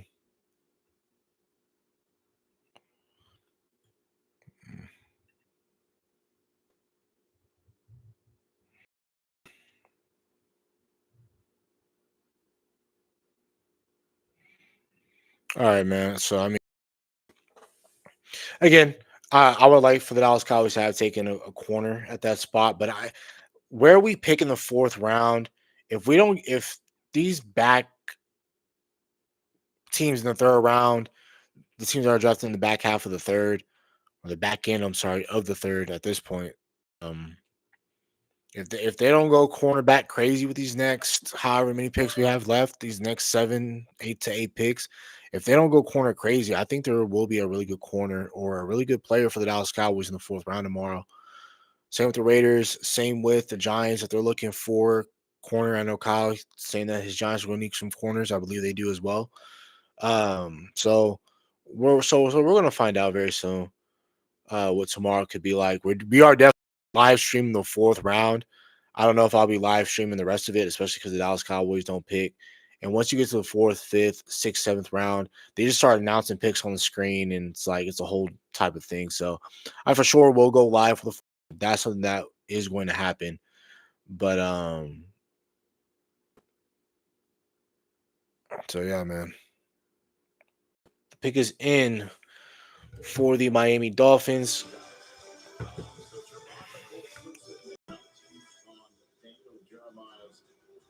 Yeah. Yes, exactly. I try to get the best player available at that, and because if I don't think Malik Muhammad is going to make it past 112, I'm gonna let you know that now, just because I think if Dallas really loves that corner, they'll probably try and take him. There's Chris Bell, wide receiver out of Louisville. Cool. Miami Dolphins have been on BS all night, so the past 2 nights they've been on BS. So there's going to be a lot of good players going into tomorrow. There is.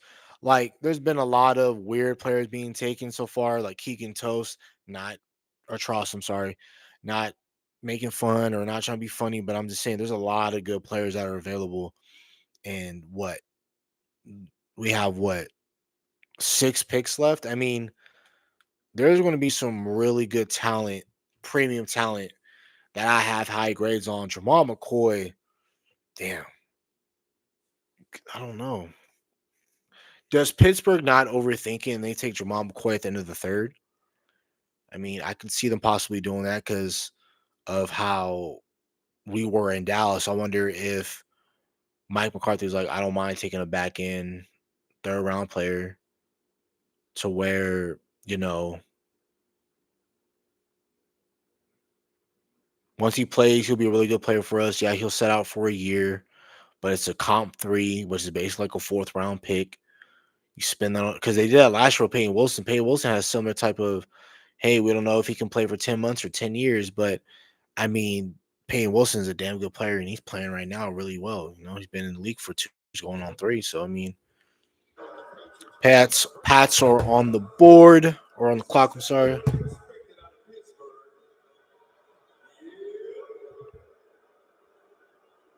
know why I'm here. Ain't that right?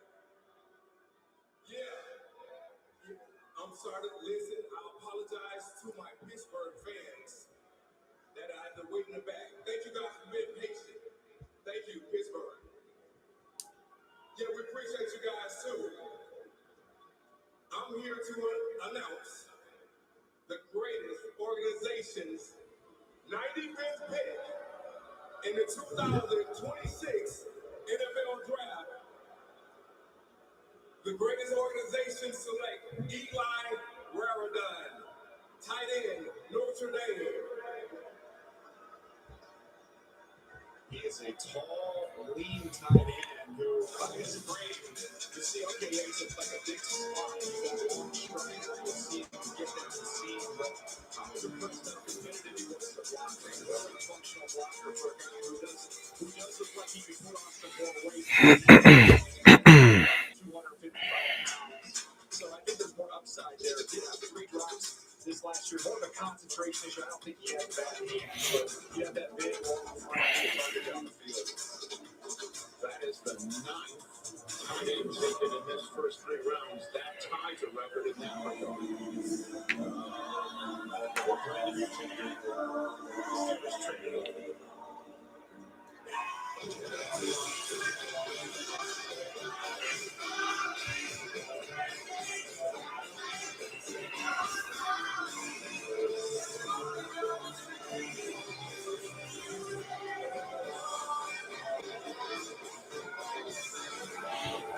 Okay, Seattle. I like this pick by Seattle in terms of trading back.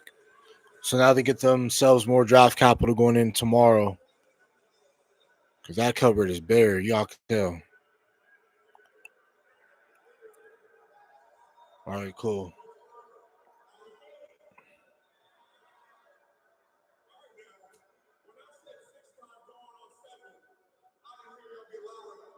So y'all gotta be loud with this, all right?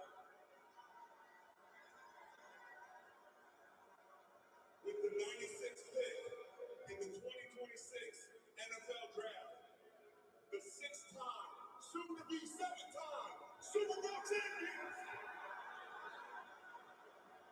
select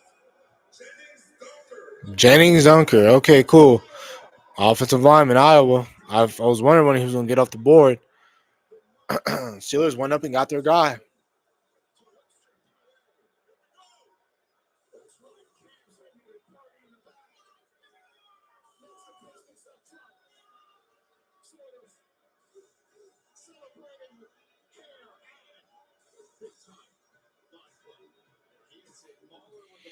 There we go. I really like Jennings Dunker a lot. I thought if the Raiders were going to take an interior offensive lineman, it should have been Jennings Dunker at Iowa. If we're just going to try and beef up that interior of the offensive line for the Raiders, but this is a damn good pick by the Steelers. Jennings Dunker can potentially play with his former teammate and Caleb Johnson, so this would be really nice for the Steelers. Now they have Troy Fautanu, who they drafted in 24. They have Broderick Jones. Jennings Dunker for sure is going to play guard for this team. I don't see Jennings Dunker playing right tackle.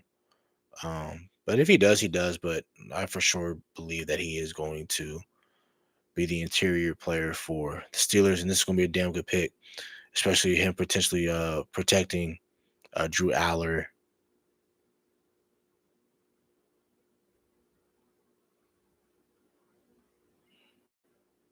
All right. That's a damn good pick. I really like that pick by the Steelers. I really like that pick.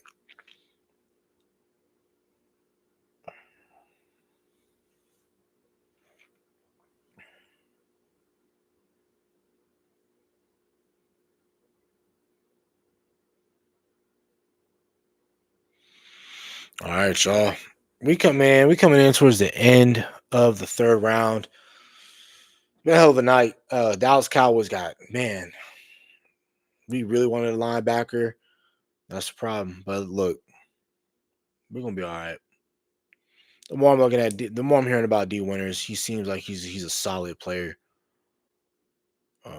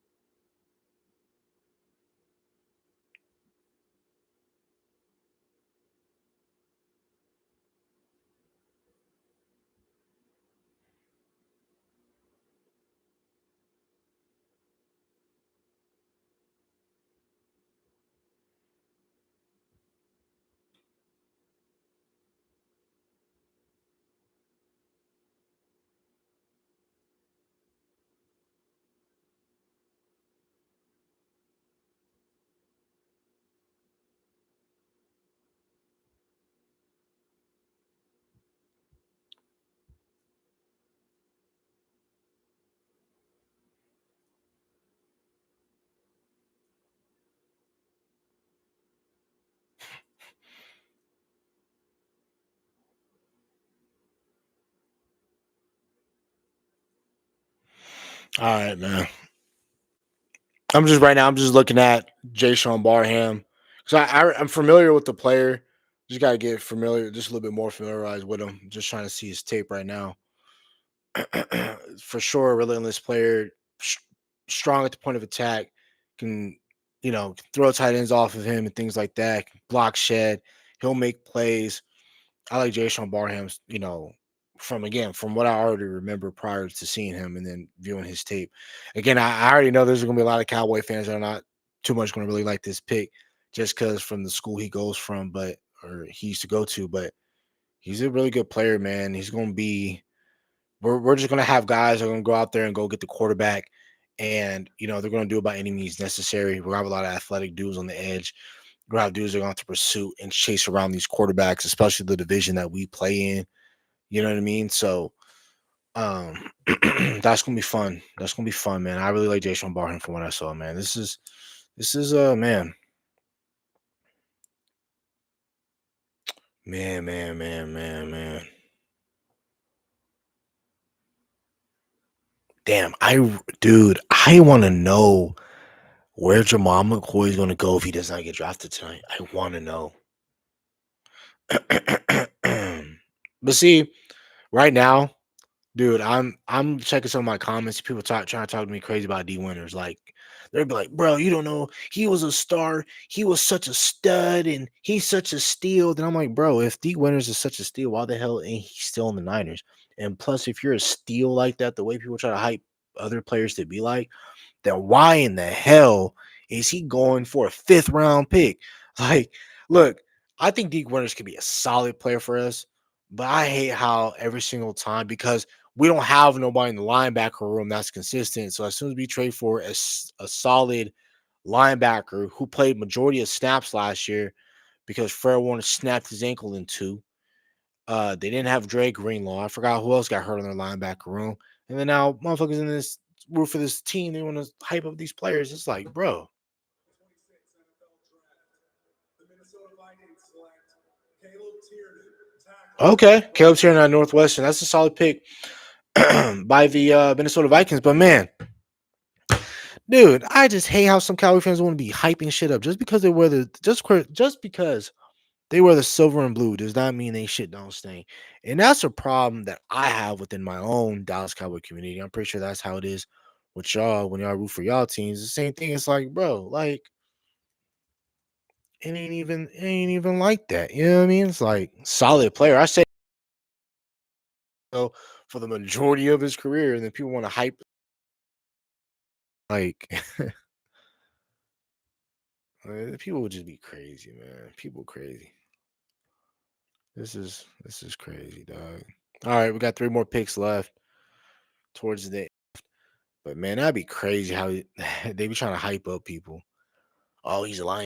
San Francisco. He must be a dog. Like he's solid. He's really good. Solid. But let's not act like he coming in here. He gonna be That dude. He ain't stopping me from getting nobody. In the 2026 NFL Draft, the Minnesota Vikings select Jacoby Thomas, defensive back, Miami. Cool. Cool. That's a solid pick. Let me get back to that dude's comment real quick because I hate when people try to do that shit.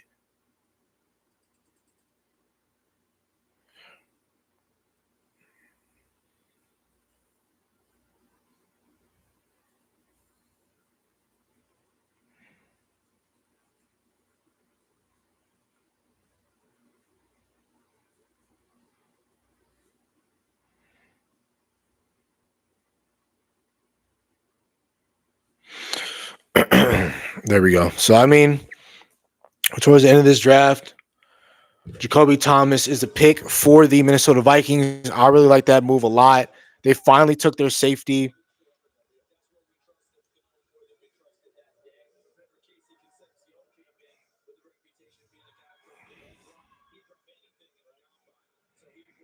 Boom.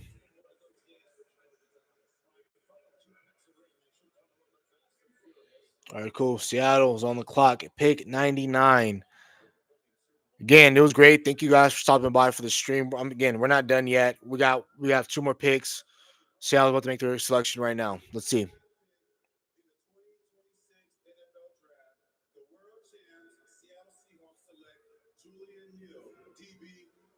Okay.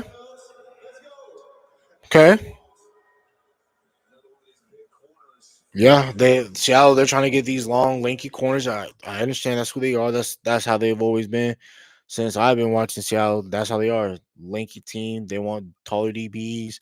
That's what they've always been like. So that's a really good pick. I really like that pick a lot. I thought they would have gone a guy like Keontae Scott, but they took Julian Neal, and I like that a lot. Seattle, again, they don't overthink this draft process. This is a really solid drafting team. I questioned them a lot, especially when I was at that draft in 2018 and they selected Rashawn Penny. I was like, damn, why did they take a running back? But look overall with Seattle, and they just love taking their backs, their running backs. So the pick is in. We're on the final pick in the 3rd round, guys. I can't wait for tomorrow. Tomorrow's the 4th round. There's a lot of good players available where Jamal McCoy goes. I really do think Jamal McCoy might be a Cowboy tomorrow. I just don't know I don't know if he even makes it to the 12th pick in the 4th round, but we're gonna find out. Final pick. 2026 NFL Draft, the Jacksonville Jaguars select Jalen Husky from Maryland. Cool. And that's it. The Jaguars, they conclude our Friday night. They took safety Jalen Husky out of Maryland. That's a solid player. I really like the secondary that they're rounding out in Jacksonville with Hunter, Lewis. I really like this player a lot. So, look, that's it for the draft. We're going to go over this board real quick in a minute of the best available players for tomorrow. Why are we doing that? Boom. That's done. I don't even know if I don't know, but still, there's a lot of good players for tomorrow, right? If you're a team like Dallas, Raiders, Giants, you're looking for a corner. Um, I think you have a ton of options. You have Keith Abney, who was slated to go today. I felt like I heard a lot of Keith Abney. I don't know what's going on, whether it's height. I don't know if something popped up. Keith Abney out of Arizona State would have been a really good pick by a team in the 3rd round. We're going to find out if he gets taken early early Saturday morning. We're going to find out also what's up with Jamal McCoy because he slipped all the way out of the 2 days of the draft, and I felt like he could be a player that gets selected sometime in the 4th round. That's going to be intriguing to where he goes. I like Chandler Rivers a lot out of Duke. Harold Perkins. I really like Harold Perkins. Has a lot of injury history, but when he comes back, he always came back from his ACL injuries. He came back a better player. So there's a lot of good players. We'll talk about this more in length tomorrow. So that's about it for the video. Hope you guys have a nice day. Stay safe, stay blessed. Bye.